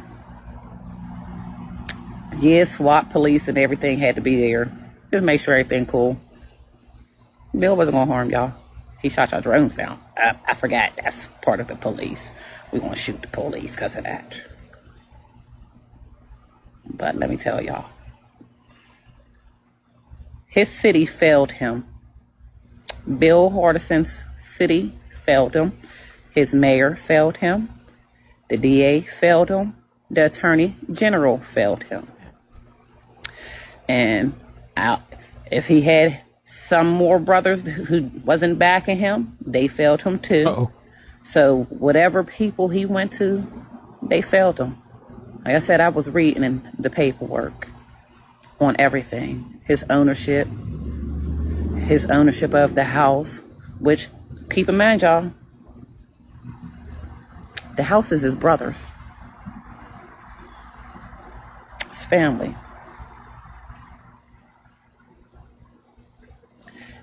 Correct. The Europeans don't like that we know or sovereign or none of that. And that's why, too, also, you know, with him being a Moor, and if people don't know that, Moors are considered one of the top terrorists in the world. Hi. Are you a Moor too? Why? For y'all that don't know, that the Moors is considered, y'all see my complexion, right? What do they always say? If the black unite as one, we are one dangerous force to reckon with. We are dangerous. Did y'all know that they tell the Africans not to go to the black communities? They tell the Mexicans and stuff not to go to the black communities. We so violent, dangerous, and all that. When you got some Mexicans and stuff that move in our community, and they said they the corner, maybe open. Back toward where the house is actually located. But about an hour ago is probably the last round of shots that we heard fired. and that went on back and forth for probably a minute and a half. Was definitely the loudest over the last 5 or so hours that we've heard, and definitely a very, very scary situation. Well, Gabby, it's good to know that you are safe. We do want to ask you, I mean, you live there, and you actually have not been able to get to Channel 4 today because of all this unfolding. So if you can kind of take us through your day, what you experienced when you first knew something was going on, and what happened from that point moving forward. Right. So at first this morning, we just heard a bunch of sirens going down the street, which, living around a bunch of hospitals, unfortunately that isn't something out of the norm. But then pretty quickly after that, you hear the shots being fired. And then what we now know was probably flashbangs and other devices that were being used. But this has been going on for hours, like we have said and reported, and throughout the day now, maybe so that more neighbors are coming home from work. They're also now confused. They're trying to get around any roadblocks and just watching this scene unfold. And people, I'm also hearing from people who, may have known the gentleman who was in the at the time, and they're just hoping for the best outcome possible. But, we have to wait and see what happens with police and everything in the next. Sure. But maybe, hopefully soon. So obviously this situation throughout the day has had an ebb and a flow to it. Like we mentioned, those shots that were fired, I believe it was in the 3 o'clock hour, that long stretch for a minute was while Paul Van Osdal was giving us a look into the suspect's history that we heard that Gabby was just referring to. What is the scene? What is the feeling right now? Are you getting a more relaxed feel? You said officers were walking in the other direction. What do you make of that? So it's quiet, but where I'm at, I'm also, at a very safe, is what I assume and hope, distance where police have us blocked off. But I'm now seeing at least one SWAT officer leaning around the corner of a home with a gun drawn. I can't see around the corner, so I'm not sure what he's pointing at or what's happening behind the street, actually back a block from where I'm at. But earlier in the day, it seemed that there were just a couple SWAT officers waiting in their vehicles, maybe under a tent, but now it looks like they're all lined up on the sidewalk on Matilda Street, going on to Broad Street. That has to be so unsettling, Gabby. I can't even begin to imagine. I did want to ask you, many of our viewers have never been to the Garfield neighborhood. You live there, and obviously we don't want this incident today to define that neighborhood. So what is Garfield like normally when something like this is not taking place? The same. Honestly, it's a quiet neighborhood. People walk down the street, people wave to each other, say hi, and you honestly move on with your day. We're on the street that I live on, it doesn't seem that there's anything that ever really happens. And then there are a bunch of businesses right on Penn that you can walk to from this neighborhood. They are also welcoming, and coffee shops and everything. It's, for the most part, from my experience over the last 2.5 years living here, I haven't seen anything like this. And people who I've talked to over the last few hours who have lived here for multiple years say they've never seen or heard anything like this in this area. Okay. All right, Gabby, thank you for your perspective. And definitely we don't want, to speculate. That's not where I was going with that. I was just trying to get a feel of the neighborhood. But we are still waiting on word from authorities after that last, what sounded like a shootout, flashbangs possibly deployed in the mix of gunfire as well. What happened? So what is the latest right now? Is the suspect alive? Is the suspect injured? Is the suspect still shooting at officers? We do not have that information yet. So that is what we are waiting on to see where this is going to proceed as the evening unfolds. And we know that Pittsburgh's Action News 4 reporter Marcy Cipriani is on scene right now working her sources. She's done a fantastic job all afternoon, and we will hopefully get some word from her as to where things stand at this moment and moving forward. So we will stay on top of this, of course, and continue to bring you the very latest from all angles on this developing situation in Garfield. Okay, it sounds like we have Marcy. Oh, I'm sorry. Kaylee? We have Kaylee Gunderson, who just got to the scene now as well. Let's check in with her. Kaylee, where are you and what are you seeing from your vantage point? So So Kelly, Andrew, I'm just about a block away from where that home is and around the corner. So if you zoom in here with us, you can see, a crowd of SWAT officers. They're gathered at the corner of Broad Street. So just a block over to our left is where that house is. This is really the visual that Gabby, our producer Gabby, was just describing for you guys a few minutes ago on the phone. You can see that officer that she described there on the corner, guns drawn. We just watched the Rook go down an alley just a few homes closer to us in our direction. So, it's difficult to see in some parts here because there are so many police cruisers here and so many moving parts. But that Rook loaded with officers actually just drove down the alley. Unclear, exactly what the next step is for it, but such an active scene here. And again, you can see those officers lining that building just above Broad Street, looking down towards the home where that gunfire has been coming from. That's the scene here. We're working, of course, to get any updates we can on what their next steps are. Shannon, Andrew. Before you go, we do want to ask you, you've just arrived on scene. Oh, coming up to this location. Can you tell us the scene around there right now? I mean, what people are doing? Are they staying around? Are they walking to other places? I mean, what exactly are they doing as they wait for the situation to resolve itself? Andrew, Shannon, we're actually going to move back a little bit right now, so pardon kind of the chaos here. But yeah, we've just been told to move back. To answer your question, though, there are a lot of people here just kind of gathering here at times to see, because this is such a visual street corner where you can really get a glimpse. Guess my computer got tired of this lady. The screen just went completely blank. Oh, she's back. So she started to kind of veer off on some, Hey, we open with our arms. Hey, how you doing? So neighborly, all that. But y'all want them to run from us. Look at that gray hair. Yep. This lady over here. Let me change it. She's over here in front of her house and stuff. God almighty. She hasn't learned about the internet. Mr. Bill was the truth. Used to school of us as young as big protector, educators, and mentors. Damn, big dog. Okay. I don't know, but it was interesting that she provided that information as far as this guy, his history. That was a crazy ass video. I wonder if there's more.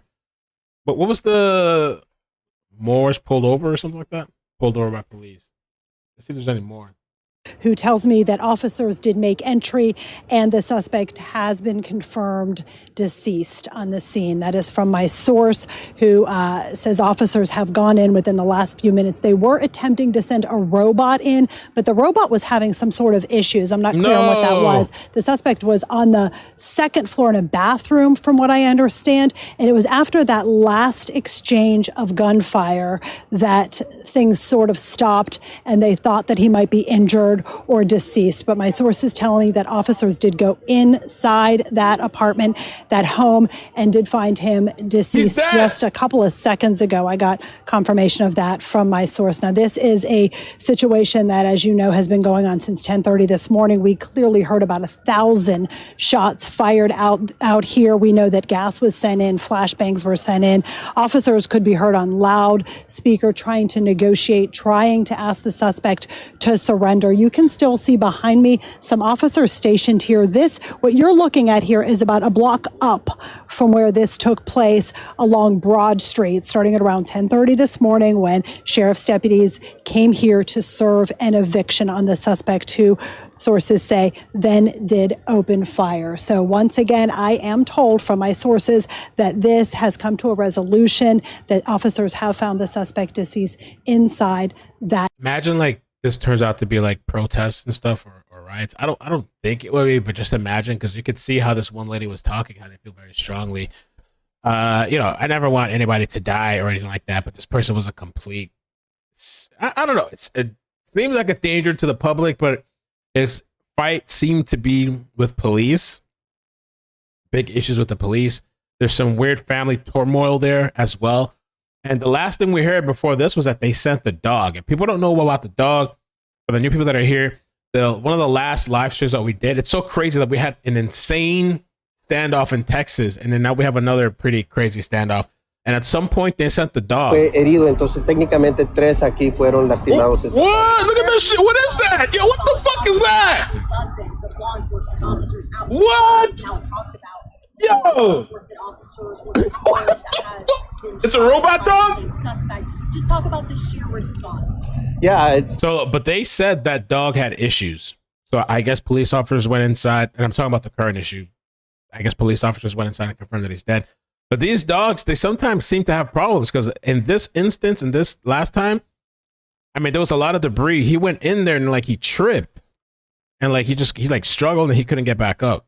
He was like laid out for a while. I was like, damn, they got to upgrade that shit. And so again, the dog now had some more issues with this situation. This guy seemed to have, I mean, I don't know. I don't know the guy. You know what? The best thing out of this is that nobody else was, to my knowledge, killed. I heard there was some injuries. Besides this person, from my knowledge, nobody else was killed. Now, the thing with that, too, is like, who knows if they, you know, all those bullets flying everywhere, who knows if they walk into some house and somebody got hit by a stray bullet, you know, I don't know. That could be possible, too. But as far as I know, out to him. They actually talked to me in an effort to reach out to him to try to convey to him how important it was not only to them but to Hardison's grandchildren Thank you, Sam. that he surrender to police and get out of there. They were really, really concerned. Obviously, as his family members, they said he's had a bit of a history with police, but he was not someone who they expected to end up like this. They were just very, very concerned, and they were in communication. His son was in communication with police negotiators after speaking to me in an effort, again, to try to reach through to him to get him to surrender. 1,000 So we have not spoken to him, obviously, since we're just hearing about this, but clearly the family's got to be very distraught about all this. All right, Paul Van Osdol for us live in Garfield. And yeah, I'm assuming they're distraught, but who knows with all the shit that was really happening. It's too bad, but I'm also happy that nobody got hurt. Now, I just want to, again, for the people on my channel that don't know what's going on, there's a legal situation with me going on. I can't really talk about it. I can give you a link that you can either just read it if you're curious to know what happened. It's on my community tab on YouTube. There's also, I'll put a link in there's a link in the description, I think. Is there a link in the description? Yes, there's a link in the description. I'll also put it in the chat. There's a lawsuit. So if you're curious, you want to know about it, or you want to support me, you can. It's optional. I just lost the chat here. So yeah, definitely go make sure you check that out. There is a link here. Takes you to PayPal, and this is just something that's been a long time coming. Long time coming. People that have been here for a long time, they know. But if you don't know, there's a link and you can go read for yourself the complaint. And again, I just want to say just really thank you so much for the people that have supported me. Really love you guys. And you know, when I can update stuff, I will if I get the okay. But that's just what's going on there. Okay. Let's see what else they're saying. That is just a very small piece of what's been going on all day today. Here is what at this hour. Pittsburgh's Action News. And I'm sure with this guy, there'll probably be more information coming out. Who knows about his history and stuff. Even after we saw that YouTube video, I was like, this guy's probably not gonna give up. Kitty, thank you so much for the 7-month membership. Says we love you, Mel, and we got your back. Thank you. And if you guys, you know, you don't have to send anything, but you could share it. If you want to just share the link, that helps out too. Or just keep watching my videos. You know, that helps. Everything helps. I can prep. Thank you for the super chat. It says need to use those climbing toy cars instead. Megan Mosh, thank you so much for the membership. Crystal, crime, time, speculation, and opinion talk. Thank you for the super chat. Says houses in that area are being stolen from lots of people. I live here. My husband works as a manager of security in that hospital. Ooh. George Ann Rose, thank you for the membership. Lynn Gaddis, thank you for the 2-month membership. Says Mel, you got this. We're all behind you. Thank you. Yo, the support has been amazing. Seriously, it means so much to me. I wish I could say more, but you know, I can't. And it just means a lot. It really means a lot. BC. Oh yeah, I got that already. Christy, thank you for the 6-month membership. Says what a wild Wednesday. Thanks for all you do, Mel and Mods. Thank you. Let's see what else. Shavir N, thank you for the super chat. Says thank you, Mel and Moss, for everything you do. We appreciate you all. Allison Faye says they always say that shit. Oh, okay, caught up. Medic 861, thank you for the membership. And Midnight Noon, thanks for the membership. Olivia says we're behind you, Mel. Thank you. And My Try for Reals, thank you for the membership.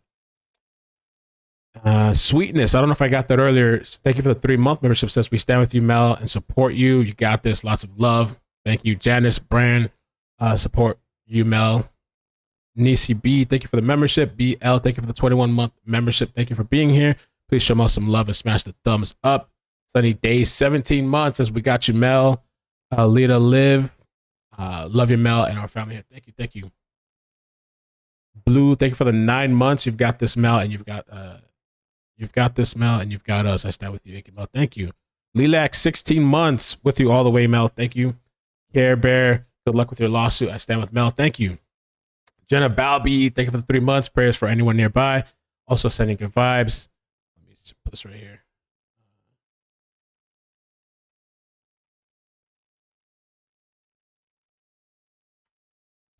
Let me see what else.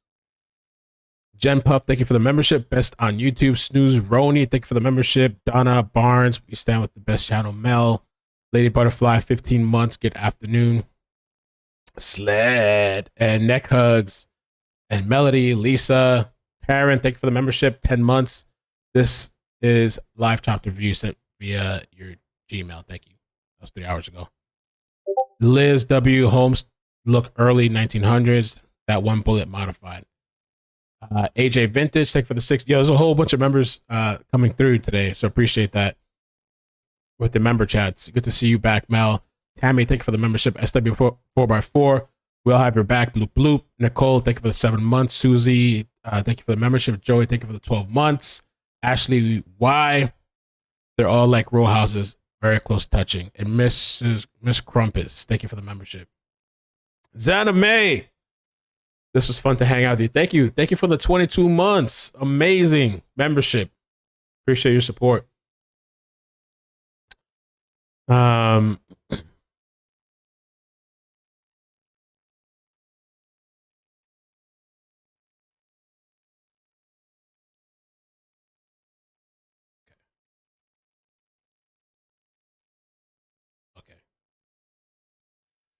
All right, and we're out of here. Thank you guys so much.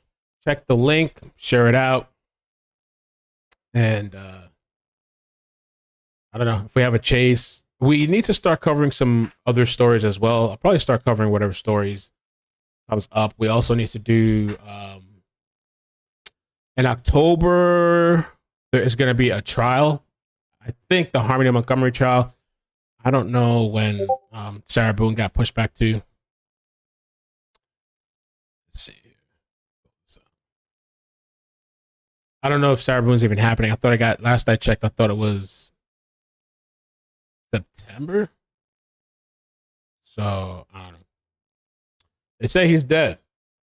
Still reeling from what took place today, but thank goodness no one was hurt. Right. Well, nobody hurt. So, besides the suspect, of course. So, all right. I love you guys. Take care. Peace. Bye. Bloop, bloop.